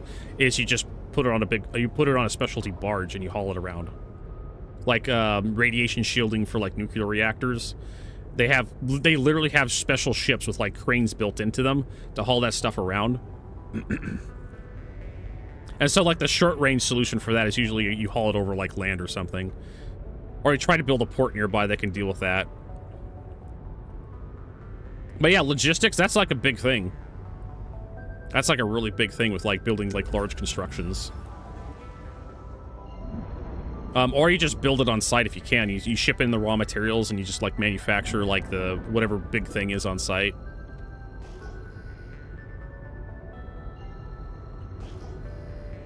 But yeah, if you're here doing some sort of science fiction thing, yeah, quad rail, why not? Whatever you're hauling, like you're hauling Gundams or something. Fully constructed Gundams between bases or something, and it's really wasteful to actually like walk them over land or something, so you put them on a quad rail system. You could do that. Because you know why you can do that? Because whatever you're working on is fiction. And you know, how do you kill a vampire? Right? Stake through the heart. Wrong! You do it however you fucking want because it's your story.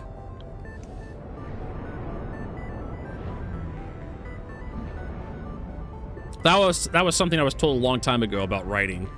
It's like, how do you kill a vampire? Well, you drive a stake through the heart. No, you don't. You do it however you want. You want sparkly fucking vampires in your story? You can, because it's your story. So if you want to have a quad rail system in your science fiction property, you can do it. People will probably make fun of you for it, but it's your story. It's your words. It's your pen and paper and ink.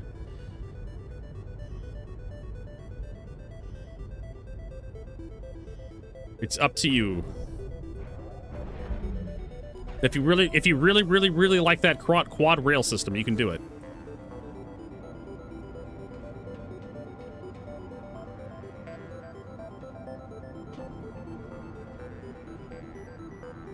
And sometimes just exploring stuff like that is good for creativity, right? Try to, like, you have a passion for something. I like, Dovahkiin, he likes trains. He really wants to do the train thing. Okay. Go for it. Explore that idea. I kind of liked, that's one of the reasons why I actually kind of liked Metro Exodus. And there's a reference, right? Metro Exodus was a game by Deep Silver, I want to say. And it was set in the Metro series universe, which was Metro Last Light, Metro 2133, or is it 20? No, it's Metro 2033. There was books too. And there was like 3 games: Metro 2033, Metro Exodus, Metro Last Light. And I think it was Metro 2033, Metro Last Light, and then Metro Exodus was how they were released. And they're good games. I like them. I enjoyed the experience immensely, and I could recommend them to people who want to pick them up and play them.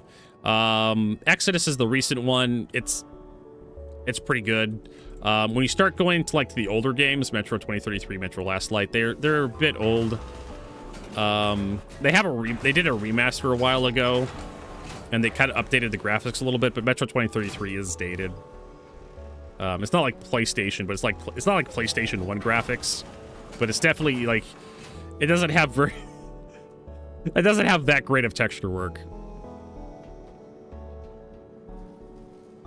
But one of the things I liked about Metro Exodus was it was kind of like a partial. Oh, what am I going? It's kind of a partial open world game where it drops you off into maps and you have the ability to kind of wander around. The maps are kind of big. You get a vehicle to drive around every so often.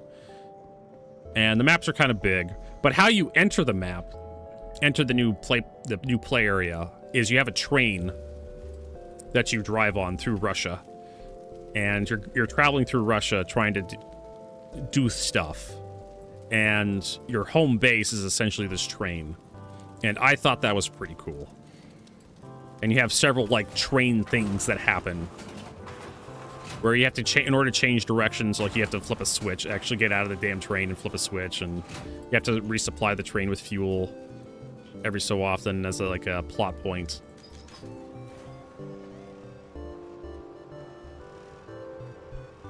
So, yeah. That's a thing. Why is that? Is that a window? I hope that's a window. Make them bigger to make them cooler. Bigger isn't always better. That's a thing to consider. I didn't even know this window was here. I don't know if this actually sees... there should be the landing pads like in that area.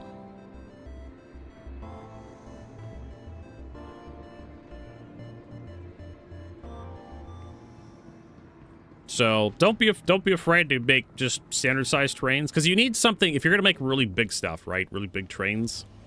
You need to have like the ability to show off scale, right? So people understand just how big the trains are. And we're just gonna go with pyrometric chromalysis, even though it's the longer one. Good quotes. Yeah, I'm fine with 1 hour.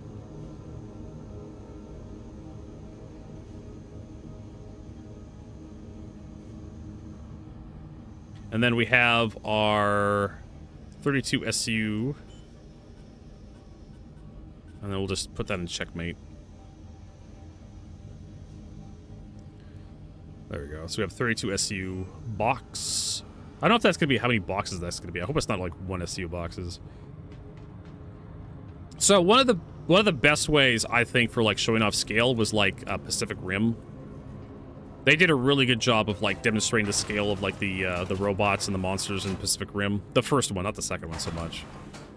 A lot of it has to do with like making sure the camera's at like the height of like an actual person when you're showing off how all the action scenes.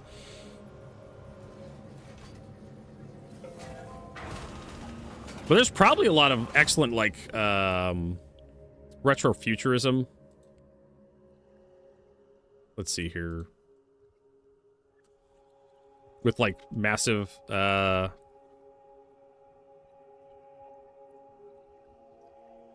know, this is from like Abe's Odyssey. You know, it kind of gives you an idea of some of the cool trains you could run. A lot of this is like AI slop though.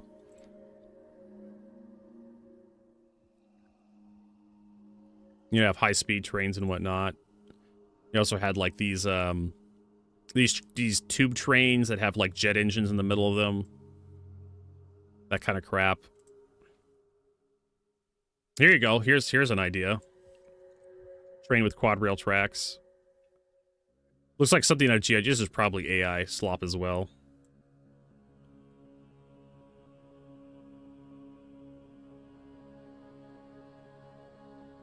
But you know, just kind of like Googling this stuff. This is actually the nice thing you can do with AI is you can actually like type in like a prompt into an AI system to get kind of an idea of how you want your trains to look, and you can kind of use some of that ideas and like the concepts you do instead of just copy and pasting it wholesale.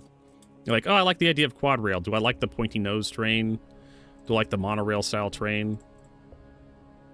And that's one of the hardest things about being like a concept artist is like getting ideas, right? Writer's block. What? What do you want?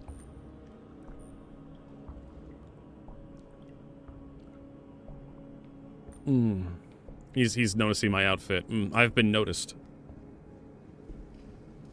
Yeah, reference material for like concept artists is like, I mean, they basically concept artists just basically go online and just steal everything now these days, anyways. Basically, like what AI does.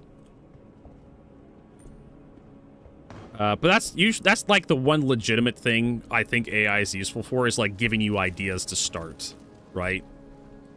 And then you use those ideas to build into something like different. But a lot of people just use AI to just like give them the final product, and they don't even bother. Hey, it's more Darkari pods. People don't even bother like changing anything. They just like whatever the AI puts out, that's the final product. They don't bother editing anything. They don't bother changing the words a little bit into their own words. And I think AI just makes everybody lazier and dumber as a result. Because it's no longer your thoughts, it's no longer your opinions, it's no longer your effort, it's now just the AI. It's some rich motherfucker's idea. Right, instead, the algorithm. And at that point you may as well just not exist as a human being. Like you're just an algorithm, right? You're just a vector for a virus to infect everybody else with the exact same opinion.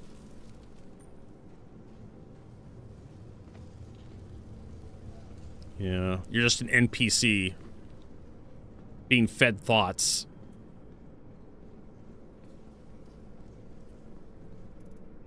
Oh yeah, there's probably tons of AI shit, AI slop on Steam. So that's why I hate. But welcome to my TED Talks and why hcvertigo hates AI. There is something to be said about convenience, and there's something about like just having a machine do all the work for you, right? Sure, it's convenient, but the machine's just doing all the work, so you're not even involved in this process. But I had to type the prompt in Vertigo. But yeah, anybody could have typed that prompt in. But I had the ideas, Vertigo. Yeah, monkey at a typewriter. Need to head to the shops to get some Cruise. Actually, you know where the Cruise Lux is? I just remembered where the Cruise Lux is stored on this place. It's at the cargo center.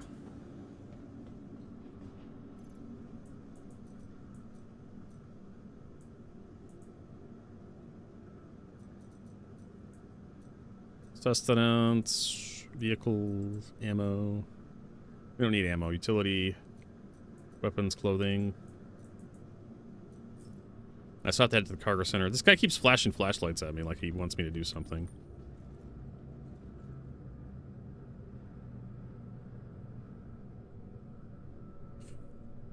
All right, I'll bite. What do you want? You lost or something?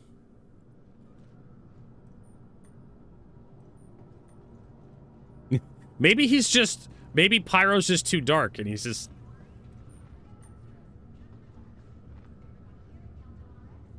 Let's see here, options. I don't think this affects speech in like the player speech. Hey, can you hear me? Testing 1 2 3 1 2 3. Yeah, the mic's on.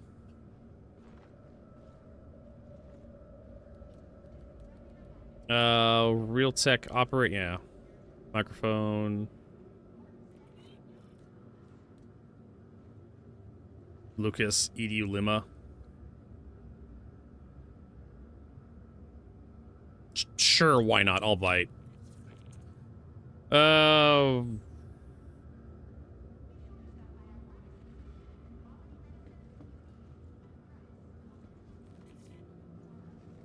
have a party invite.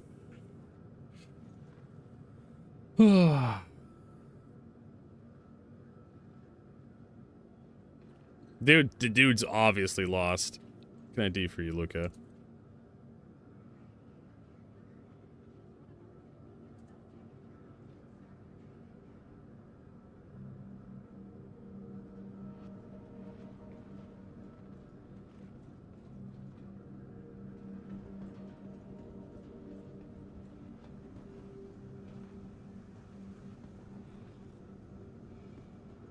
know if I can invite him to a party. Like, I don't even know if, like, the mic works in game. I haven't heard anyone talk in game in a long time.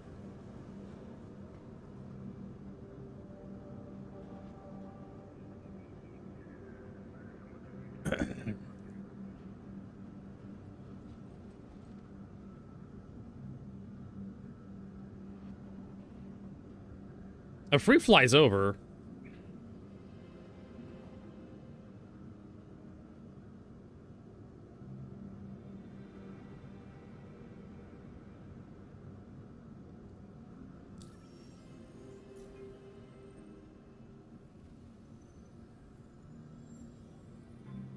There we go. At least party invite sent.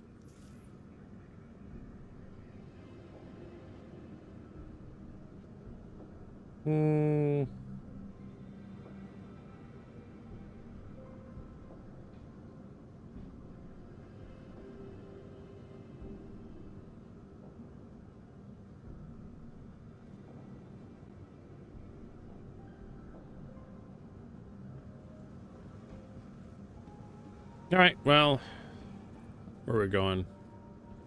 We're gonna go get some cruise lux.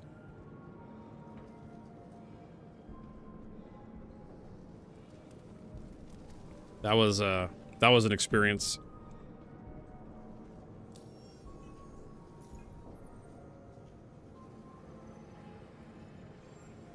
I don't know if I can actually send a message to this guy. Can I invite him to channel? I can't. Can I create a new channel?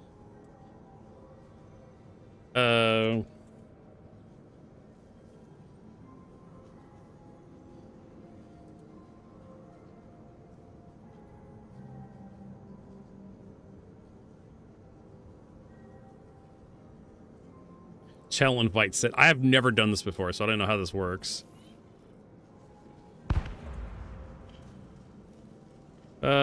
Can I do for you?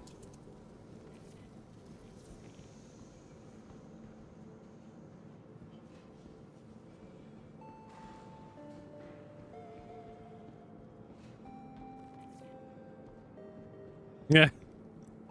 He sent me a friend's request and he's like, he's declining all this shit.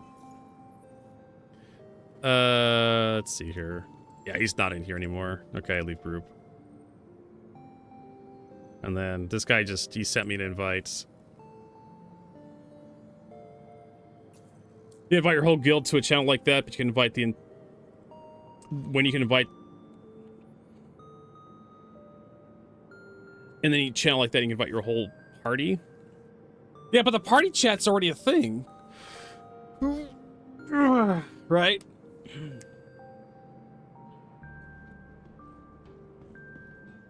Alright, let's head back to our hangar. I want to see what the 32 SU containers come out in. Was it like one big 32 SU container?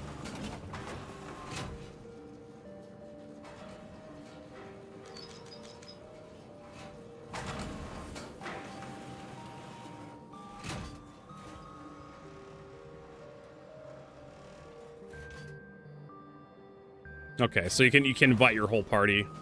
Gotcha.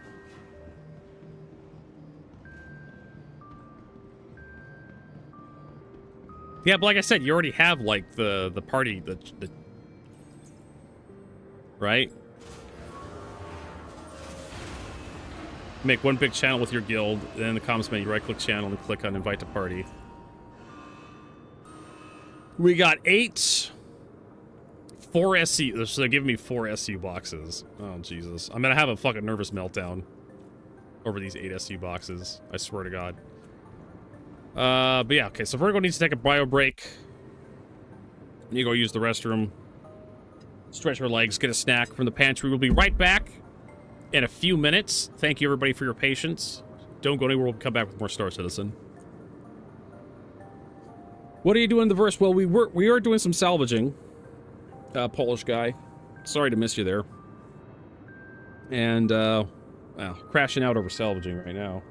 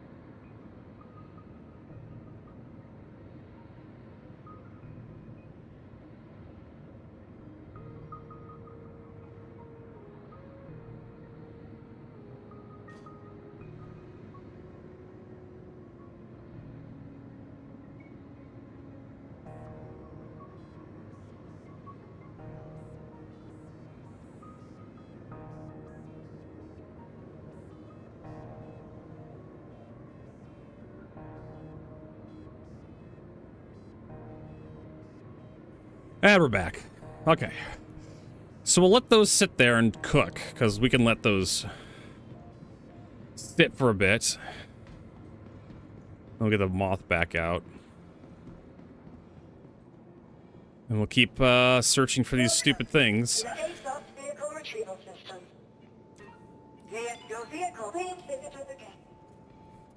Oh, we also needed to... That's fine, we can just let them pop out and then head over to the refinery deck.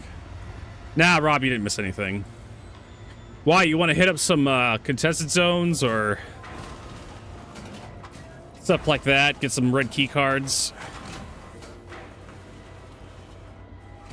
Need to hit the cargo deck. I'm down for, like, getting some red key cards.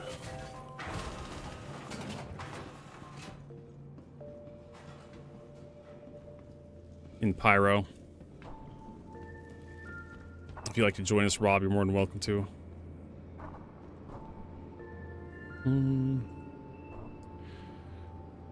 Cruise Lux, we'll put the backpack smolder.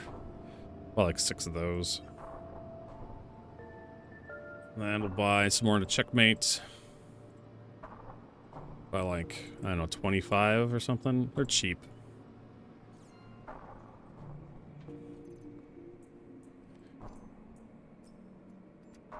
Sure, okay. It'll be a nice little break for hunting down salvage here. We can do more salvage later. Same with working on the map. We can do that later. A little bit of action in our life. What do you call us? Fat psychic? A fortune teller? I love it. I love it. That is a good joke. I like it. A fortune teller. Sure. We can do ruin. I don't need any key cards for ruin, right? If I remember correct. No, ruin. One of them. God, I can never remember these damn things. But luckily I have maps.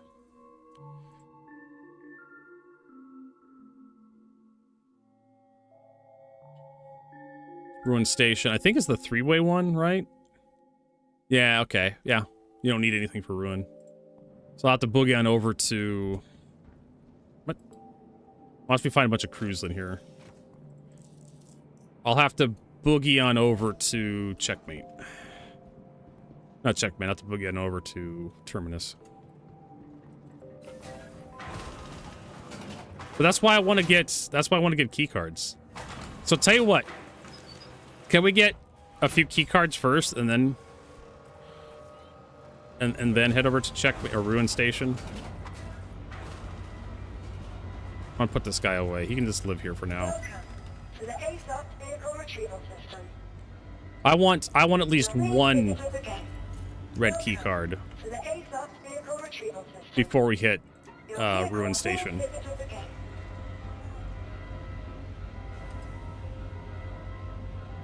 And I need to get my microphone on so I can start yelling at Rob in case shit goes wrong. There we go.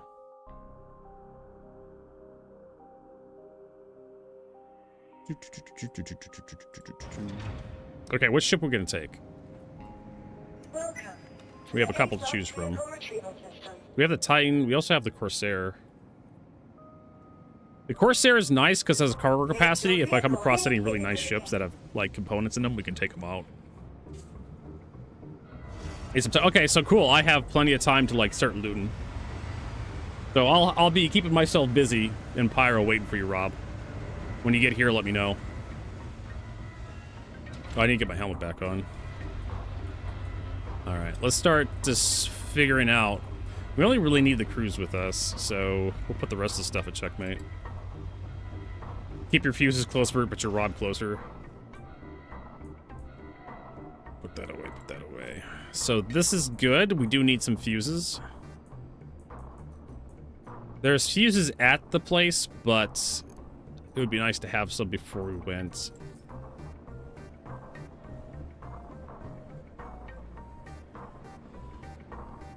Unfortunately, CIG took the fuses out of the thing there.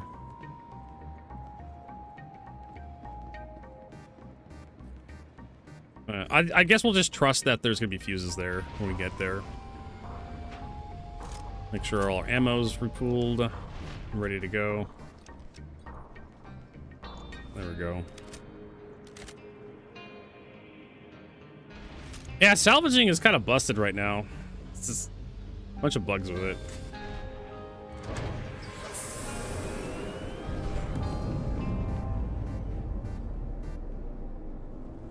You fracture ships and like a good portion of the salvage just disappears when you fracture the ship,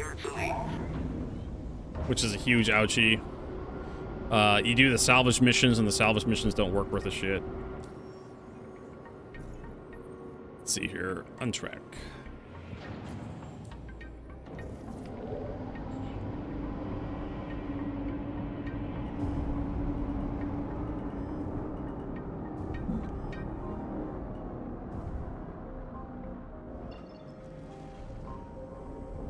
Thank you for visiting. Safe travels.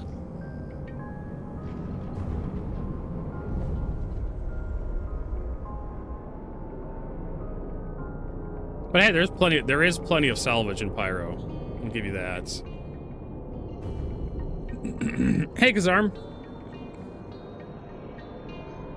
You feel a lot slower with gear on. So you're saying light armor has a purpose. Okay, so our map. Oh, looked off it. File, open. This guy. What are we missing in the lower for this map? I know we're missing like a station for, yeah, Pyro. Pyro 4, which is like these stations right here. I guess we can work on that while we're waiting for Rob. Pyro 5 distances. Gas lights. These are the L1, L2 points. Pyro 5, L2, cool. The L3 is going to be the difficult one. Pyro 5, L3.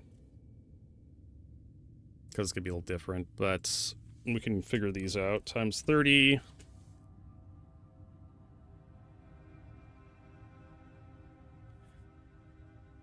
Okay, so 55.2 times, times 30. It's going to be 1656. And 52.28. It's 30. 1568.4.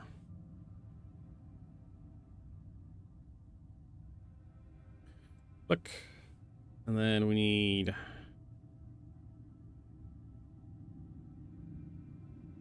this is going to be the, let's see, the L4 and L5 group.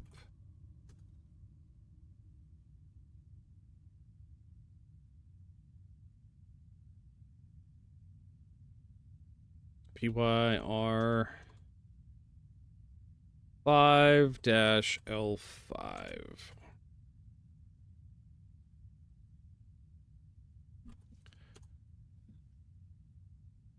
Something like that. This is going to be the finding.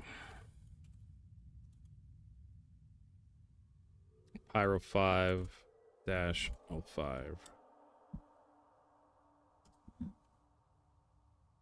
Which is L5 is 1568. 1568. So it should be right there.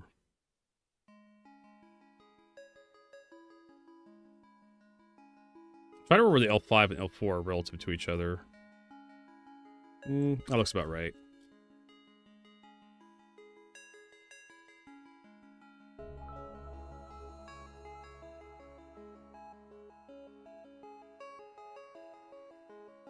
Nope, not 2. Shrink by 1. And then delete. There we go.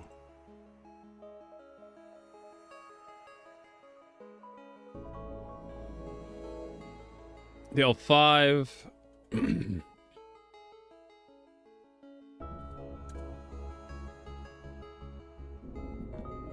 Let's look at this.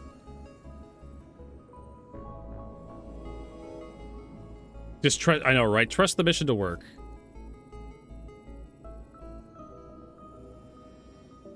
Rat's Nest, and then we have Rod's Fuel and Supplies. I think it's Rat's Nest, right?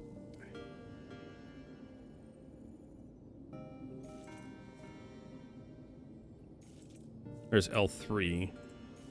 Rab Ultra. So yeah, L3, we're gonna have to go visit L3.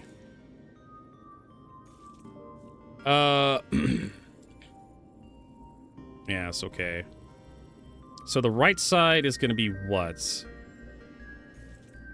Is 4. So 4 is over here, which is Rod Fuel and Supplies, Rat's Nest. I can close that, I don't need that. Yeah. It's not empty, it's Rat's Nest.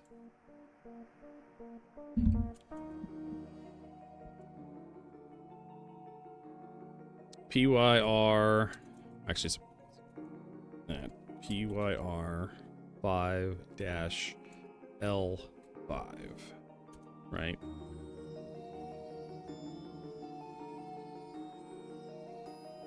Which is going to be over here. It's going to be a 10 by 10.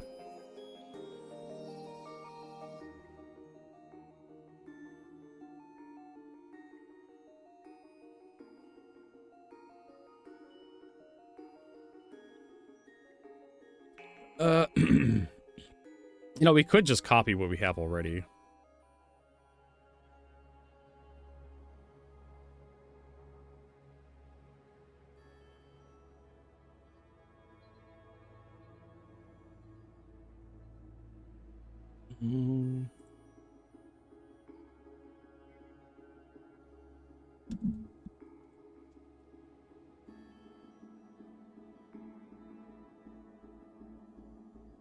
It's Rat's Nest.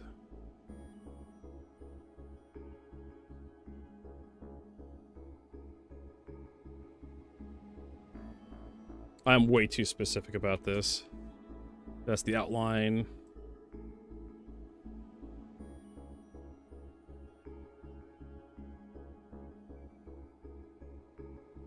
Grow by 1 pixel. There we go. Yeah, Salvage has issues. Otaku Fan Life. There we go. So we got Rat's Nest. Now we're to rename that to...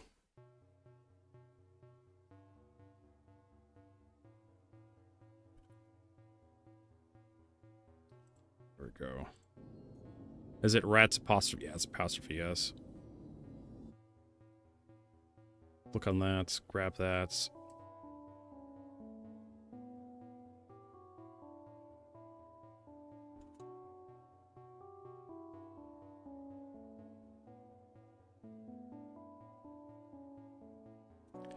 Dash L5.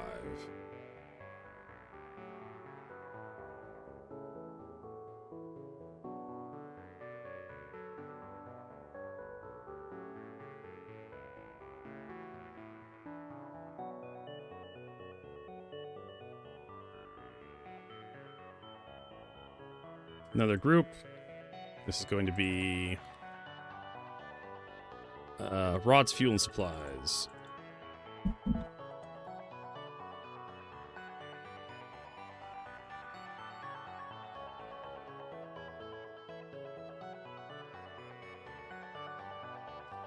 PYR 5-L4.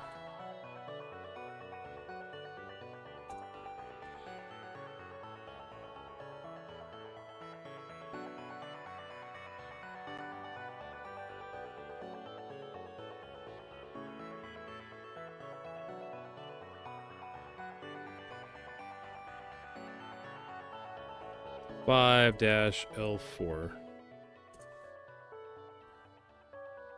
Boop. So what's the circle? Rod's fuel supplies is gonna be 1656. 1656. Nope, that's the position. 1656. 1656. It's been a while since we talked to you, Taco Van Life. I don't think I've seen you in YouTube chat since Monday. How are things going? Yeah, that's gonna be a different position. So we need Rat's Nest Station. No, Rod's Fuel and Supplies State. Hold on. I am gonna copy that and then add a new layer. Paste that. Rod's Fuel and Supplies Station. Okay. Go back here. Edit. Fill. Select Shrink. And then delete. As you can see, we're building a map of Pyro so we can learn how to build familiarity with Pyro, build familiarity with the GIMPs we're using right now. That's the name of the program.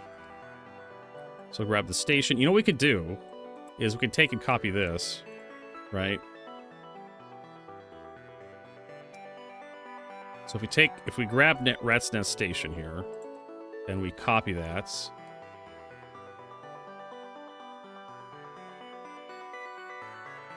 Duplicate layer. Bring that up in here. And then we grab it with this guy.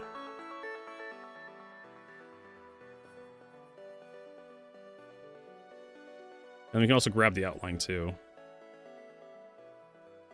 Put that right there. We can also grab the outline and copy that. There's a copy button here. Copy that.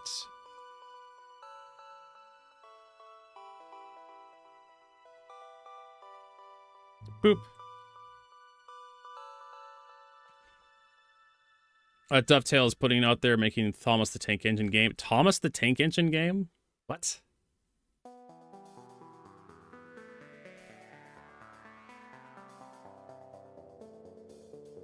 Thomas the Tank Engine game. Wasn't there a horror version of that? We had to, like, survive against, like, a,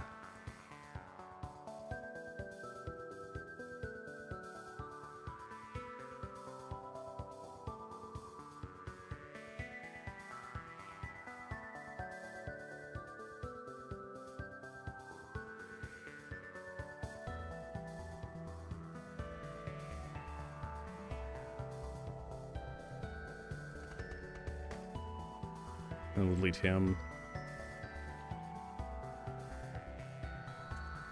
There we go. I don't know if that was actually faster.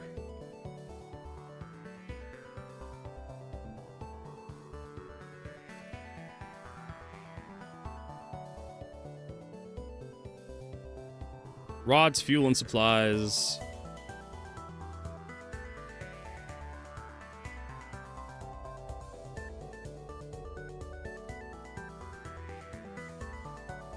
There we go. Now we need the L3 point.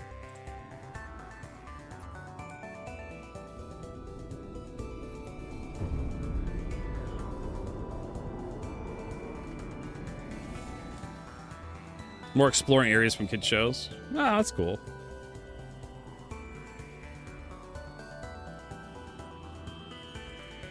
I mean, more power to you if you enjoy that sort of thing.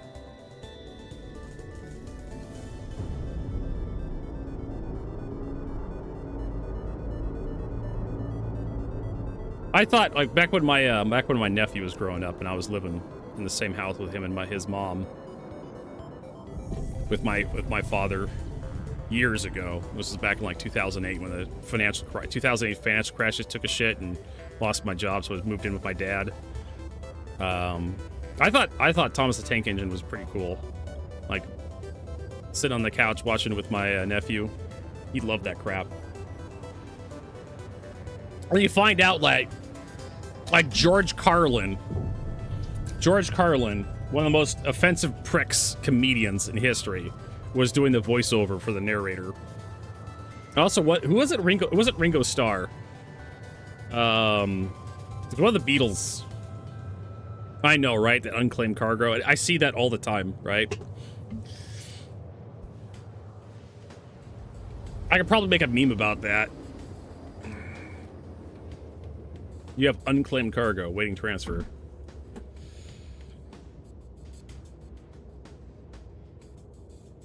That fucking, no matter everywhere, that's Spider-Man meme. There's another good meme I could put up.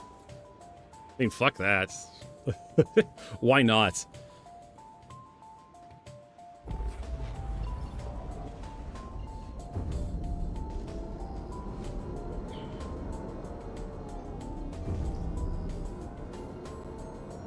Oh, there's a Firebird out there, I think.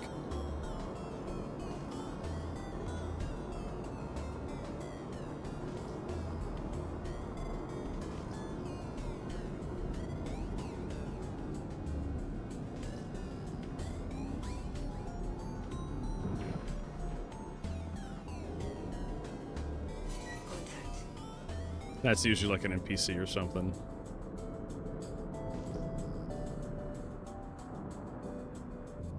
How come my let's see here. Now we can turn down the power on the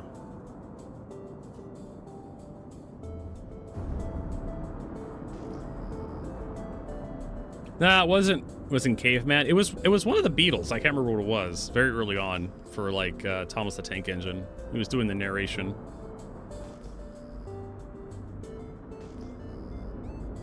And they got George Carlin to do it. And I was like, how the hell did they get George Carlin to do such a wholesome show? He's like one of the most offensive comedians I can imagine, but they did.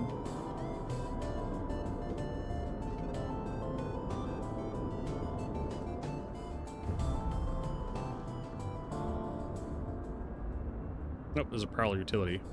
Plenty of good salvage in here. Alright, so I'm trying to remember which way this comes in from Checkmate. Yeah, there's the thing.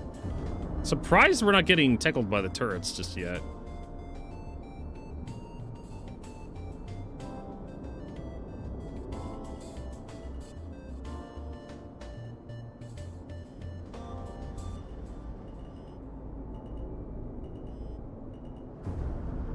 I guess the turrets were just spawning in or something. I'm really not too concerned. I mean, there's plenty of salvage around here. Jesus Christ.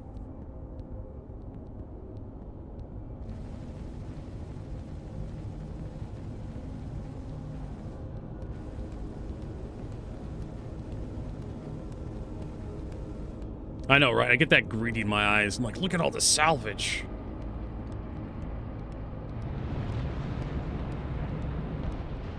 Point this thing the other fucking way. Something like that. Good enough.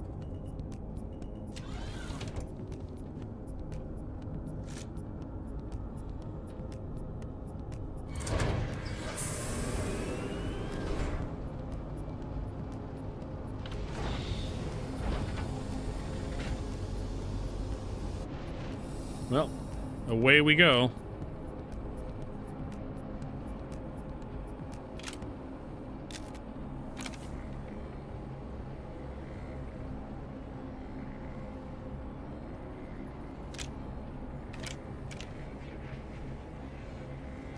Get a red key card. I also want to head over to the L3 point for Pyro 5. Get the measurements for that guy so we can put him on the map. And then at that rate, the Pyro map's basically finished. I mean, there's a bunch of other like resource asteroid bases, like RAP and whatnot you can put on there, but a lot of that stuff is just distractions. Ooh. You know, I think I remember this guy from yesterday. I think he's been there for a while. This may be the same server we were on yesterday, because I vaguely remember there was a F8, like, right there, coming into this. Blowing yourself up. I mean, if it's Star Citizen, I wouldn't hold my breath. Right?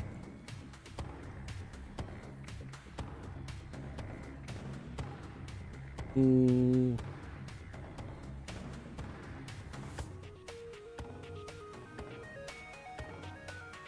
Ooh. Yep, there was a guy on a Nox yesterday. And you know what, today there's gonna be a guy on a Dragonfly. And then there's gonna be a guy on your mom.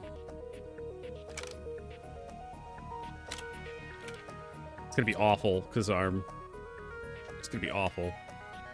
I hate it. Whee! Okay. I think I have a whole bunch of heavy weapons over at, like, my home system. I need to bring stuff over into Pyro. We're gonna do more operations over here. I think I'm just gonna abandon this goddamn salvage mission, because it's just kind of a distraction, since we're not actually gonna do it. Or not, because I can't access my mobi-glass. Yeah, for some reason I can't click on anything in my mobi-glass. Okay. Oh, fuck you. Probably a 0G thing.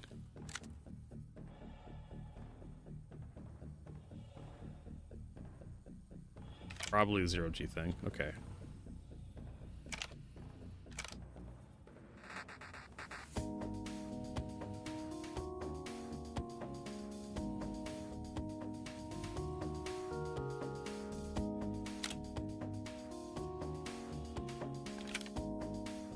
Looking good so far. Yeah, always kind of check in this area, because that's another place where players can hide to ambush you. I've seen it before.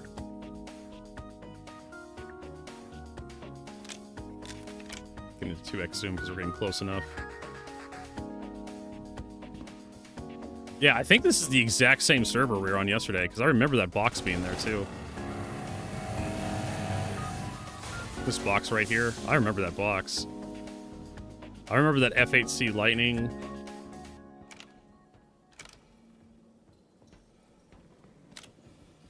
Okay. Like I said, we didn't bring any fuses, so we need to make sure we...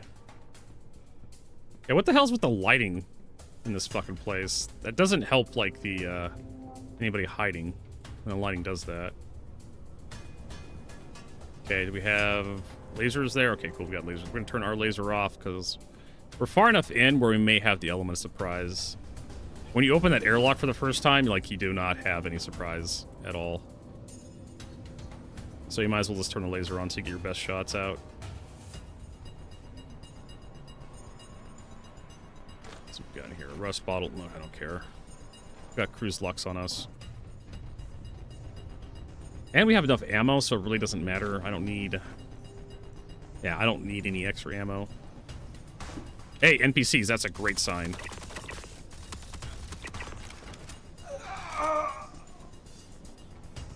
That means no players. Oh, it's about to pop off. They got you. Go, go. They got your cousin. Oh, it's going down. Bring it. Yeah, I'll go, ya. Oh, shit. That hurt. Laying down, covering fire. They got your cousin.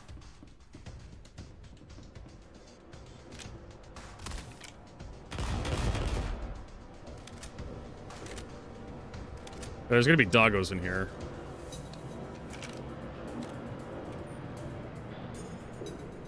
There's also a fuse I want to get. At least there's usually doggos in here. Looking for them.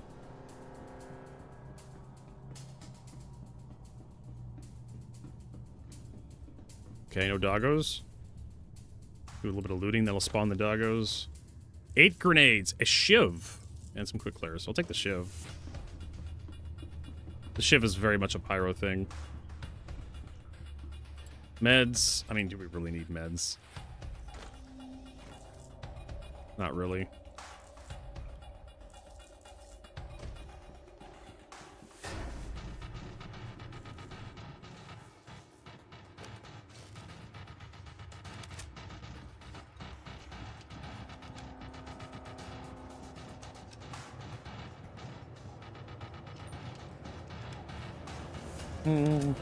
His mom can't fit in Pyro.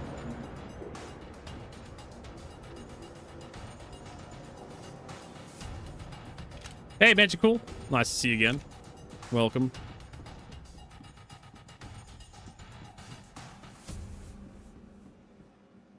There's a Karna guy.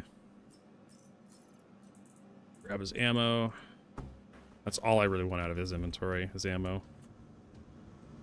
Guy's got a gallant. Guy's got a Karna. Damn it! Damn it! Oh, I knew there was something there.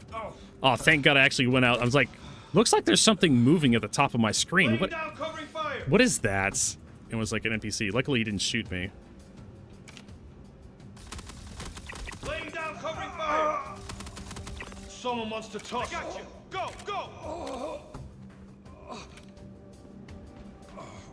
the hell was that at the top of the screen? I've got you covered.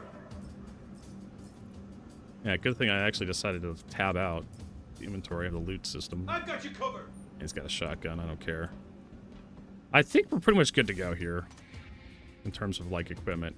And I'm really not expecting players in here I'll cover you. because there's too many. There's way too many NPCs. Oh, damn it! We're hit.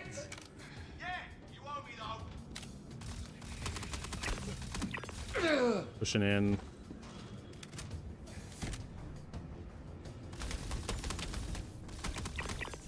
I got you covered.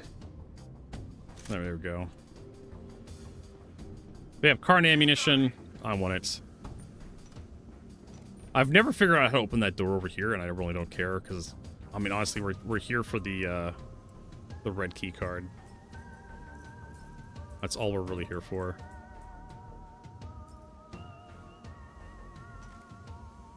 This guy's got custodian.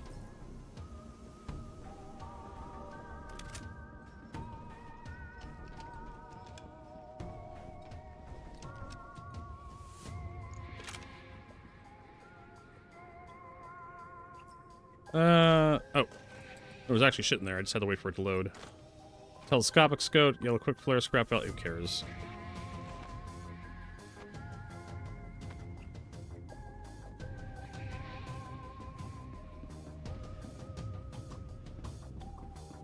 There's also another fuse up this way. Ah, shit. Fuck that jump up. Yeah, it's this pipe here.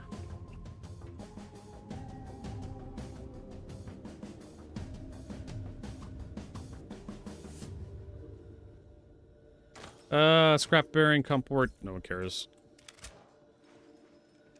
Like I said, I'm not expecting players. I'd be like super surprised if there was a player anywhere in here.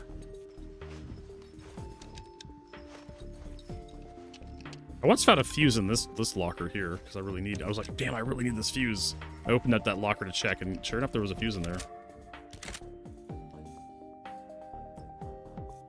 Boneyard pistol. Force wave 10 holographic. That's for like the whatchamacallit. The quartz. The electro. Same with these. Attack suppressor 2. We already have a better suppressor. Prop gave me from Jumptown. I'm wearing it right now. Oh, holy shit, there's a lot of fuses here. I guess this thing's just been pooping out fuses. This whole time.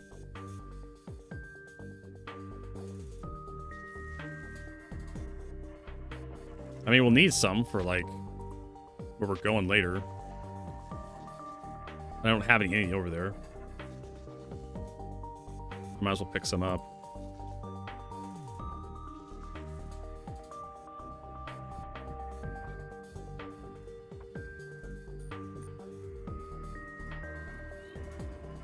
Yep, the Stoic is a good one.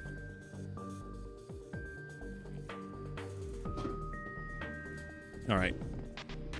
Make sure we check our rear.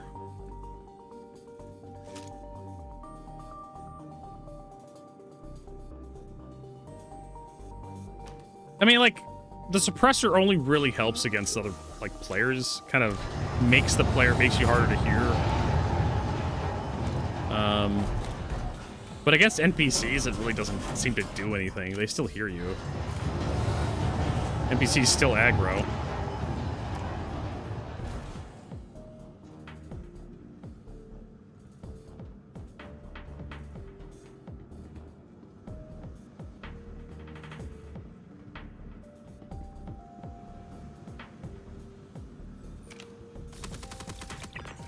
I take that back. Maybe there's the power of the stoic vertigo. All right, what do these guys have on them? Can't really see. That's Karn ammunition. I'll take that.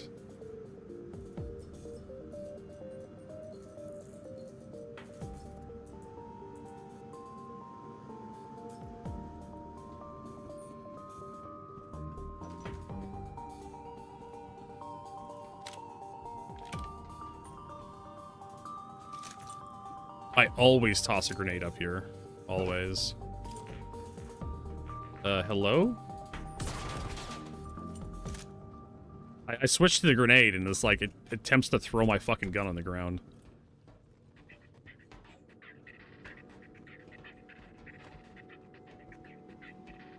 Check this way, check that way.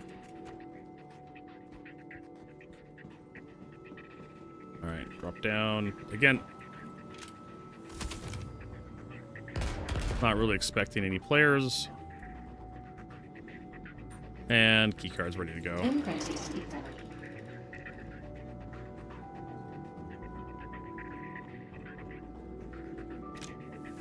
I remember putting that there yesterday as well.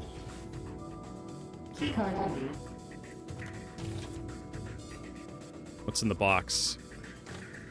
Best magazine, Night Stalker SMG, Tweaker Compensator 2. I think isn't the Tweaker like the good compensator, or did CIG nerf the fuck out of that thing? I don't have any stats.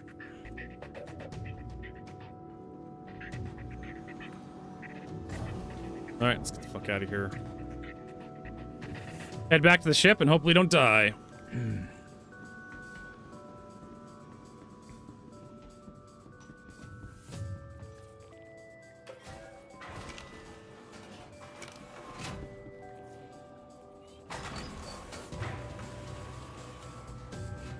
I want to hit the L3 point up, put that on the map, and then head back to checkmate.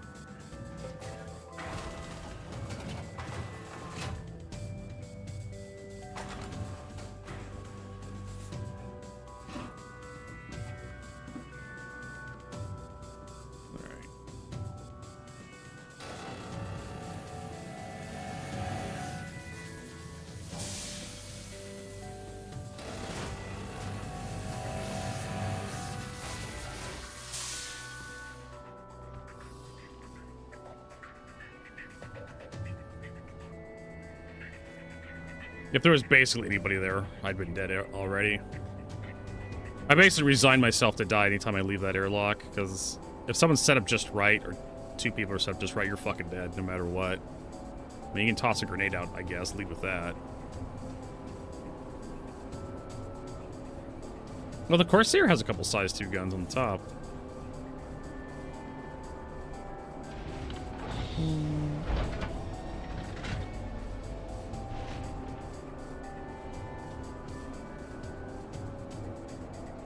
Let's go to the messy hall. Cool. It's not over yet. It's not over yet until we get this card into storage at checkmate. Then it's over. We have to get out. Is there anything interesting here? I see the Prowler utility. The Prowler utility could have some good shit in it. Talon, that's an NPC ship.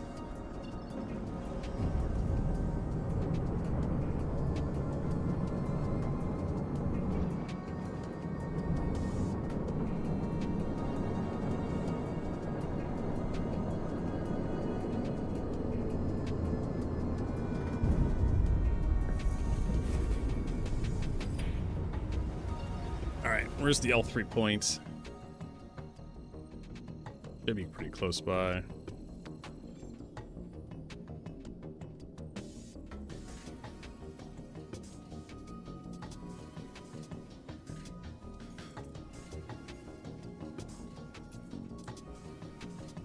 That actually didn't set. Negative refueling. Pyro 5 L3, there we go. You got homicide? I don't know what to tell you, man. I don't know what to tell you. Fucking crime. We need a reputation system. Right.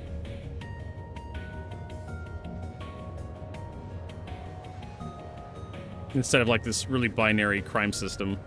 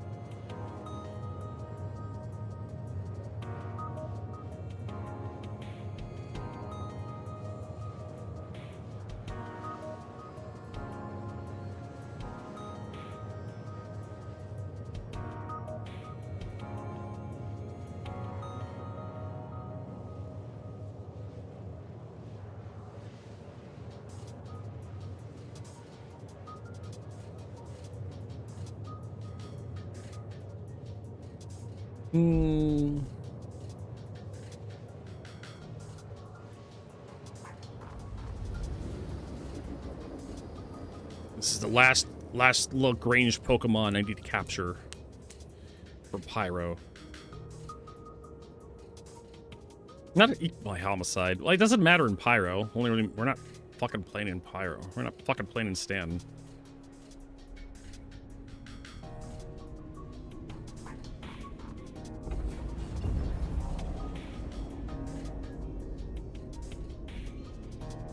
Wait, there's actually ships here. There's an 890 jump here. What the fuck?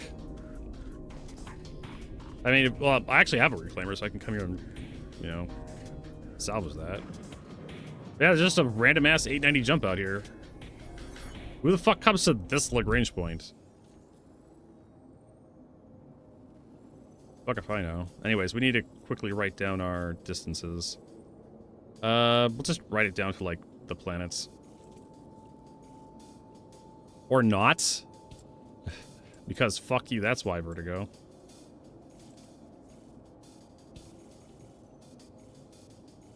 What does that say? 4911? 4911.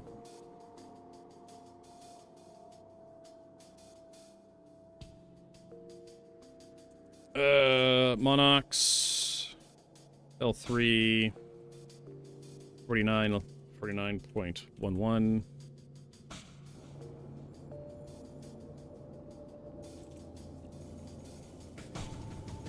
See here. Bloom is 4648.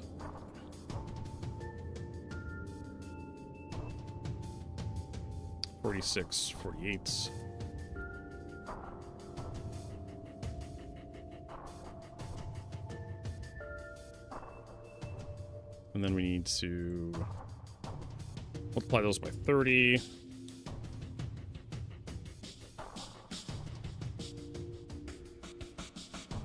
$49.11 times 30. It'd be 1473.3.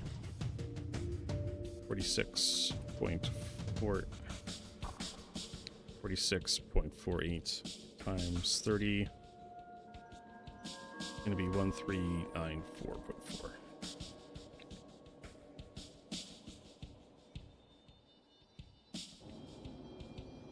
Yeah. I got sent to Klesher a month ago with Crimestat and Pyro. How the fuck does that work? Yeah, how does I don't even know.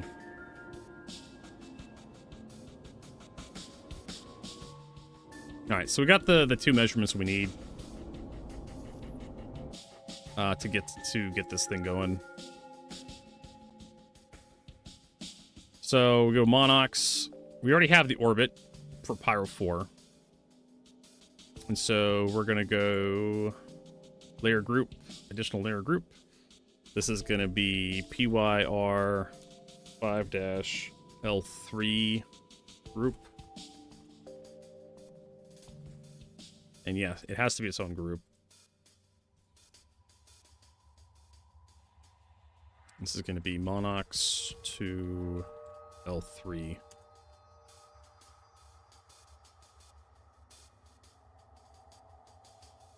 Oh, that's not a group. That's a layer. Nope. This is going to be a Pyro 5 layer group. This is going to be the PYR 5-L3 group.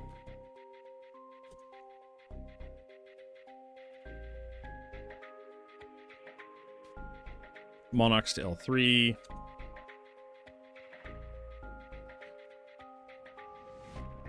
We need to grab that. Monarchs was what? 1473. I mean, I guess if you had like the bounty or something, I have no fucking idea. Maybe if someone had like what's that stupid like anti-piracy thing that doesn't really do anything anymore? The one where you're like you just get paid to kill pirates.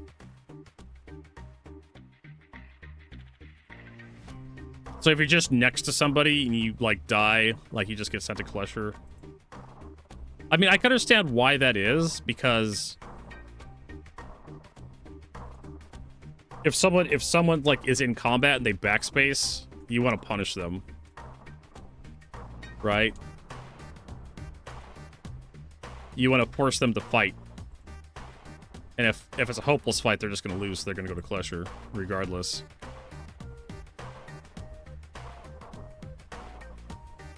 It's 1394. 1394. Okay, so we have the destination here. By 1, deletes. It said deletes. There we go. Alright. So it's somewhere in here. So kind of a rounding error. Let's see here. PYR 5-L3 MT. That's the point.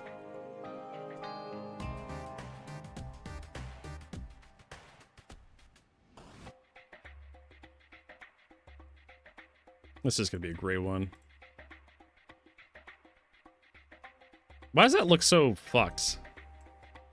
Should be a 10 by 10, right? It's not.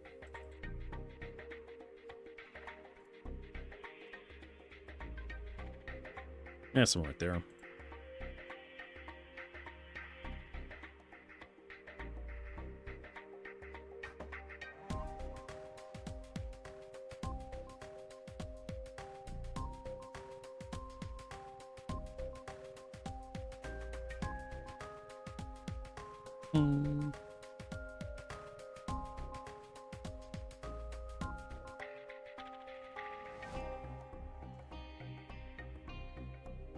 There we go. The map's basically finished.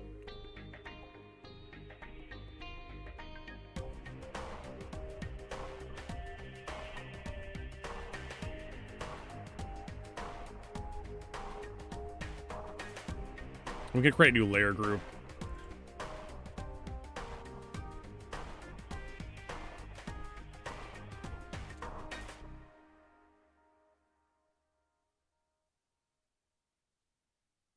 There we go. So we have like the finding layer group, and then we have like the actual. There you go. That's all the Lagrange points. That's everything. All the Lagrange points that matter, and then it's just adding like all the moons to like Pyro 4, Pyro 5.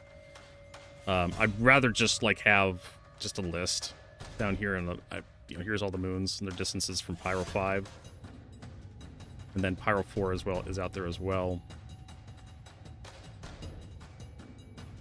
But yeah, you can clearly see all the yellow if you don't have any color blindness. Have you done Nixon Stanton? No. I've finished Stanton, believe it or not. But I need to, like, I probably want to increase the size of Scanton to 4K. There's still a few more things I can do with the Pyro map to make it a little bit more interesting. Like I said, Pyro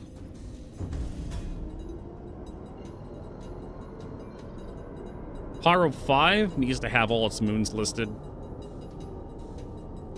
There's also at city checkmate. I'm gonna go drop this key card off.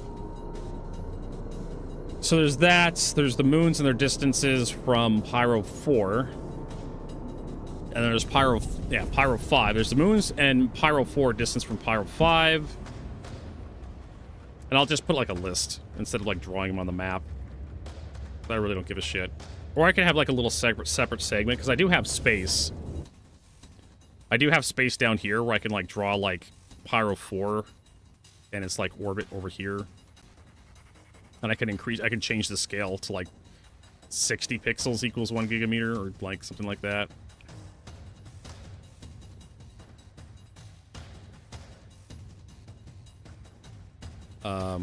But that's the thing I can do. And then, I don't know, like ground stations? Like I'd run out of space really quickly if I had to like write, like here's all the stuff that's on the ground at Pyro 4 or Pyro 5 and Pyro 4.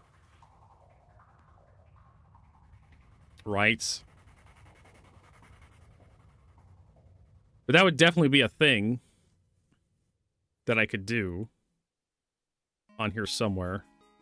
Use a really small font and you can zoom in and it's like, okay, so what's on Pyro 4? Here's all the list. Here's a list of all the shit. It would be a lot of stuff on the surface of Pyro 4 because CIG just, yeah, they can put a lot of stuff down on the surface of a planet.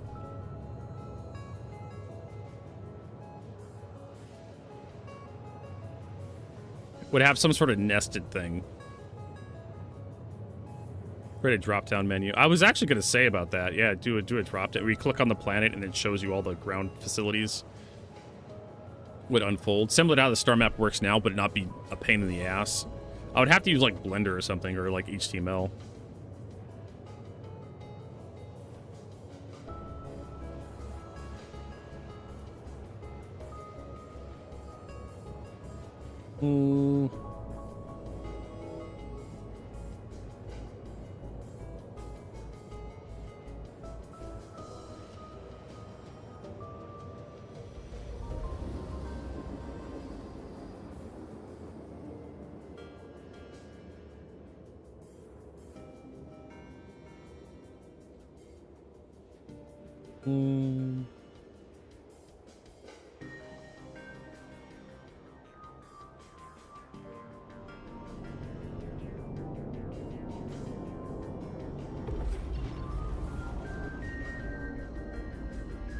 Alright, here we are, back in checkmate. Put this shit over here.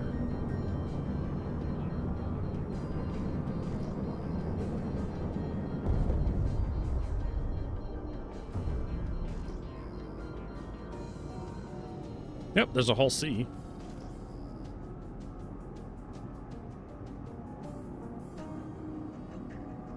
Easiest to vibe code. I know a little bit about HTML. But not enough. That's usually where like all Star Citizen projects go to die. Is like, oh, let's make a website.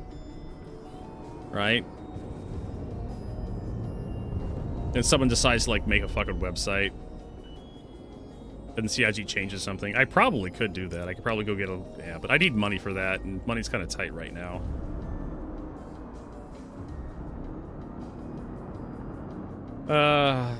It's a to-do. It's on the to-do list.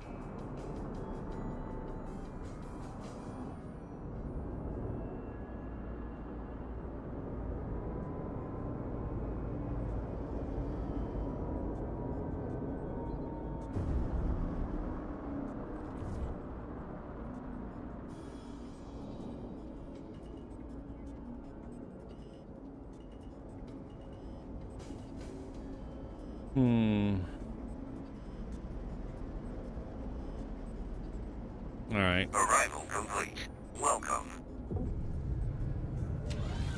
You don't know how to spell HTML? Do you know what HTML stands for? I do, because I learned years ago what it is. Hypertext Markup Language. We can go to the surface.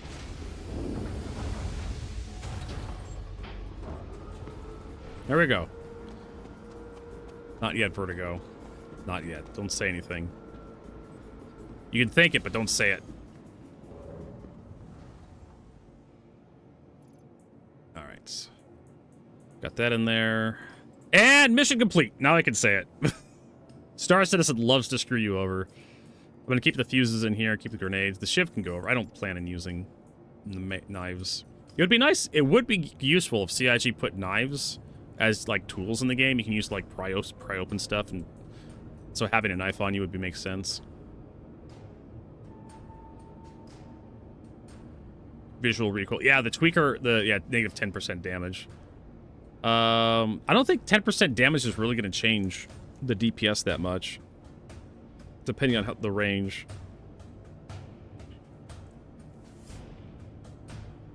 Like, we did that math yesterday. It was like 14 or 12, 13 or 14% damage to, like, increase the time to kill, or decrease the number of bullets it takes to kill somebody by 1. So 10% damage reduction may not be enough. Did we save this? I don't know. We'll save it again. Let's get rid of this AI slop.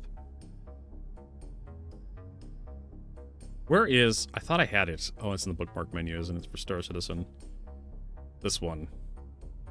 Let's do P4 assault rifle, P4 AR, rapid fire, barrel, cyan compensator Mark II. No change. No armor. Let's do heavy armor chest. 14. How about the tweaker comp? Takes 16. I don't know if this takes I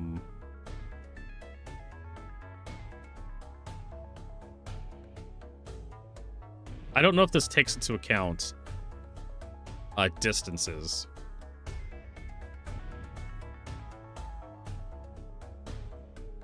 Scorch compensator. Do the compensators all negative 10% damage? Stark compensator. And let's look at the stoic suppressor. So the stoic suppressor has, the stoic suppressor has no damage reduction, and that's the thing. Suppressors should have a damage reduction because they reduce the velocity of the round, so they actually like are silent.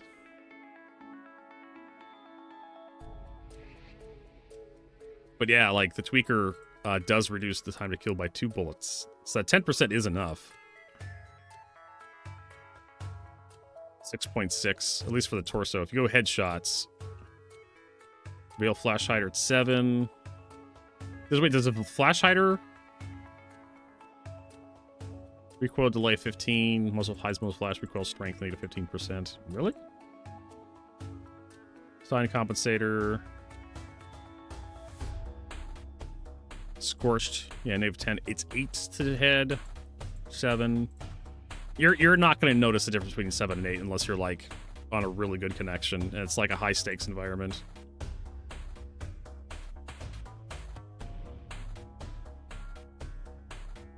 Minimum spread negative 25%. Well, this makes your first shot like far more accurate, I guess.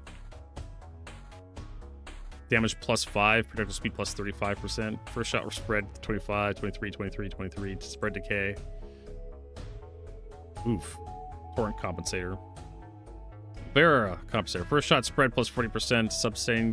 Sustained spread plus 40%. Max spread plus 40%. Spread decay 40%. Fire rate plus 6. I don't know if I care about that. Recovery plus 6% is nothing. Absolutely nothing. What's the P8 damage? Let's take a look here. None. I don't think it's assault rifle. P8AR rifle. The damage for the P8AR is 54 points of damage. So it's a 2-shot headshot. Let's take a look at the sign compensator. How about... Yeah, sound plus 20%, recoil to negative 30%. It's still 2 shots to the head. How about Scorch? 3 shots. I guess 10% is enough.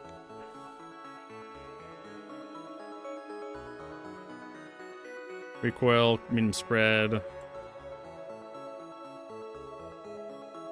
Torso is 5 shots to the chest with that. 4 shots to the chest with that.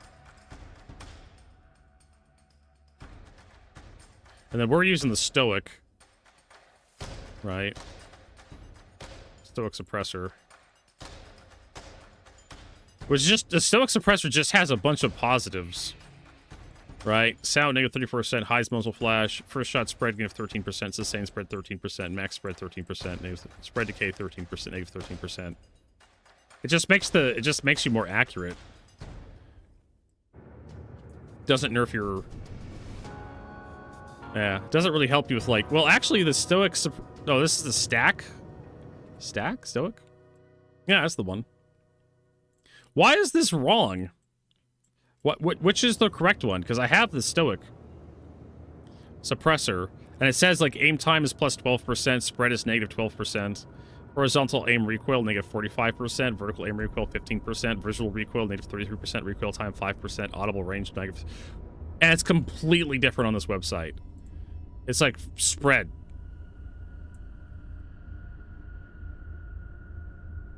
So I think this website may be wrong. Maybe it's different for the P4AR. Let's try that Karna. Yeah, it's the exact same thing. So something is off. Either the game is wrong or this website is wrong. And I'm more willing to believe that this website is wrong. If this website is wrong about this, what else is it wrong about?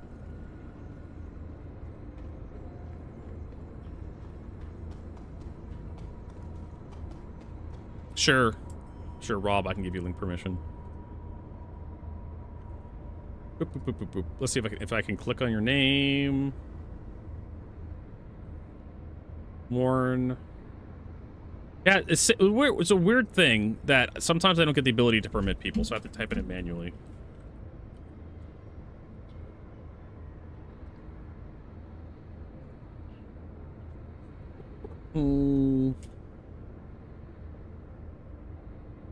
Is this a better version?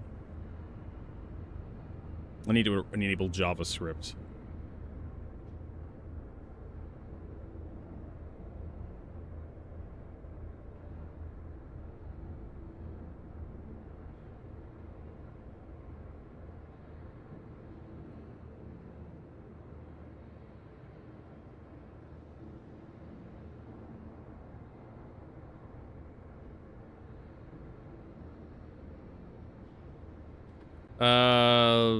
Sure. Select loadout, select sidearm. Data reporting.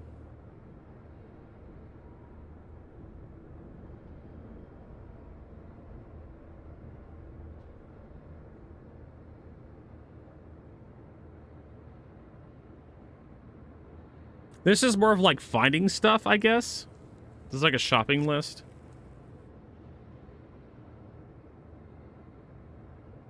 Yeah, this looks like Seastone.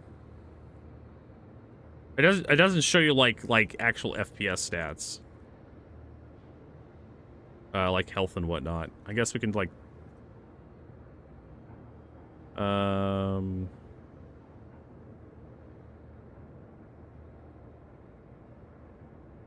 yeah, it shows like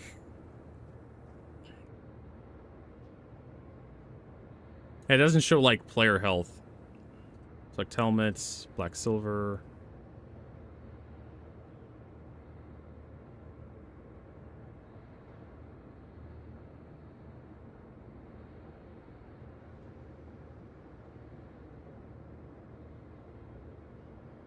It's kind of what I'm looking at here. It's just it's like Seastone, where it's like designed to find stuff. I was hoping for like FPS stats, but yeah, like you can build a, you know, Odyssey 2 undersuit sunsets, helmets, or Imperial like that, and then you gotta get a backpack, and it tells you kind of like everything. They'll tell you like your character's stats here on the right side. I really think they need to brighten up the text a little bit. Like don't get me wrong, dark mode's good, but you need to make the text a little bit stand out a little more. This is a little too dark. Max temperature, min temperature, radiation capacity, dissipation, weapon ports, ammo ports. There's nothing about like time to kill on here. It gives you a damage reduction. 0 to 40% depending on where you get hit. Having a ragdoll over here, having like a little like doll over here where it shows like your damage reduction based on like what you have equipped would be nice. Speed, sprint speed factor, that's nice. That's close to what we want, but not everything. But yeah, this just shows. Yeah. Subnastra, thanks for that follow. Appreciate it. That shows speeds, but right now I don't need to know how fast my character is. This is, like I said, I already have Seastone, and Seastone works great for figuring out where stuff is.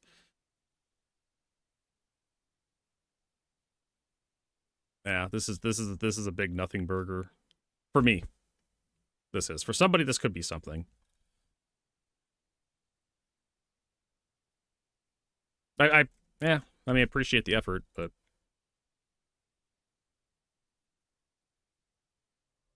I really would like to know like time to kill, bullet damage, player health, limb health, how the health system works.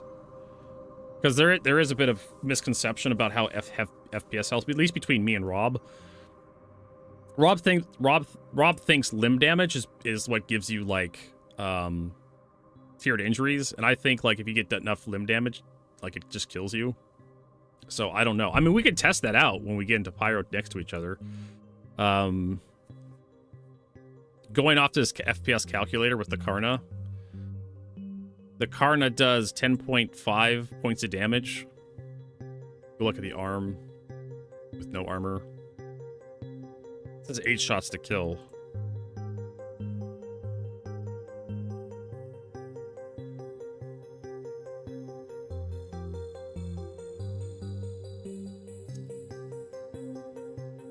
Yeah, it doesn't give. Didn't it give me at one point in time? Like the actual like hit points of each individual part, like head.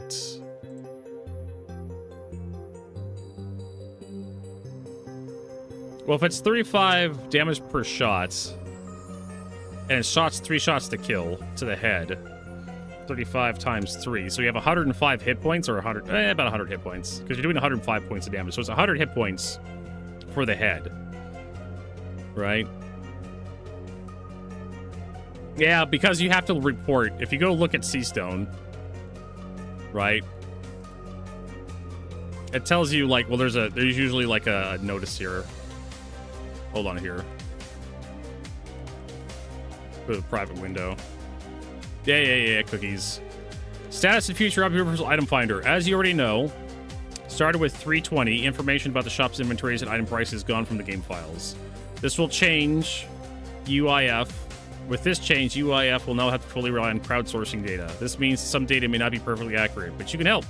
If you see errors or missing data, please log issues using the appropriate forms on our website. Let's keep this tool alive together. So it's all the information on Seastone. Oh, that was on the Google spreadsheet. Okay, that we had to pay money to access.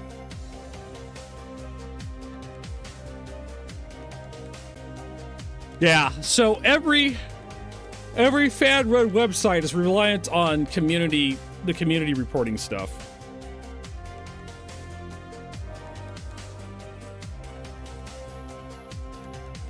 To figure out like how things work. So I discovered that the other day when I was using Seastone. And I knew this about Seastone for a while now, but I was looking up the Oxy cutter torch attachment. And Seastone says in a couple places in Stanton around Microtech, Mick 1, Mick 2, Astor's Clearing, Dunborough, Frostbite. I went to a whole bunch of places that Seastone told me that these Oxy cutter torch attachments located at, and I couldn't find it anywhere. So there's that.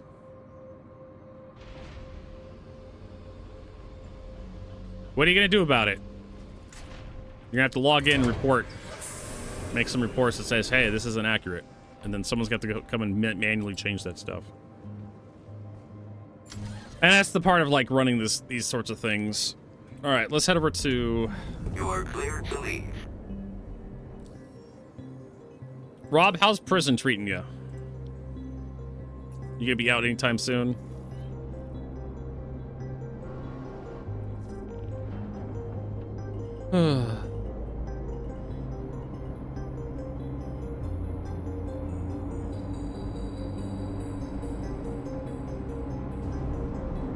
How's prison treating you, Rob?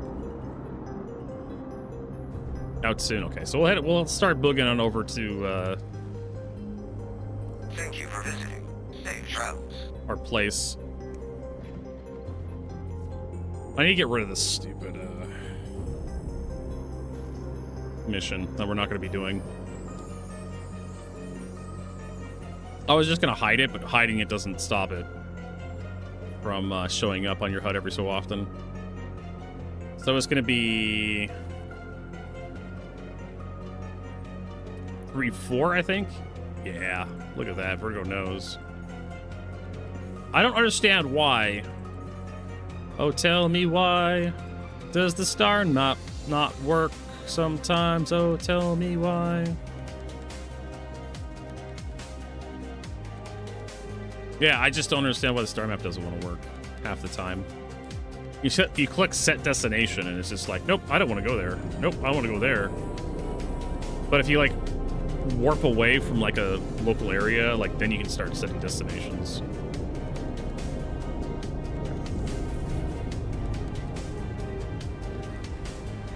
So awful.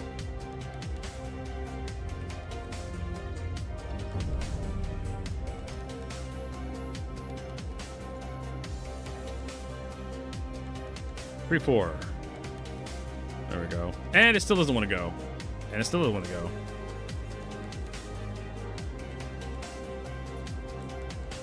Just work, god damn it.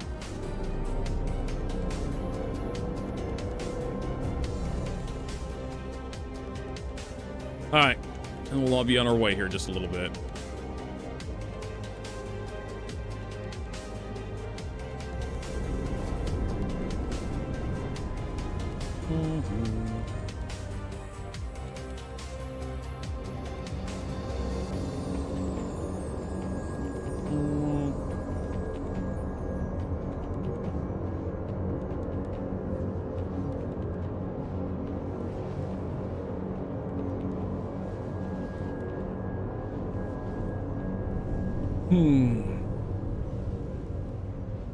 Out soon, right? All right, Robert Space. Let's see what people are complaining about. Actually, what do other people think about this video with Chris Roberts? I thought it was pretty okay. It was all right. Yeah, I mean, just nothing too crazy. Just Chris Roberts. Yeah.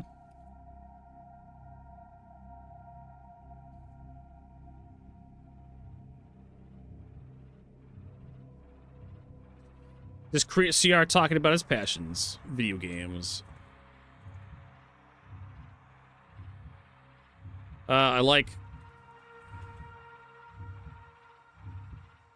how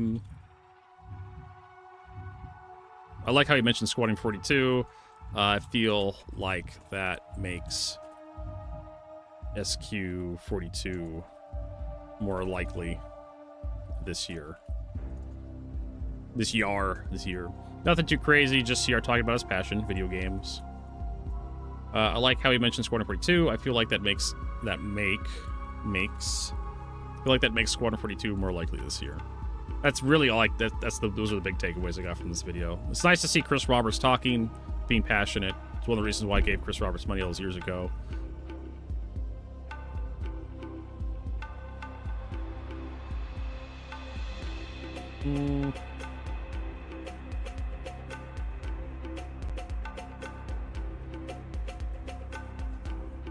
I saw 1 hour panel with Chris Roberts, Teddy Roberts, Tyler Wickens. A few YouTubers covered the panel. Gotta watch it myself later on. Okay.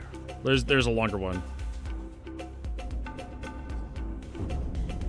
Okay, so this is... No, we're not Deadly and Daughters.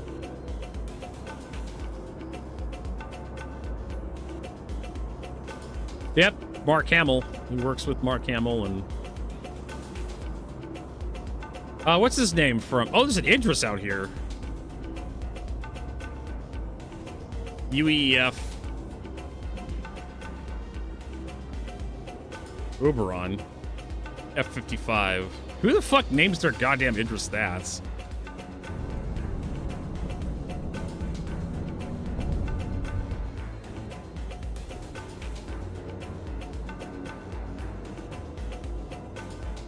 This guy.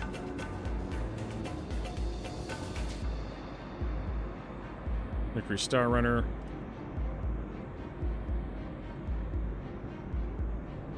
I mean, he's looks like he's in nav mode, so I don't think he'd be able to hit me with a railgun shot.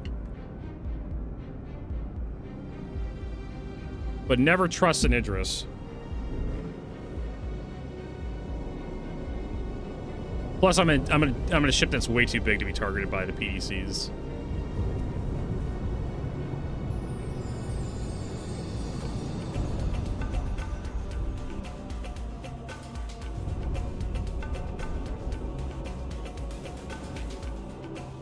All right, let's scan it down.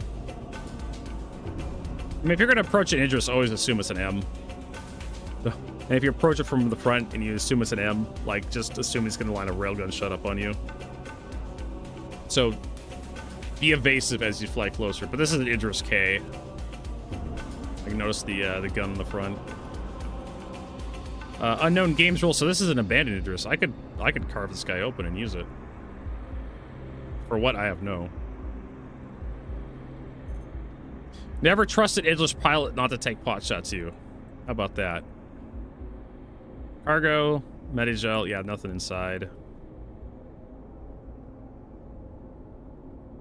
Torrent, Exodus 10. He's actually changed some of the, looks like he's changed some of the turrets.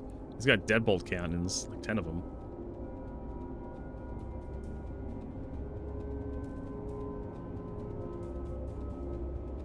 No, nothing else too crazy. There's nothing in the cargo, there's nothing in the thing. So I don't think deadbolt turrets come default on this thing. For some, there we go, I can zoom in now. He's got Omni Skies on there.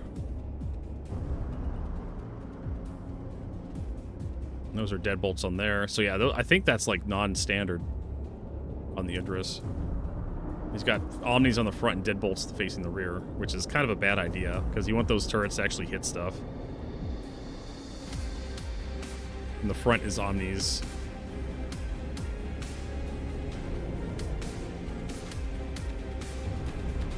I don't think there's anything I really want to do with the Idris. I know people with Idrises if I want one.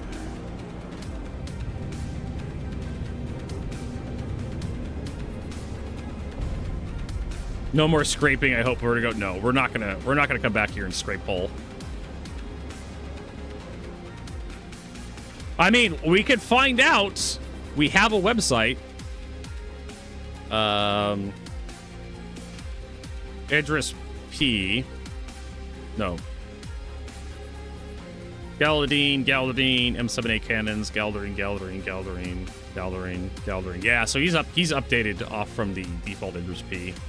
Deadbolts and Revenant. Except for the little point defense turrets, which are the Revenant Gatlings. He left those standard.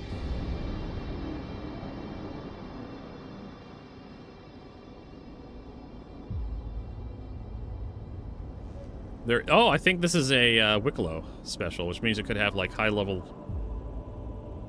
coolers on it.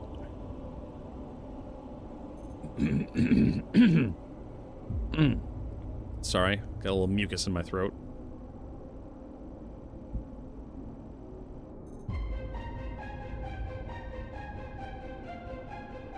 Boreal, Excelsior, Rester, Ultraflux, XL1. I'm not quite sure about the Ultraflux. I thought this was like a, that XL1's definitely worth. Okay, so this is not the Wicklow special. It looked like it from underneath. It's just got a different paint scheme on it. Alright. So let's get that XL1. Swing our wing over the back.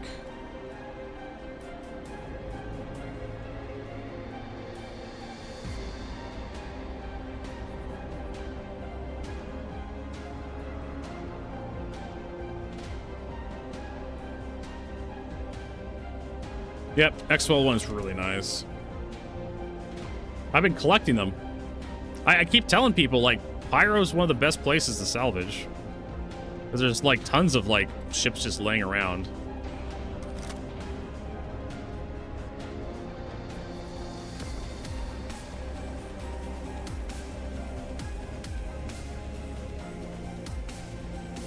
We'll just open the thing. I don't think I care for, like, the other stuff.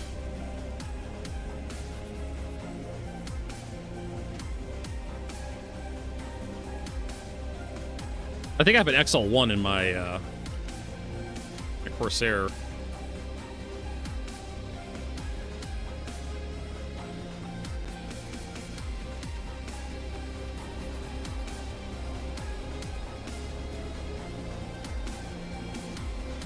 Okay.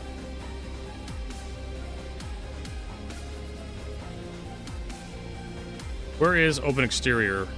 Maybe it's here.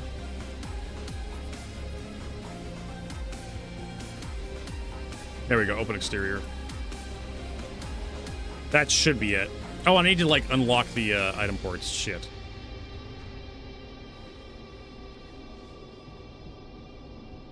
Yeah, that did it.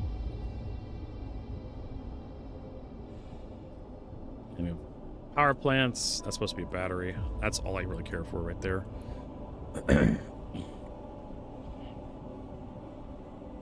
Got a cup of water here.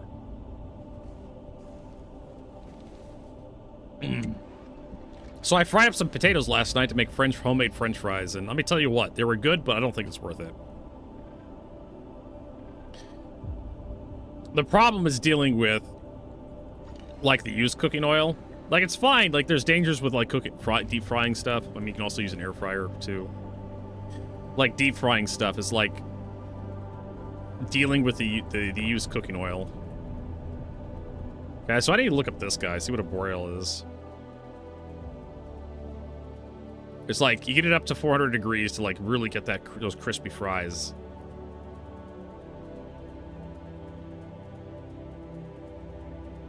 Systems, coolers. Can I search? Oh, it's D. Fuck you, it's a D grade. I was like, that's why. I know a full stop is like a C grade, I want to say.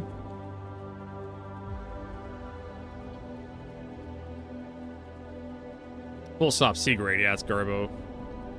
And then we have the Ultraflux, which I can't remember what grade that is. I think the Ultraflux is actually pretty decent.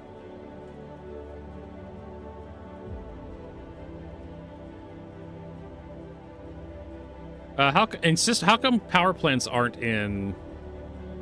Why are they in propulsion? B grade. It's okay. I mean, I can take it. If you need a size 2 B grade.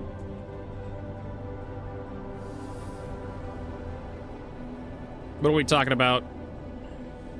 Yeah, the fry oil. Like, getting it up, getting it hot, that's kind of dangerous to cook with. And then cooking with it, kind of dangerous. You know, catch your house on fire and shit like that. Burn yourself really badly. And then you have to, like, deal with it after you're done cooking. What I do is I usually just put it in a glass jar and just let it cool off and then use it again later. Because once you get cooking oil really hot, like, it's basically just it pasteurizes it. It's disinfected.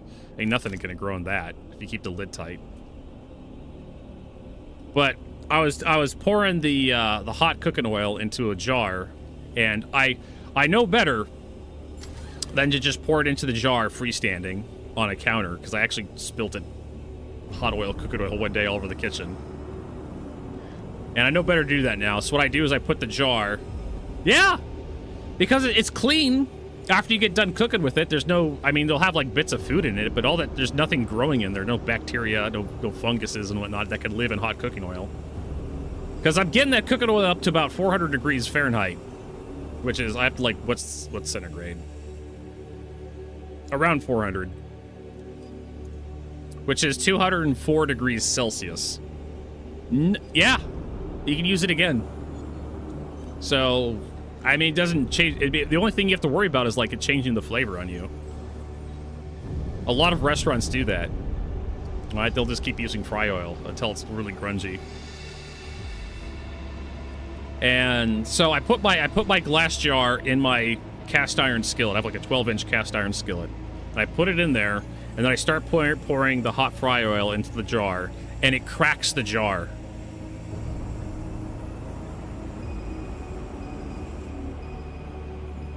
Right? The jar cracks because of the what you call it? the thermal shock. And I was like, thank God I put that jar in the fucking pan.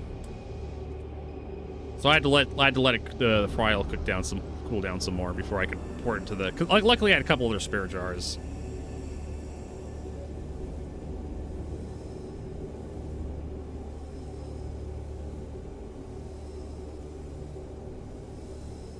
Luckily, I had 2 other spare jars, and I just let the oil cool down a little bit more to put it away. And restaurants change daily. That is an amazing joke, Gezu. You have no idea how funny that joke is. Restaurants change their fry oil daily. No, they don't. Let's see what we got here. Yellow jacket, turret. Thunderbolt, surveyor, self-destruct, coverall. Coveralls are garbage. And it looks like someone's actually gone through here and looted this ship. The Thunderbolt missiles are left. There's like 1 left. Yeah.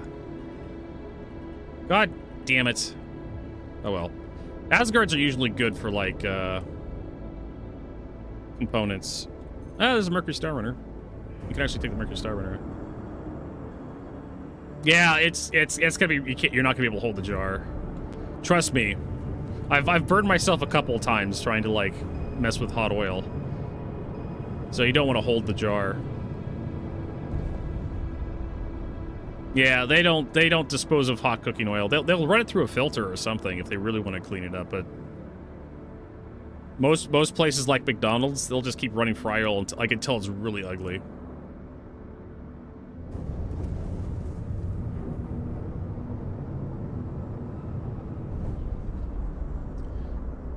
And there's that.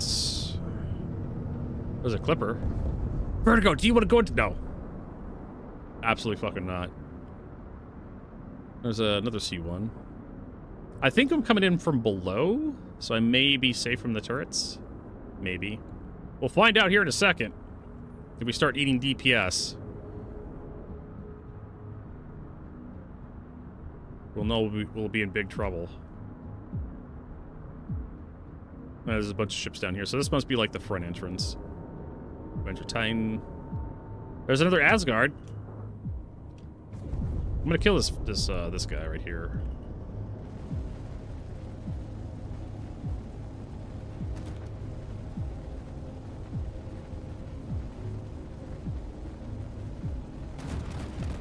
There we go. All right. So what's this Asgard all about?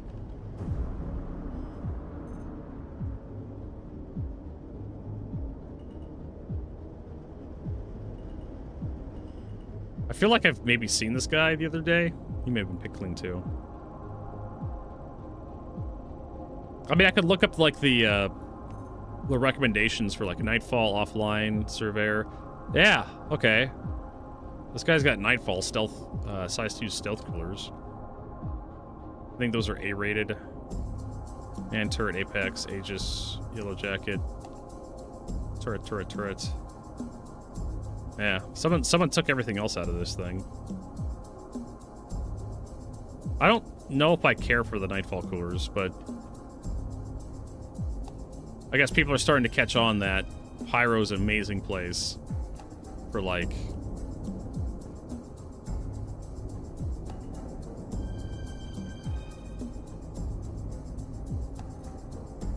for salvage. Yeah, we can just park it here and just float in. I love the Pisces placement.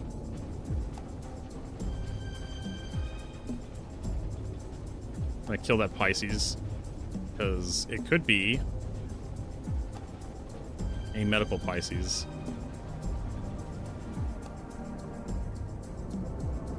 Let's see here. We're gonna open up a new private window. Let's see, Washington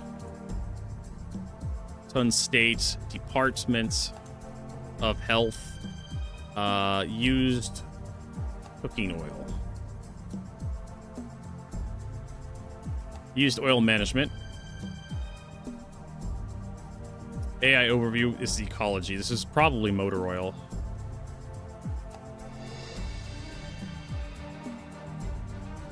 Basically used to do oil in Washington states. Yeah, this is like motor oil. Hazardous waste and toxic reduction program. Used oil gallons generates collection center aggression points, transfer facilities, ADA accessibility. Here's a map of all the counties in Washington state. Basics. Control F cooking. Nope, no cooking oil in there. That's just like industrial oils. How to dispose of cooking oil in Washington state. Residents could dispose of fat, grease, garbage can. In their garbage can, use cooking oil to be recycled into biodiesel.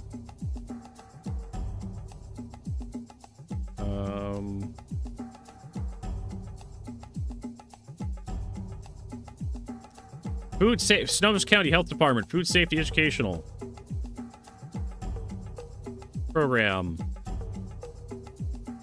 Foodborne illnesses. Code changes. Inspection report. Chicken food list. Inspection reports. Food illness logs. Pet dogs on premises. Refueling customers' own containers. Vomiting diarrhea cleanup plan. Cooking cold holding with ice. Food safety temperature, fruit, vegetables, ice bath, parasite destruction documentation. Reheating for hot holding, safe cooking temperatures, shallow pan cooking methods, thawing frozen foods. So you think keep fat oils and grease from clogging drains. Partially cooked fish consumer advisory. That would be like sushi, right?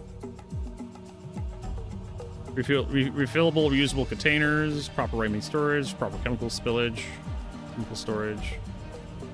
Vomiting, diarrhea, cleanup guidelines, service animals, newsletters. I don't see anything about cooking oil, right?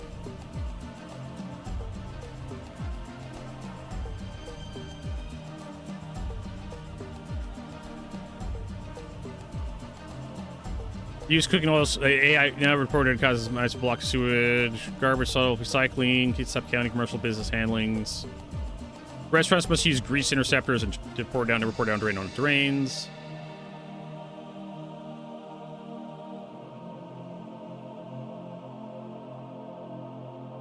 Yes. Fats, grease, and options restriction in King County. Food in the garbage can. Use cooking oil to recycle to biodiesel.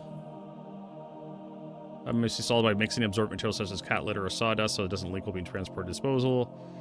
In-sink disposals should be used for certain types of food waste and liquids for food preparation. Conserve water.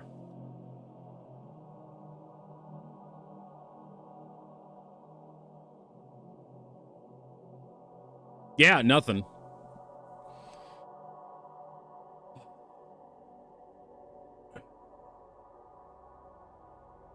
Total polar materials generally must be replaced when TP levels reach 24 to 27%.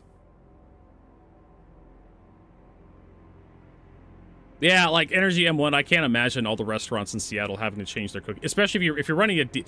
There's 4,700 restaurants. Not all of them have a deep fryer, right?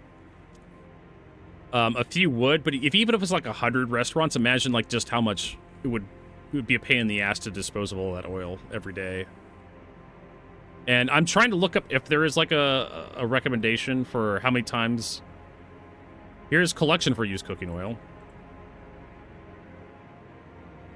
Collection tanks. Used cook oil putters. Okay, Washington State. How many times can you reuse cooking oil before it goes bad? Let's Google that.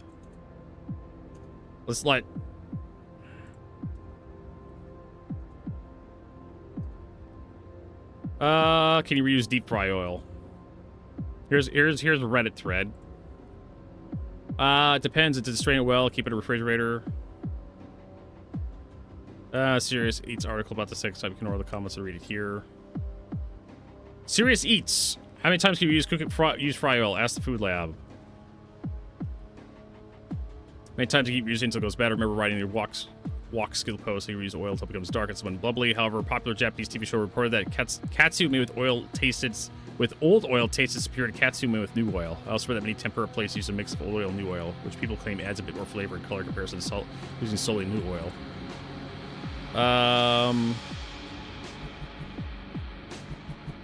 Whenever I post a recipe that involves deep frying, I receive a string of emails and comments asking me what I do with all the leftover oil after you fried something. It's a good question. Nobody wants to throw out $10 worth of expensive peanut oil just to make a single batch of French fries.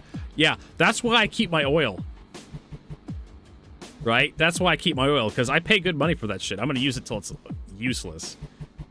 There's some good news and some bad news. The more good news again, in that order. Good news, you don't have to throw out used oil. Often you can reuse it many more times. Bad news, there's no hard or fast rule how many times you can reuse oil. Distrust any source that gives you firm answer and multiple times you can reuse oil.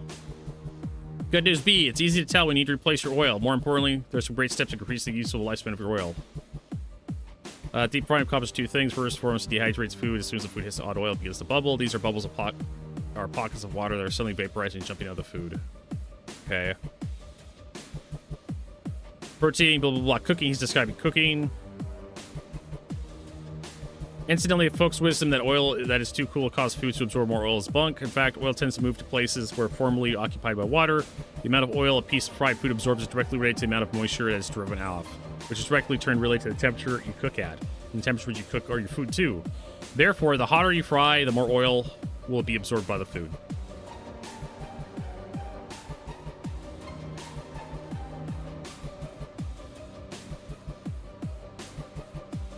What about freshness? Does fresh oil affect the ability to fry? So how? Oil freshness is largely affected by hydrophobic nature. We all know that oil and water don't mix. This is one of the reasons why deep frying works so effectively. You can submerge a piece of food in a pot of hot oil, and not much oil will get absorbed, at least, not until you get enough moisture as driven out of the food.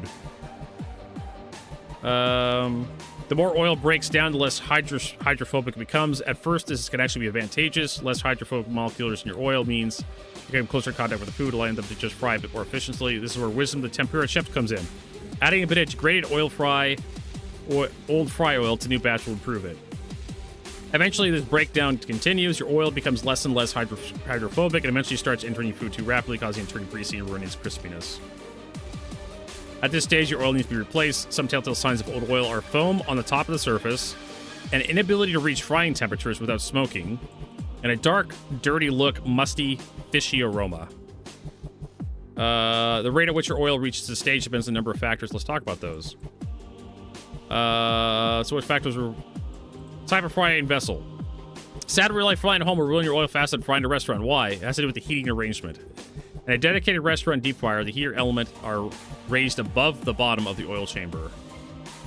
This creates a pocket of relatively cool oil at the very bottom. Underneath the heating element, as small bits of debris fall off, the food begins to fry. They sink to the bottom of the chamber where they rest underneath the heating elements.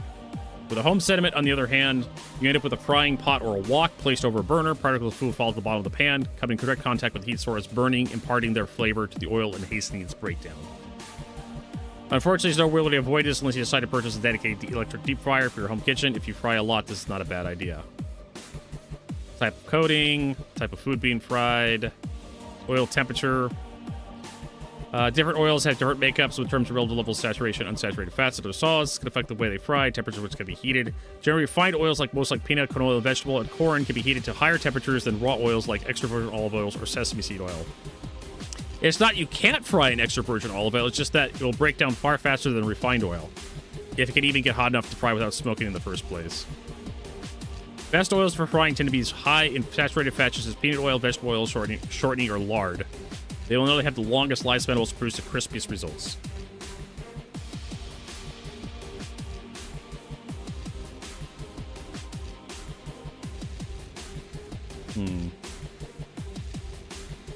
Oil can break down even without energy if a burner underneath it. Its largest enemy, humidity, light, and heat. That's why I keep it in a closed cupboard in a cool area.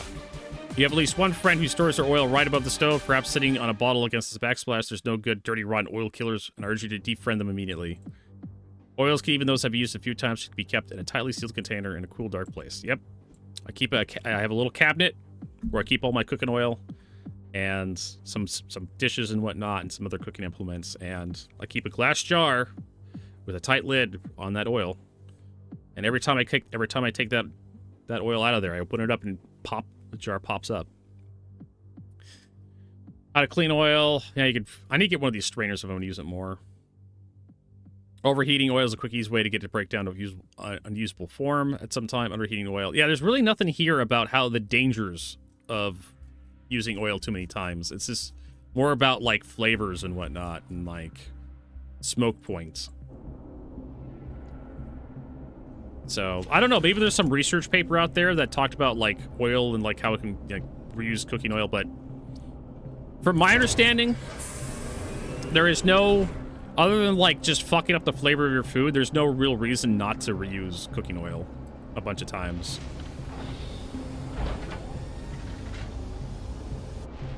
All right, let's go to the mess hall.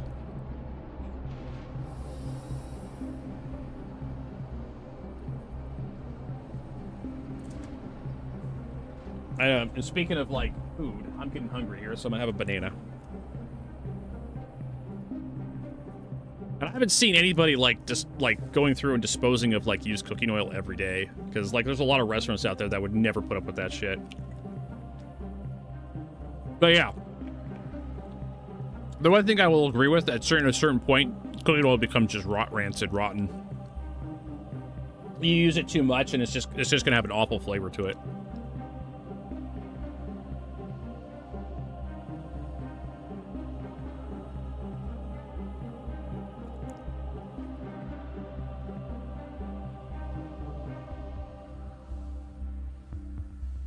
All right, we're close to something here. Need to figure. Okay, so I know where I am now. I know this landing pad.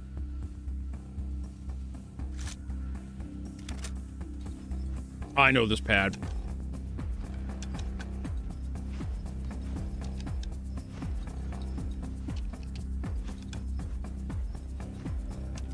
But yeah, I'll fry up like a thing of potatoes, then save the oil for to use again.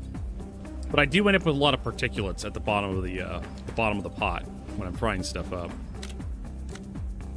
And that does obviously kind of darken the oil a bit, which would eventually fuck the flavor. But like I said, the oil you use is absorbed into the food which you eat, and then comes out the other end. Let's put it politely, right? So eventually you're going to dispose of it anyways. And then I just add more new oil over time to the jar. Or not to the jar. Oh, someone's in here. Someone's here. Oh, someone's come in. All right, Rob. Time to die.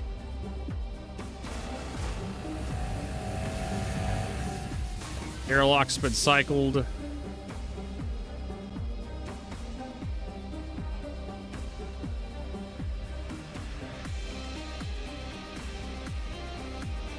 I just heard the snap of something coming out of Quantum.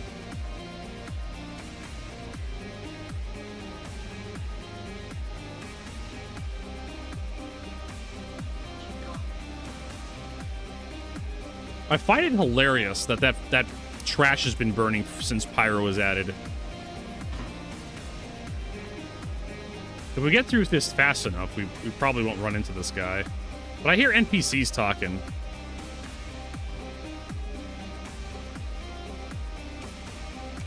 Dead boy.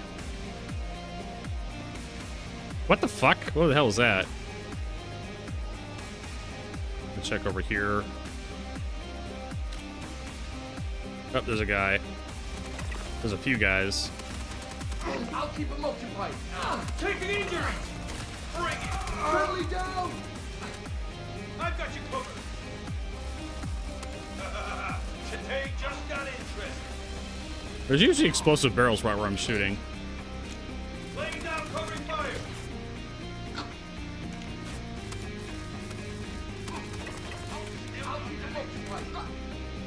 All right, so I'm more comfortable that there's no players in here, or if there is, they're like much deeper. I've got you. Bring it. Someone wants to tussle. They're much deeper in the facility. Go ahead! Laying down covering fire.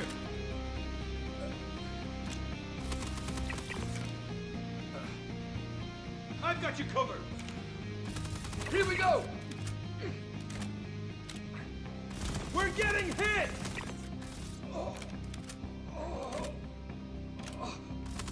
Someone wants to tussle. All right. No, the guy that came out of Quantum, it's gonna take him a few minutes to get to me, so I'm probably okay to repool.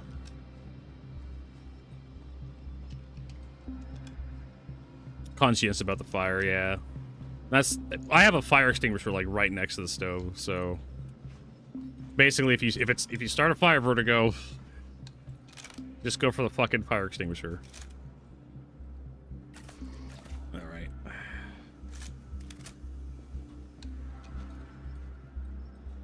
Top. We should have. Fuck, I want to get inside sooner rather than later. Like I said, we got that guy coming in.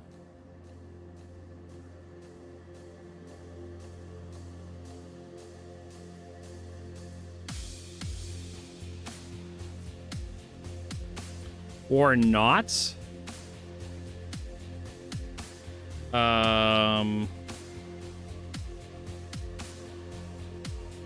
Yeah, I like how my inventory is now just bunk. Cool. All right, whatever. This is gonna be a thing today. My inventory is broken.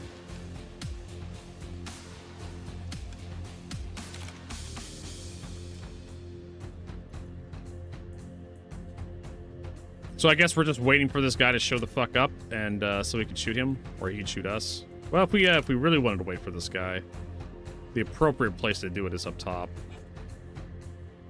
like up here somewhere.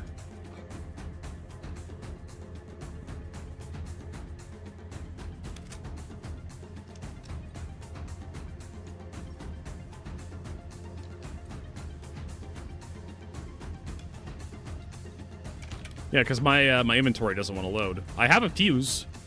I would not be put into this situation if this fucking inventory screen worked. But Star Citizen has decided to screw me over. Now I'm like forced into a situation that I do not want to be in.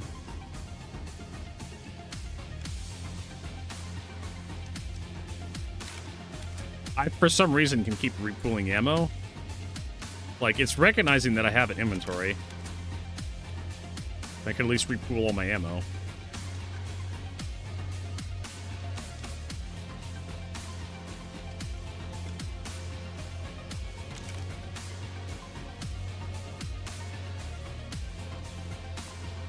I can maybe go get that fuse, but it doesn't matter. Like, I can't...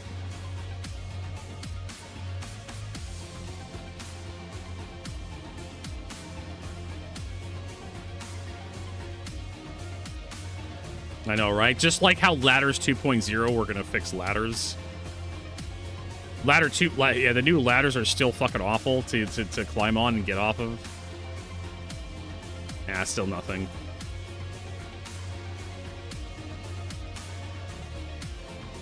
I can go hang out over here. Yeah, I don't have, like...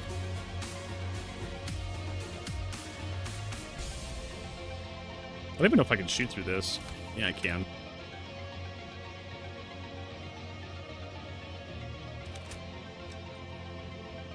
I probably have that repooling sound effect. Yeah, it's just... Oh, oh!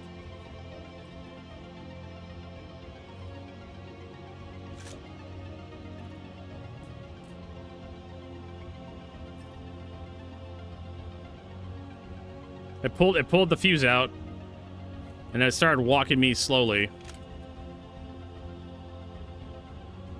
to the thing.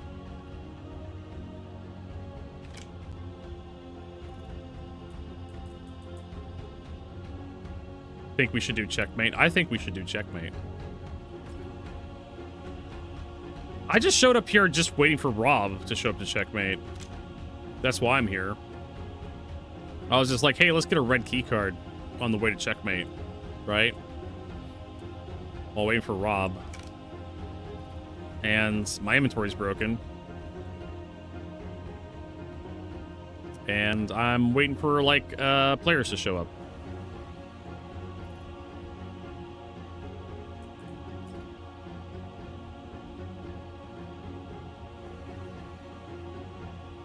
No, we're no, it's checkmate. I'm at the red keycard station towards Ruin. Was it 3-4? PYAM supervisor 3-4.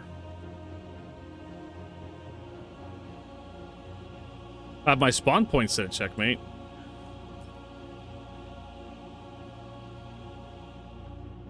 I mean, the plan was Ruin, right?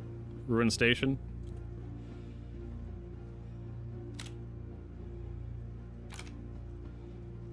Should probably check to see if there's anyone in this way. Yeah, there's a fuse in there. Maybe my inventory broke because I took a whole bunch of fuses that I shouldn't.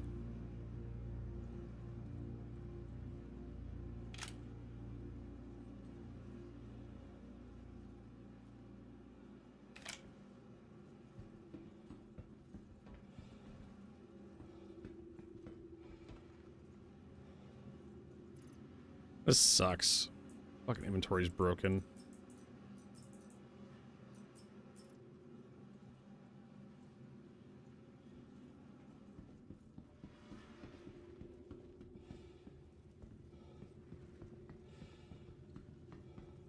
You can't win, Anakin. I have the high ground.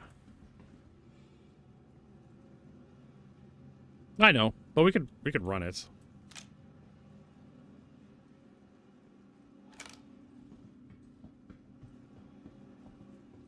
We do need more.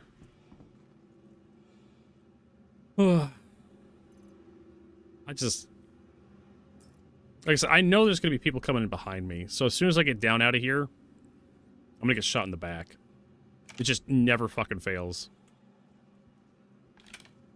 Never ever fails.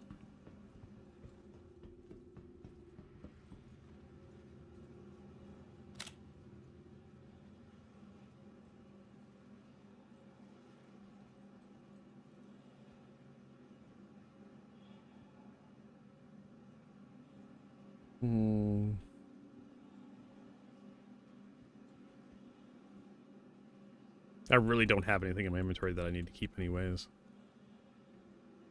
5th try at Pyro Gateway. Good luck. Good fucking luck.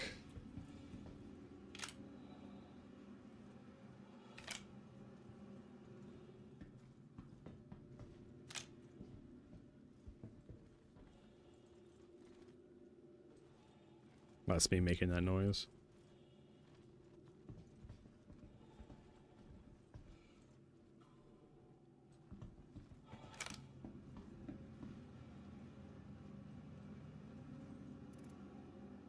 Gonna and give me my inventory here in a little bit. I think it was me picking up all those stupid fuses on the ground that broke my inventory.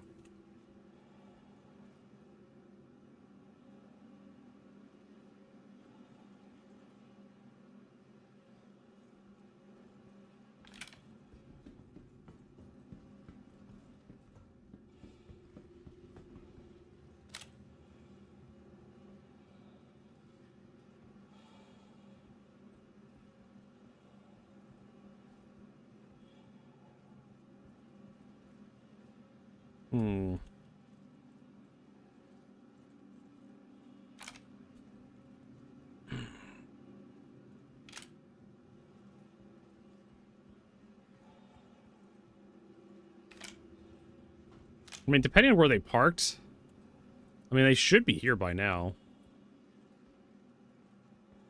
In theory, unless they're, like, exploring, like, the Idris.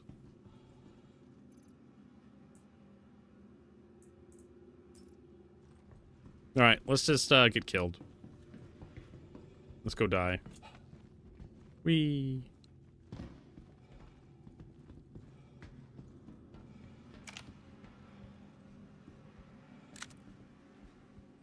I love how I can't see all the way down this hallway because render distances are a thing.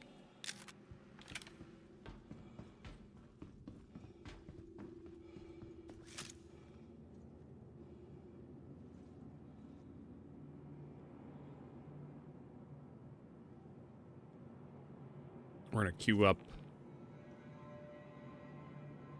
the thing here. Hey, at least we get to watch the guy who's going to kill us come around the corner. It's going to take a few minutes for the fuse to get out so we can put it in.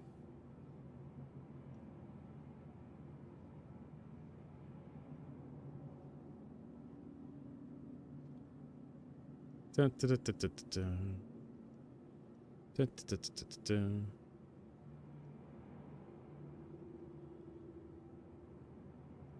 It took like 60 seconds for the fuse to pop out of my inventory when I went up top.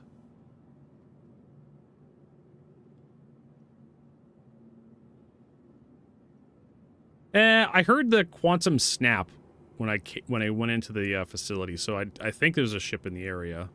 And what's there to do at this supervisor station but get this red key card? So they must be coming in, right? There has to be someone coming in behind me at some point. Minutes, right?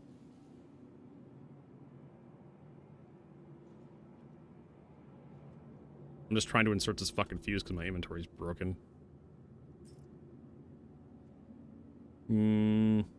Could be. I'm just going to assume player, not I will never assume a quantum snap's going to be an NPC. I'm always going to assume it's a player. Maybe if I loot something from a box or something, it'll fix my inventory. I think I have to, like, respawn to fix this. Yeah, now both are fucked. And if I pull out my gun, it's just gonna, like, pull the gun out and the fuse and shit. It's fucking stupid.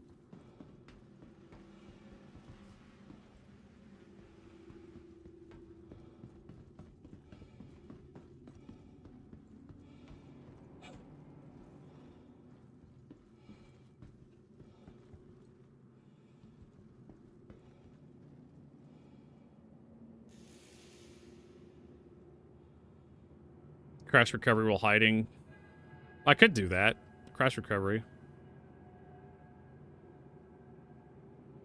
We can try. There is a spot over here you can, like, hide in that almost nobody goes to. Lost one. Guess we're fighting. Hey, NPCs respawned. I'll keep them occupied. Yeah, right here.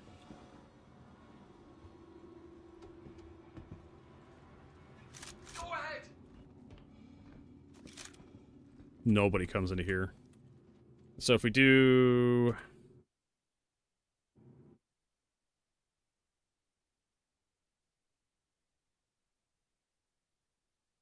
There we go.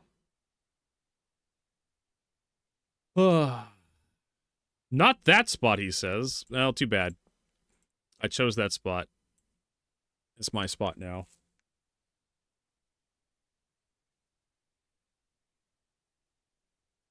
What else do we got?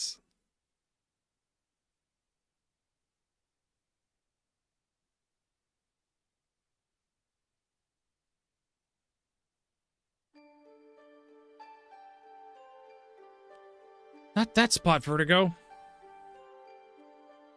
Oh, no, not the trams.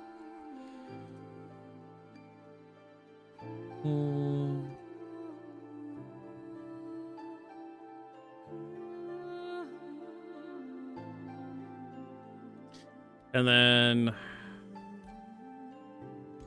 Wait a minute. There we go. Join friend. Currently position 23.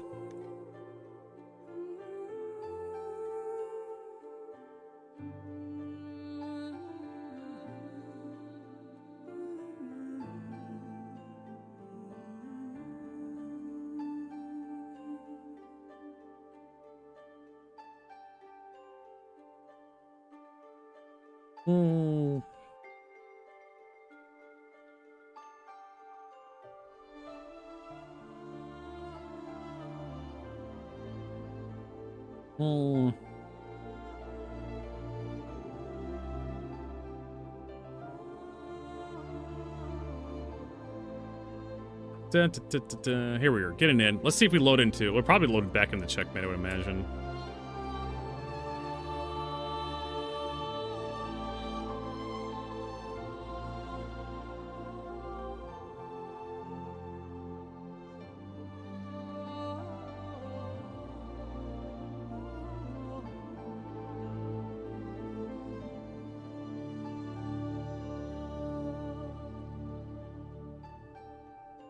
Hmm.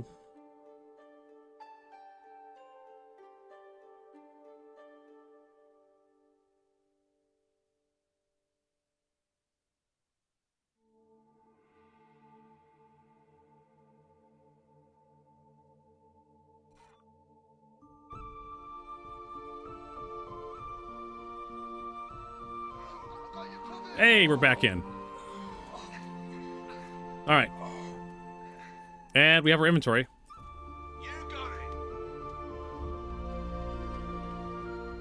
So I don't, Rob, why were you like super upset with this location? Like there's a ladder you can climb out of. Right?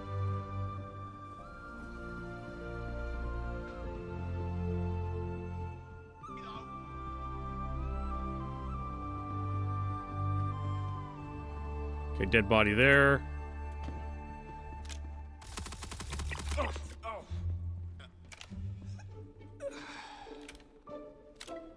I'll keep them occupied. I'll cover you. Here we go. Cover you.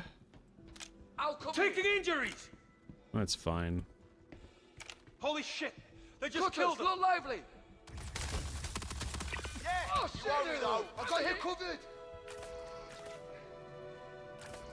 Laying down, covering It fire. broke that spot? Okay. Well. We're fine. Go, I got your back. I've got you covered. Go ahead and insert the fuse.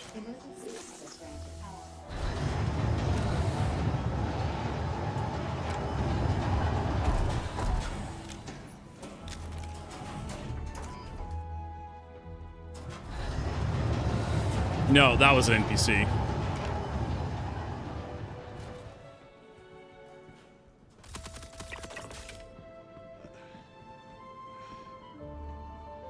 I could tell by the way it was moving. That was an NPC.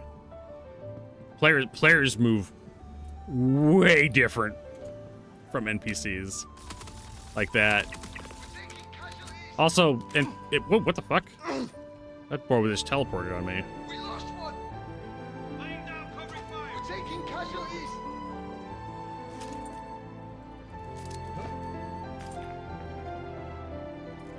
Someone just got blasted.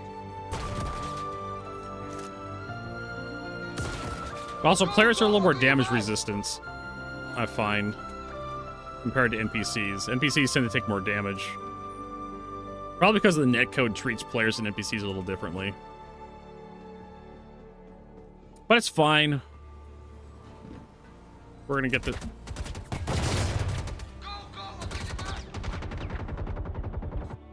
That was a player. That was a fucking player right there. That motherfucker. I should have thrown a grenade down there. The one time I didn't.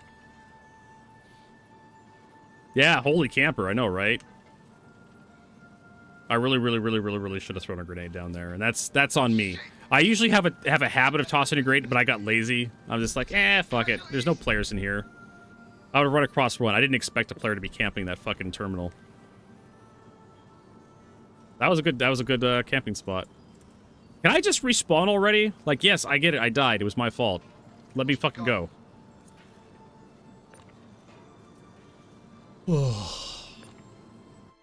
Thank you, game. I'm just gonna tab out. Go read the interview with Chris Roberts. Have you seen Kira talk about Squadron Stars? I wish she was making more appearances. Why? Shut the fuck up. Just watch some of the older and pretend they're new. Where they talked about 1,000, 2,000 players. We already have issue with 600 players. How are the servers going to be... How are the servers and infrastructure in the game going to handle 2K players? I mean... Landing spots can get from 20 to 40 minute queues when it's really bad. You need to fix before they add more players. Desync is really going to be bad during combat. Yeah. I, too, wonder how CIG is going to do that.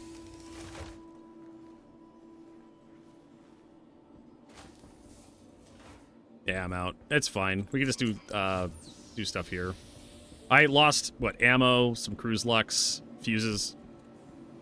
Nothing too crazy.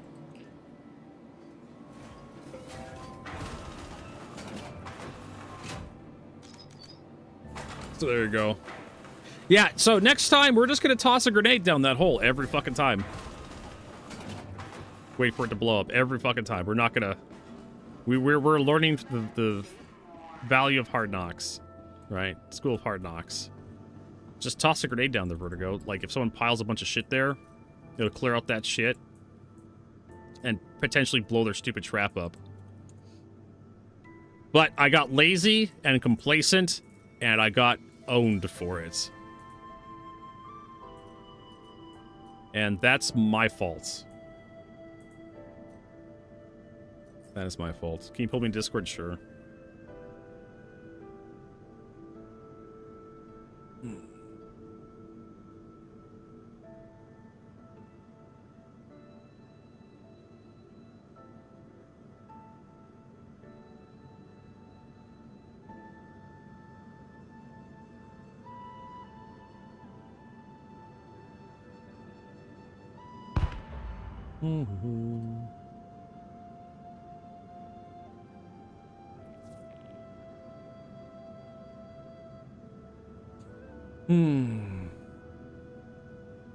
Nah, like I said, that should have been part of my routine, is tossing a grenade in there. I could blame it on other people, but it's just me getting lazy, not tossing a grenade when I should have. One grenade in that fucking hole. One grenade in that hole would have dismantled that guy's booby trap. Maybe I would have had a chance if I dropped down there after tossing that grenade. Maybe. Probably not. I probably still would have died because my KD ratio in Star Citizen is fucking abysmal. But that guy was prepped. He was prepped and ready to go for a while too. I am amazed about how much camping they can go on in some games. People just like get the campfire out, the bedroll, the guitar, start singing Kumbaya.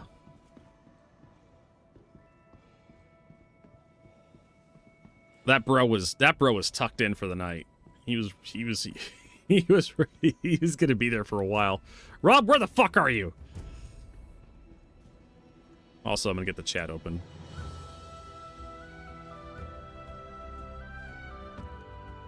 Party chat. There we go.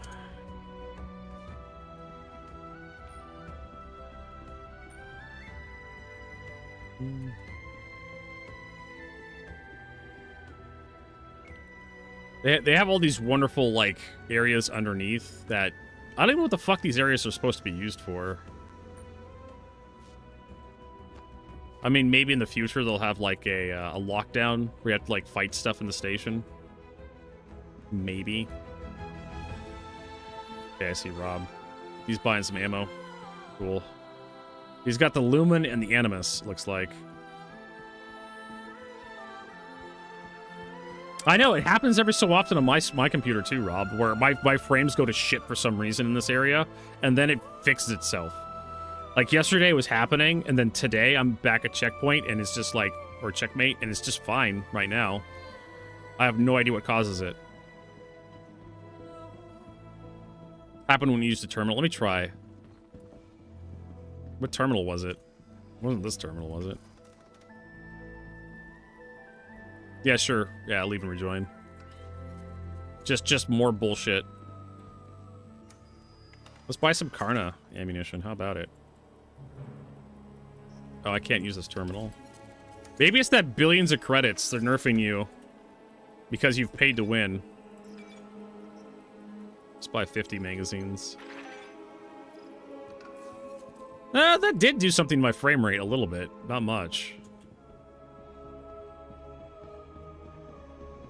It could be your billion credits, your 1.2 billion credits or some horse shit. Usually you don't have a problem until you hit like a trillion, where whatever the integer overflow for like 64-bit is.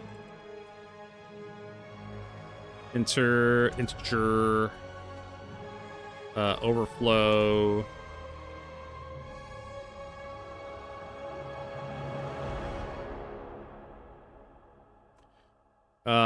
32-bit. What's the 32-bit integer overflow?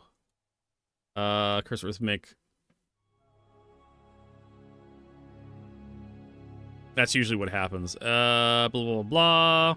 For 32-bit, it's 4 million. Yeah, it's not going to be 4 million. It's going to be in the trillions for 64-bit.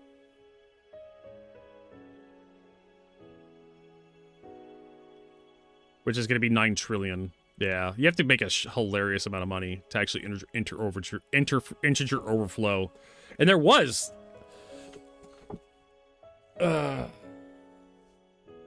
there was a point in Star Citizen when people were hitting the 64-bit integer overflow with their credits. Which was like, what is this? Thousands, millions, billions, 10 billions. Oh, wait a minute. Yeah. Trillions. What comes after trillions? Quadrillions? Dodecadillions? I can't fucking remember what the next one is. That's well over 9 trillion. But people were hitting that number. Because a long time ago, very early on in Star Citizen, there was a way to dupe money. Like, with the beacons. When they added the rescue beacons and the combat beacons for other players to set out. You'd be able to set out your beacon with all the money you had for a rescue or something. And then the game would take all the money from you, but then it would give it back to you. And then you can cancel the beacon and get all your money back again. So basically, you'd basically be able to just keep doubling your money every few minutes.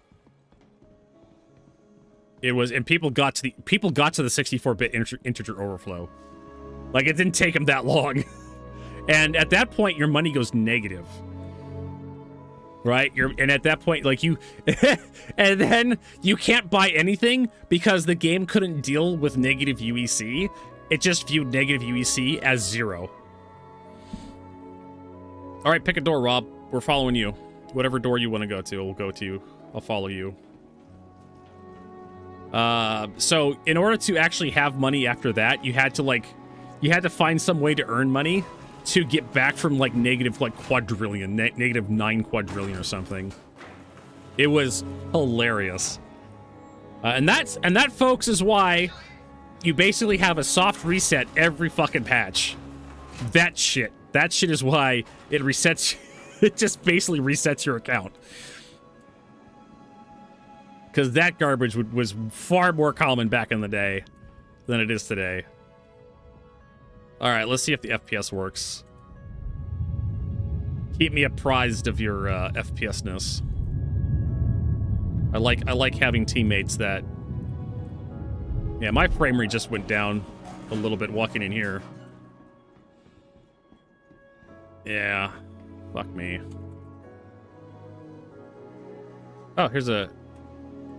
Alright, so I don't have any fuses. Hopefully, Rob, did you bring fuses? Because I didn't. Oh, there's a bunch of dudes down here that are cowering. There should be a fuse vendor. Yeah, fuse... Okay. I'm not gonna... shove Rob around too much. I think we're good here. I think we're alone. I'm gonna shut this thing. Oh, there's another fuse up here. Here, grenades. There's people inside. Yeah, I got this fuse. You want to get it, or do you want me to get it?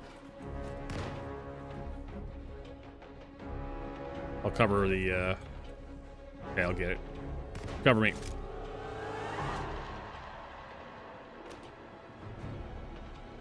Door opening.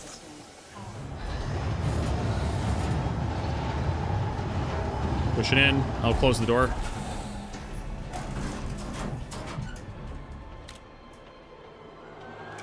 I swear I pushed the button. There you go. Now it goes. I swear to God, I pushed that button. I had to push it like 3 times. All right, I'm gonna get this other fuse. But first, we're gonna check this area before we grab. Oh, it's dogs. There, I had to kill a few. I didn't bring a red key card with me, unfortunately, so. Totally forgot to. Alright, so what do we got in here? Oh, there's a player, I think. No, that's an NPC. Killed him.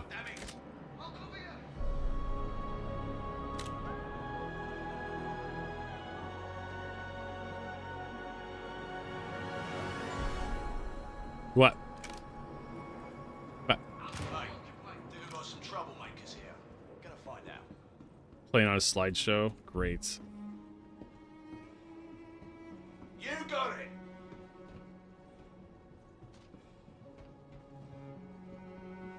Checking the red door up here. You got it!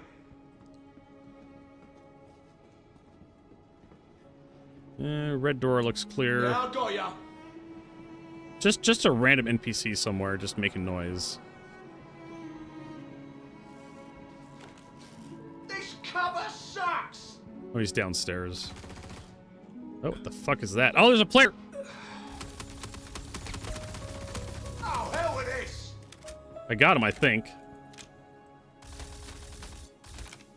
He was up on top in the rafters. He dropped down in front of me. I don't know if he's alone. You're shooting at something. I don't know what you're shooting at. Yeah, you owe me though. Dead body, okay.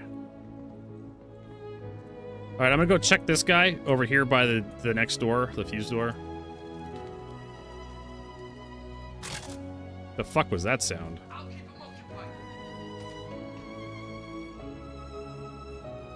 Hey, who messed with my gun? I'm gonna check this player. I think it was... Which guy was it? This guy right here. Look at butts! Look at the butts to loot. He had a bunch of fuses, ammo. I'll take it, everything. And that was it. I hear gunfire. I'm behind you, Rob. I see guy. I think I got him. Yeah, I got him. Execute him. Execute. And make sure there's no one else here before we revive Rob. Okay, let's get Rob up. It won't fire for some reason. You know, Rob, I like it when Star Citizen works, but this is frustrating. How about Medben? Are you dead, Rod? I think Rod's dead. Because I got nothing. Can't revive him. Okay, he fully got you. Oh. I guess I'll just hang out here and wait for Rob to show up. I can just hide in the vents.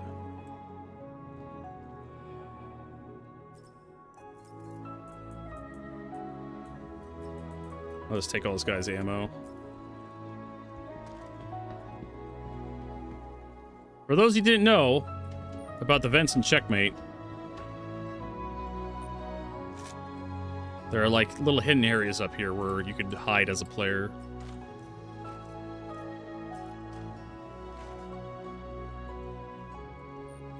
Other than quit to like Windows or something. It's a dead body. Would be my advice. Nope, there's another player in here.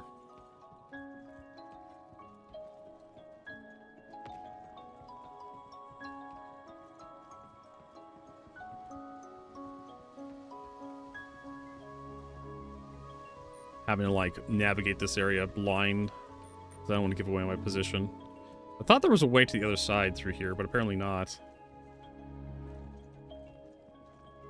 Where'd you go? I thought you wanted to play. How we losing? I saw him up there. Yeah, he's right there. Yeah, just quit straight to menu, or quit straight to desktop and relaunch and rejoin, see if that unfucks it. We could also try a different station, see if leaving Checkmate. I don't think I can fire through this grate to actually get this guy. Ah!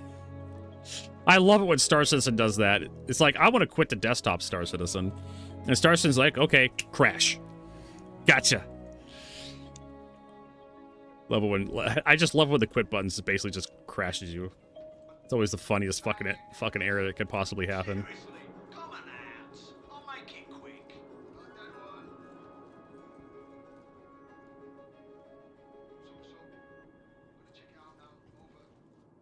I was really like bad luck on that guy.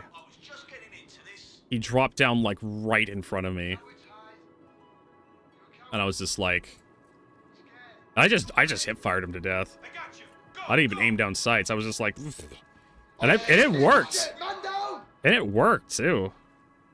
Taking casualties. Bunch of NPCs respawning.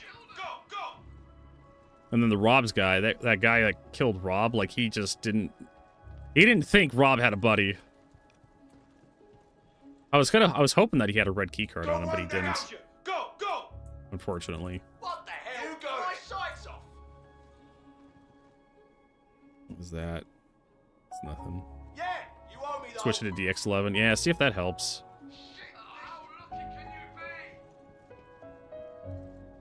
Hmm. Moving forward. I hear gunfire. Oh shit! Last one. There. Pushing up. That's an NPC. Ah, I'm hit. Oh. Yeah, you owe me though. Like no NPCs really use shotguns. Holy shit! I just killed him. Oh jeez, we're getting punched.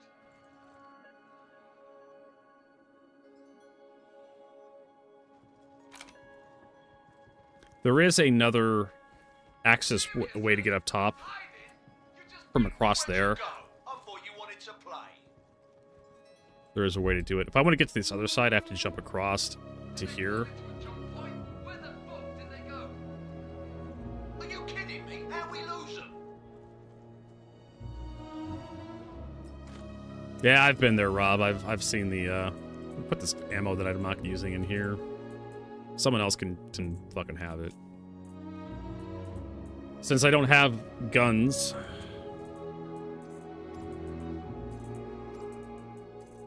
Since I don't have the guns that ammo's for.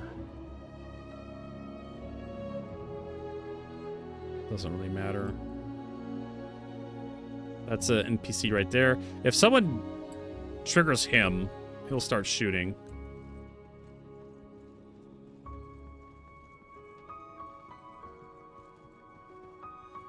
So I'm not too worried.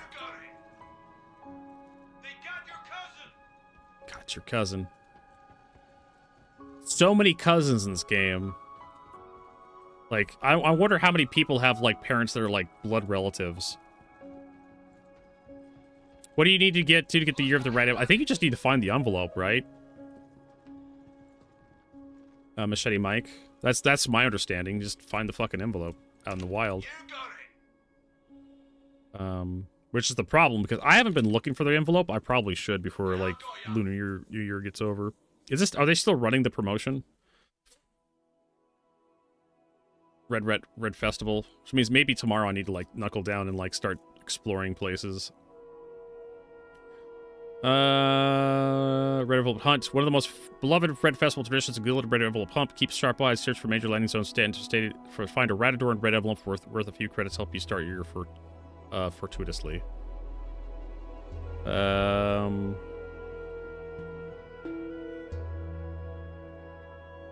Year of the Red Envelopes are available to everyone, while display stands will grant it after the event, and to those who already have one the previous year. So it says available to everyone. And I guess you just get it, maybe? I get at the end of the event, you just get the goddamn... Because I got the Year of the Rat coin, which shows up... you have to click to get the coin. You have to go to the webpage and click on a link. Oh. Missed that guy. Yeah, guy just got underneath me. That's fine. We're just waiting for Rob. So if you go down here, scroll. You can claim the coin at the very bottom, and they have some skins and whatnot. I actually like the F8C skin. Are you kidding me? How we lose them? I won't last long here. Move in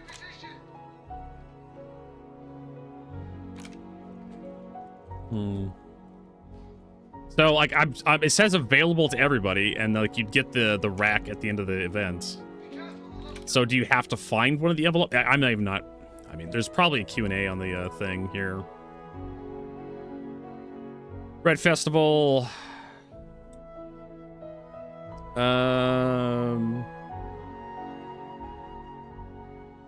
alongside referral bonuses.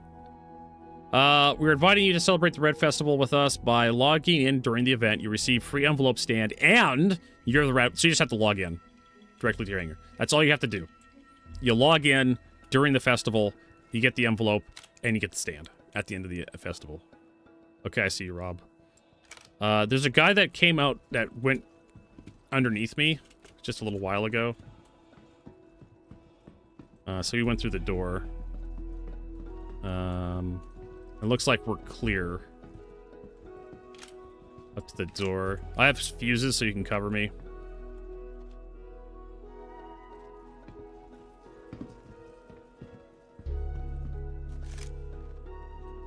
Okay, I'm accessing the door. Door is opening. There's gonna be a guy like right on the other side, I'm sure.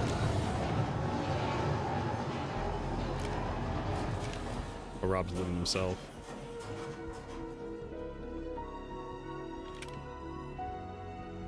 Okay, pushing through. Rob, you need to close the door.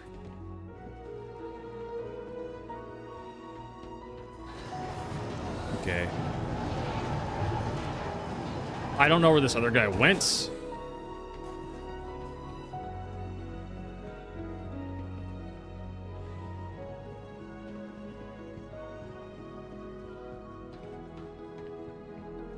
But he's probably by the card printer.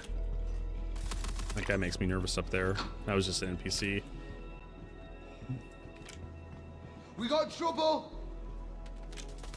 Oh, that's Rob shooting.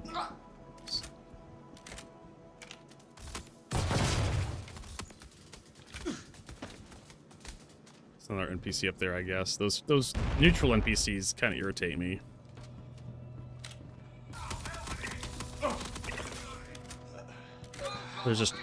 They're a distraction.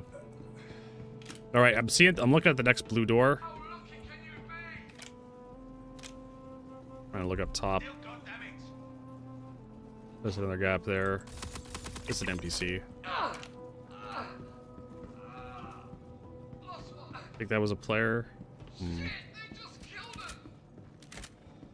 All right.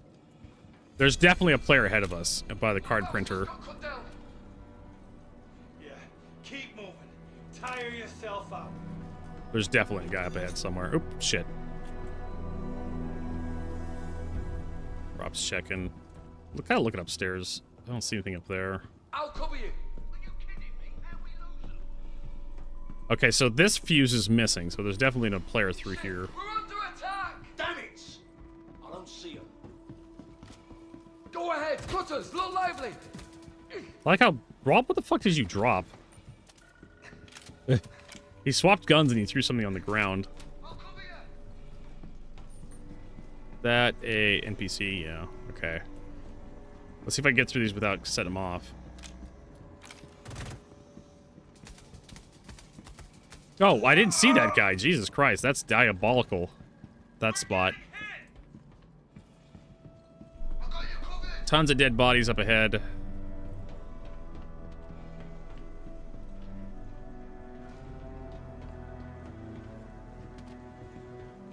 Covering. Don't forget to look behind you every so often. Alright. You want to go to the blue key card printer over here? You want to go deeper? He's going deeper. I'm following you, Rob. Wherever you want to go, we go.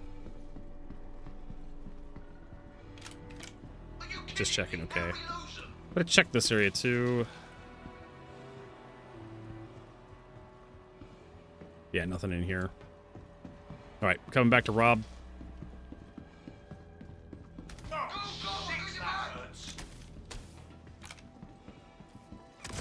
Oh, getting tickled by a shotgun. Guess we're fighting. Bring it. Trying to keep an eye on the rear for every so often. You know what? I'm gonna do that.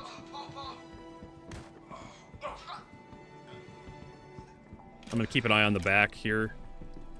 Because I know a player came through here before us. He could have had just a blue key card and just went ahead. Let's see here. I think we got a few. Card not taken. Okay, so no, he did not come through here. So he must have had a blue key card already and just, or he clipped through the door. 'Cause that's a thing. You think you got him right after we got here? Maybe you did. Got the card. I'm gonna check something in this area here. What's we got here? Devastator. Tweaker Stabilizer 2. I think those are pretty bad. Ooh, here's a S71. Red one. These red alert ones are actually kind of nice. People like these. I'll just put that in my backpack. Karna rifle magazines. Emon Tweaker Stabilizer 2. Fine, we'll take those. You want to get the other card, the other blue key card as well? I've seen a lot of tweaker stabilizers in here, in the bins. I think we should. All right, I'm with you. I'm gonna go ahead. NPC right there.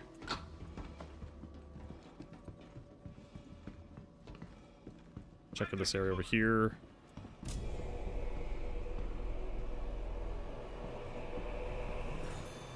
Got a car, a custodian. Check out the bathroom. Yeah, there's a whole bunch of tweakers. The energy ones. Alright. Push it forward. Doors open. Looking deep. I don't see NPCs. I see a lot of dead bodies. Alright, I'm gonna go left. Check the small area over here. Not with you, Rob.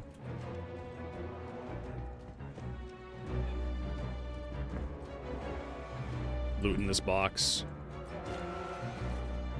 Nothing interesting in there. Alright, let's get the... I can't climb the stairway for some reason.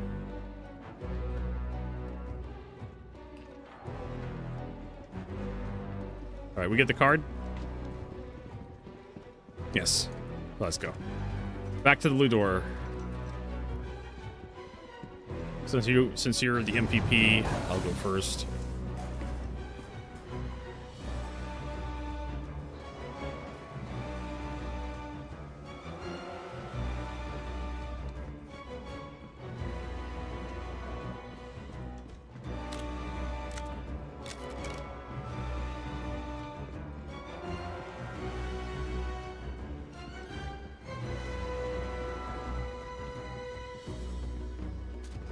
Right behind us.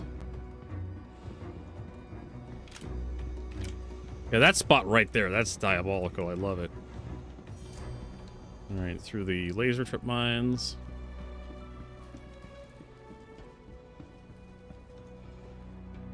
Check up top to make sure. Check over there. Alright, looks like we're clear. See neutral NPCs cowering in the distance. Let's start moving over to the blue door. Alright, Rob, you close.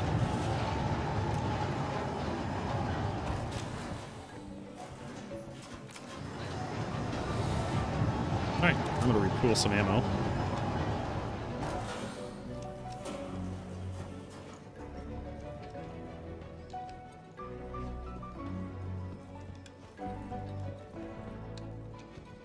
NPC right there. Oh, Doggo's coming. We got Copians coming. Where the fuck did that Copian get off to? Like, he was running right at me. Oh, shit! Lost one!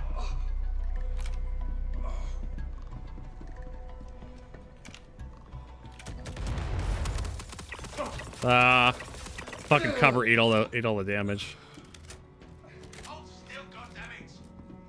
Let's see, one of these guys had a Karna. Some more ammo.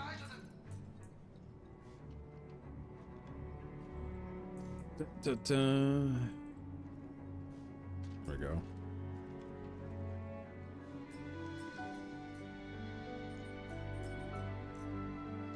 All right. Where the hell could they have gone? Damn it! Are you kidding me? How we lose them? All right, right behind you, Robbo. Laying down covering fire. Check up to the left Someone or wants right. to tussle. What? Oh, there's an NPC behind me. Sorry, I had to clean up the rear. Special delivery. Yeah, I'll go, I think that guy just blew himself up. Oh, we still got stuff to the right. I got him for you.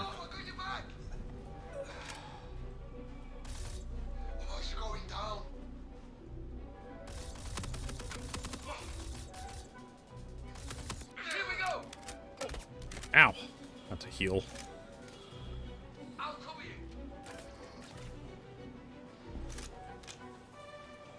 Check our rear every so often.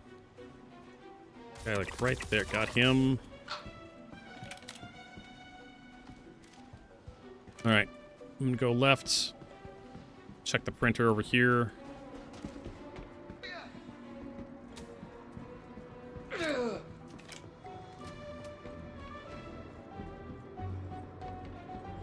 That is an S71. There's the printer. Printing. I'll get it. That way we can spread the cards between the two of us.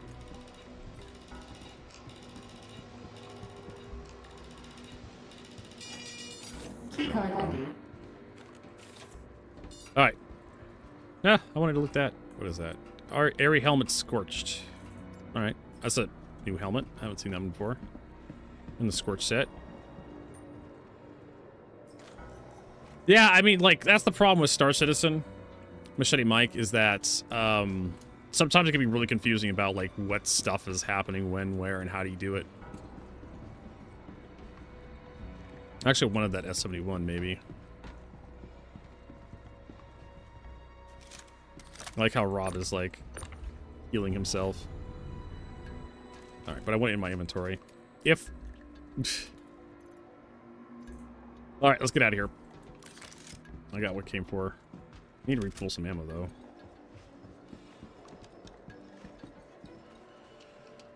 Oh!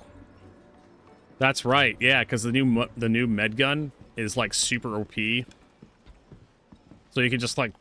People will focus fire on you. Like, you'll take aggro. I think there's a guy, like, right there. I've got you covered. Oh, I'm hit. Bring it. They got your cousin. More cousins. We got trouble. Taking injuries.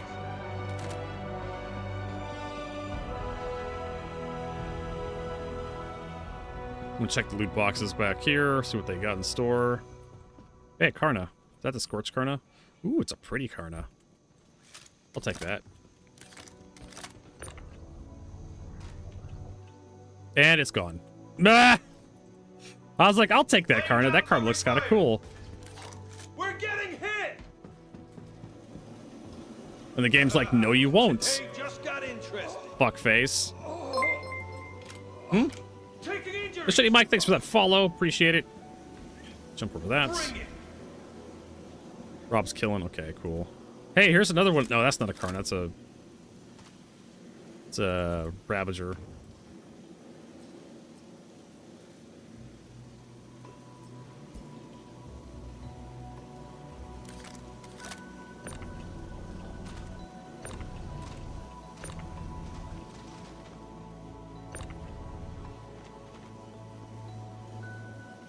Yeah, whatever. Let's continue.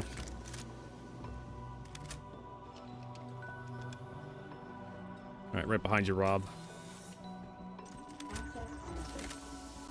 Yeah, the AO3s aren't that good, I find. There was like a, what was it? There was like a arena commander. You can't get to that. Close it, unfortunately. There was like an arena commander match where everybody had like one gun. Cutters, look lively. I don't know where the fuck these guys are at.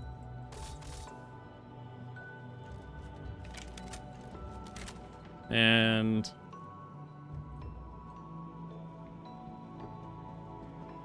Got a problem. there he is. Love it. The goofy way he falls over. Very squishy. What is this? Morozov SH helmets. What do we got in here? That's the Ravager. What if I could read this book here? Does that act? No, it doesn't. It does have text. When the elites decides, hey, it should be resolved, it will be spawn a little task here, and this task will say, hey, data store, I need to be rested, returned, and data store has to do this thing, and then it will come to delete the player, and they will remove the task. So in little data store, we'll come here, and when we first run through, there's a whole story there.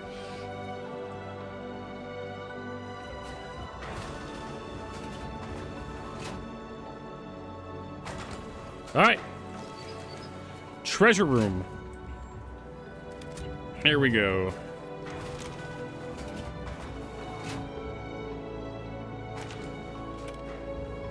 Okay, laser beams are up over here. Go around with Rob. Got a ghost. Starting a sweep to find the bastard responsible.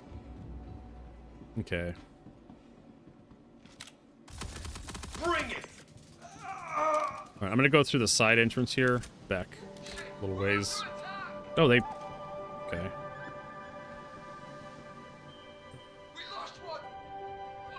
But I remember the AO3 they added to like the one gun match. And I remember like out healing the damage from the AO3 one time. It was like the derpiest gunfight ever. Two dudes jumping around in front of each other. Alright, Rob. I'm gonna check the card printers. Cards are ready to print. I'm gonna try to come up from behind these guys.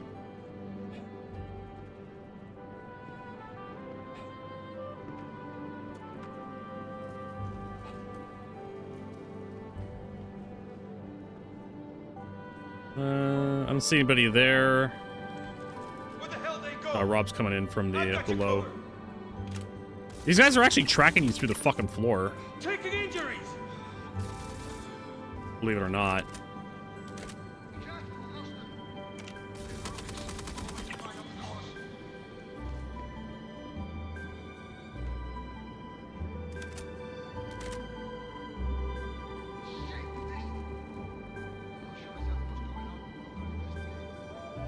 Oh, there's another AO3.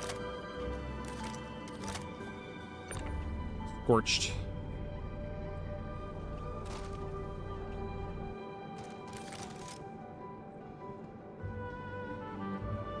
Shotgun.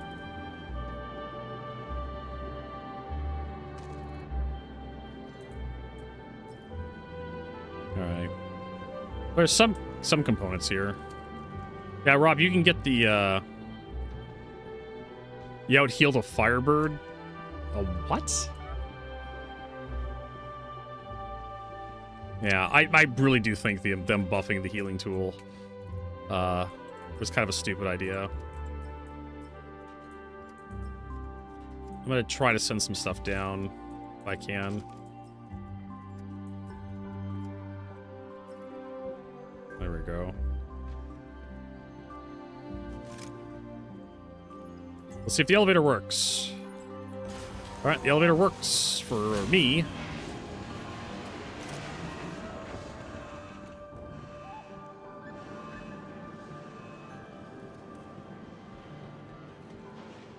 Single S3, yeah. God damn it, I don't want to climb this goddamn ladder. What's in here? There's just, like, armor pieces that I don't care for. What's in this purple box? Someone has been through here and they've looted everything. A little while ago.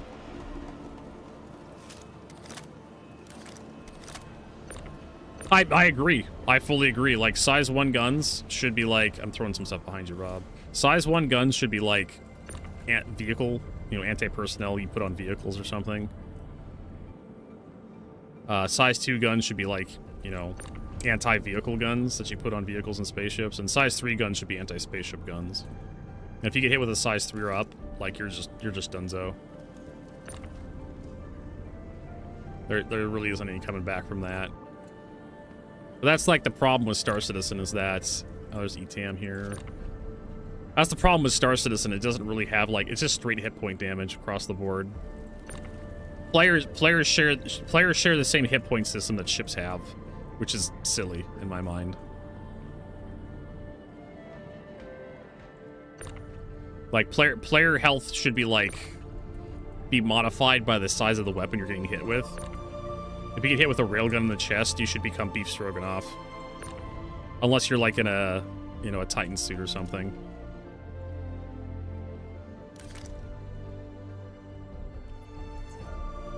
The Veil Shield Generator is blocking... Oh, there it is. Alright. These are okay. And eventually CIG is going to have to, like, create a health point system for the players that take into account, like, the large guns that could be... hit you. I think we got all the... There is that one area down below where we got locked in last time. Remember that, X? You remember that? I remember it. I threw my multi-tool at you and I lost my multi-tool. I was so sad that I lost my multi-tool.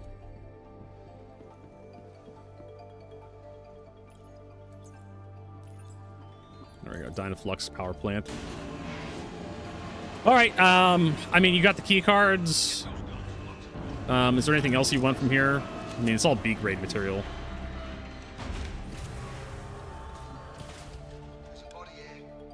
I mean...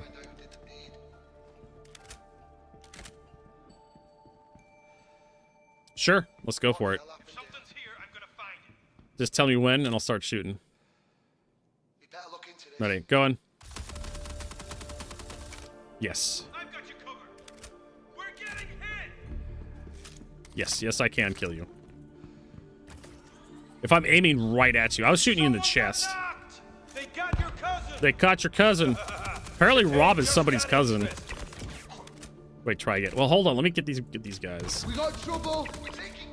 Bring it. Got one down. Oh, it's about to pop off. I'm not going to get onto that turret, even though I really want to. We're down one. So I think what I think it is if I, like, I'm going to hip fire. Instead of aim, because I was aiming down sights right at your chest. Ah, God damn it! Ow, that hurt. You know, I would love these med tools to work. That's all the neck. Okay, I think we're ready to go. All right. I'm just gonna hit fire. That's it. That was a full magazine. That was me just hip firing. Let me turn my laser on. That was pretty good. All right, here we go. I'm shooting again. This time I'm gonna try to get more damage on target. There we go. I got a red hit marker on you, but it didn't do anything. All right, try again. Moving around really does help.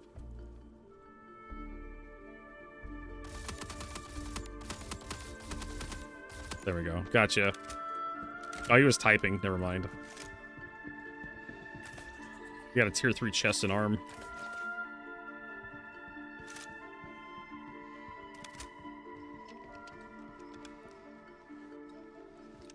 The white one is better. Sure.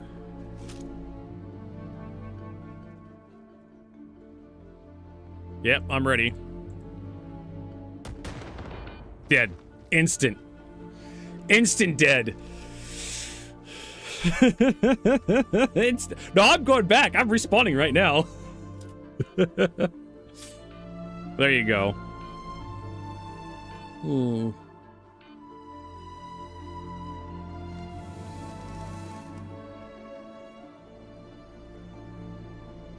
Hmm.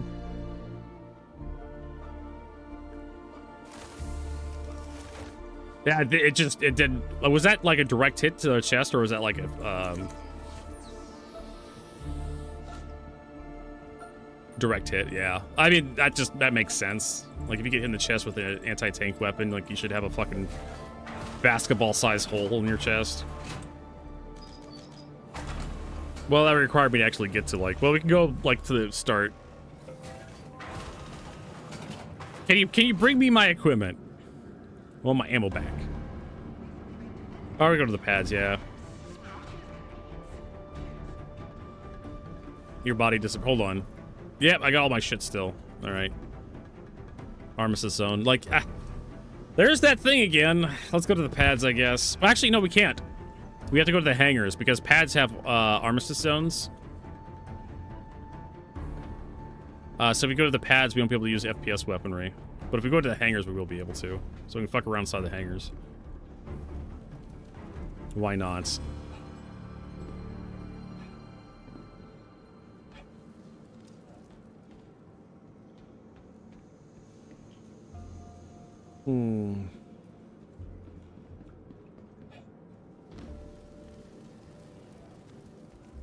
Where's Rob?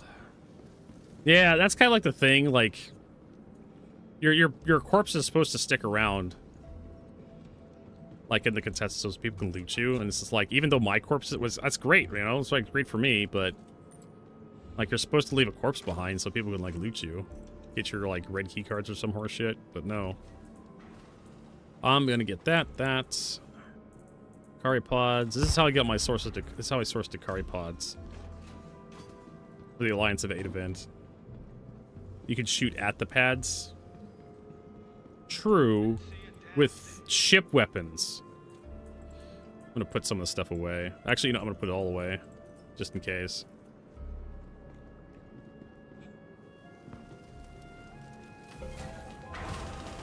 You shouldn't be able to, last I checked. It should disable, like, FPS weapons, unless CIG walked that back recently. Been like that forever in Pyro? Okay. You're right. I guess Stanton's like I've been playing this Stanton for way too fucking long. Alright, hit me, bro. Nothing. I took no damage. Absolutely none. Instant dead. I don't know if you hit me in the... Just dead.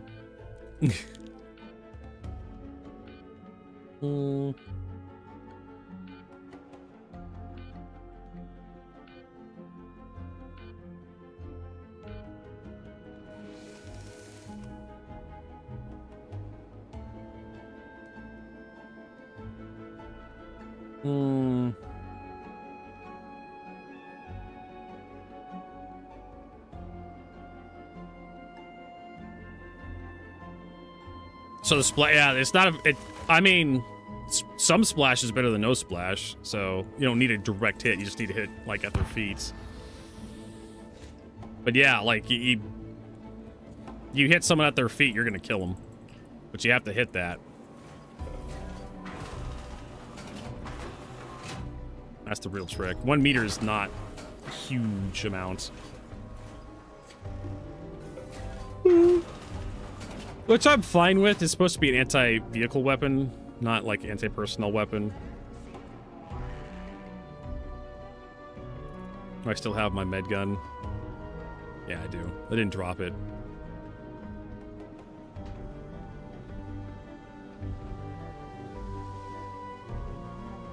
There's this guy in the Caldera suits. No, it's a Novikov. Anything else you want to test, Rob? I hate how every time I die, I have to redo my party chat. There we go. Not really. Okay. Well, at least you kind of know what you're dealing with here. With the Animus. If you hit somebody, well, it throws 3 missiles out, so...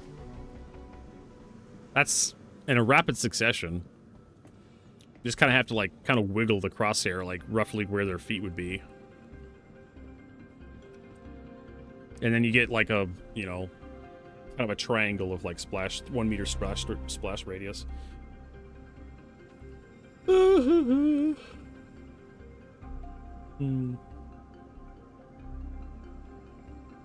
there's that.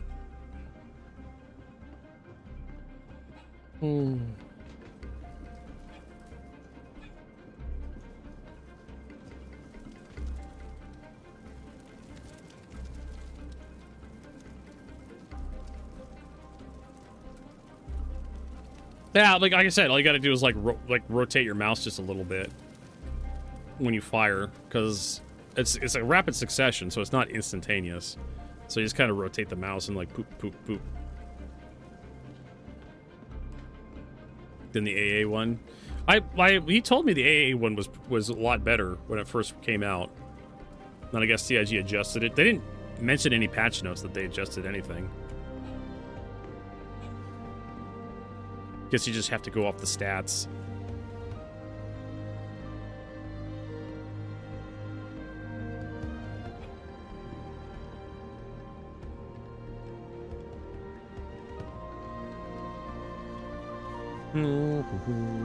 There's Rob.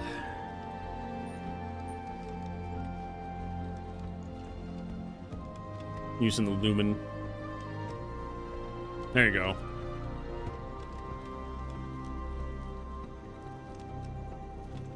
There's a delay when it starts to heal with a med gun. You heal so fast with the A that delay starts every time you shoot me for a second. Okay, so you kind of have a flinch in there. Why are you getting meg dumped? Okay.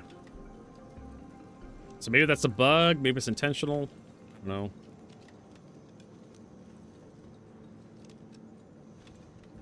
I wonder if my my other shit's done. It's a latency issue. Well, as long as like you really shouldn't be able to heal through damage. It should be heal after, right?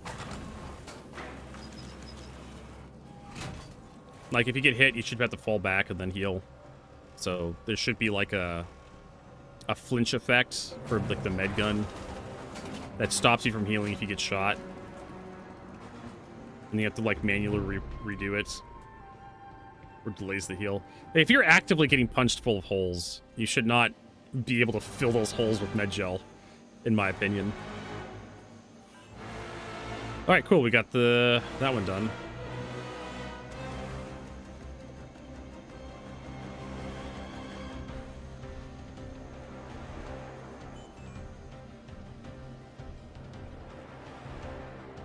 NPCs just because... Oh, did you shoot any, like,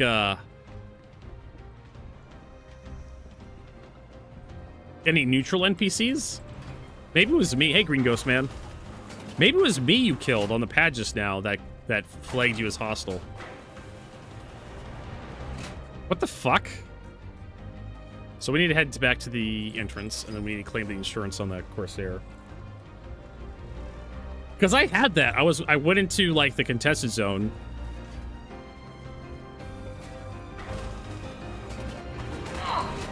What the fuck? Just a bunch of dead bodies. Wait, did you lose, like, the armistice zone, Rob? Welcome to the A-Block vehicle retrieval system. Corsair. Claim that. File Your claim. insurance claim has been sent.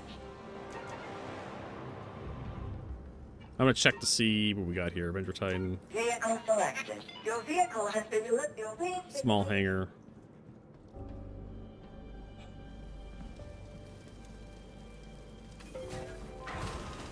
Oh, I think it's upstairs. Yeah, there's a spot upstairs that doesn't have an armistice zone.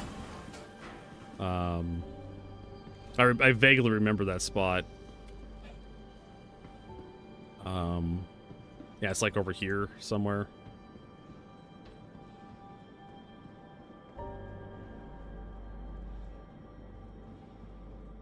There it is. I found it.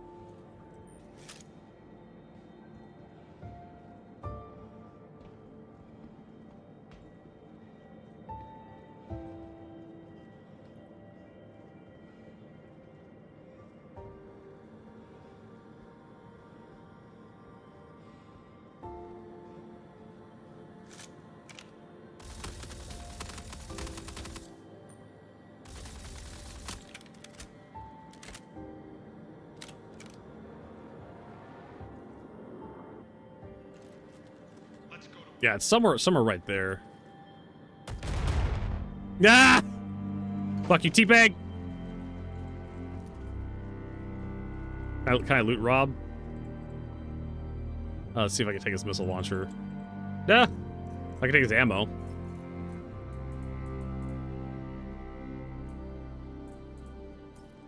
That was pretty fucking funny. There was no armistice for you, but there was for me. Do you guys ever... I think they have like a windshield wiper inside the helmet that scratches you. A little finger pops out from the top of the helmet and then rubs your nose. It's like the windshield wiper on your car. That's how I imagine. So, to answer your question, no, I don't wonder, because I already know how it's done, Green Ghostman. And you have another finger that allows you to pick your nose. That comes out of the bottom of the helmet.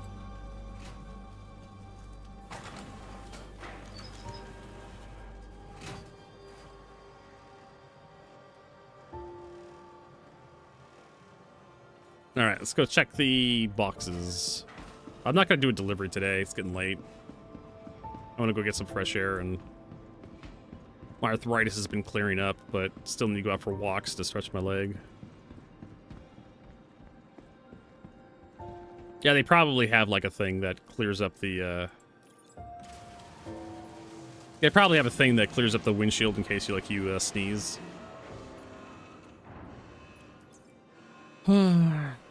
Let's see here. Commodity. So we have 8, 5, a 2, and a 1. So that's 13. Plus that's 15, 16. So we got 16 SC of construction materials. Right.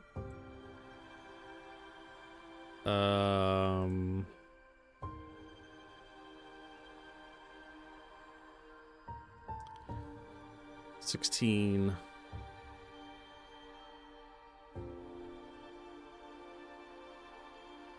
Which is Pyro Gateway Station. Yeah, still Pyro Gateway. 227,248 times 16 is 3.6 million. That's a lot. That's a lot of money.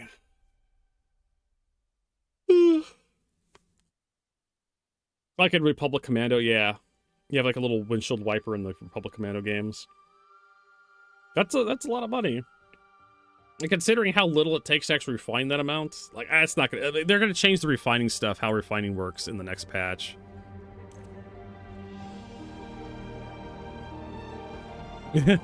Rob, I have a billion worth to probably players. Not to the NPCs.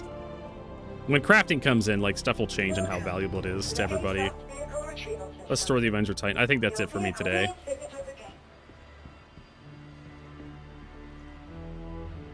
We'll be back tomorrow on Sunday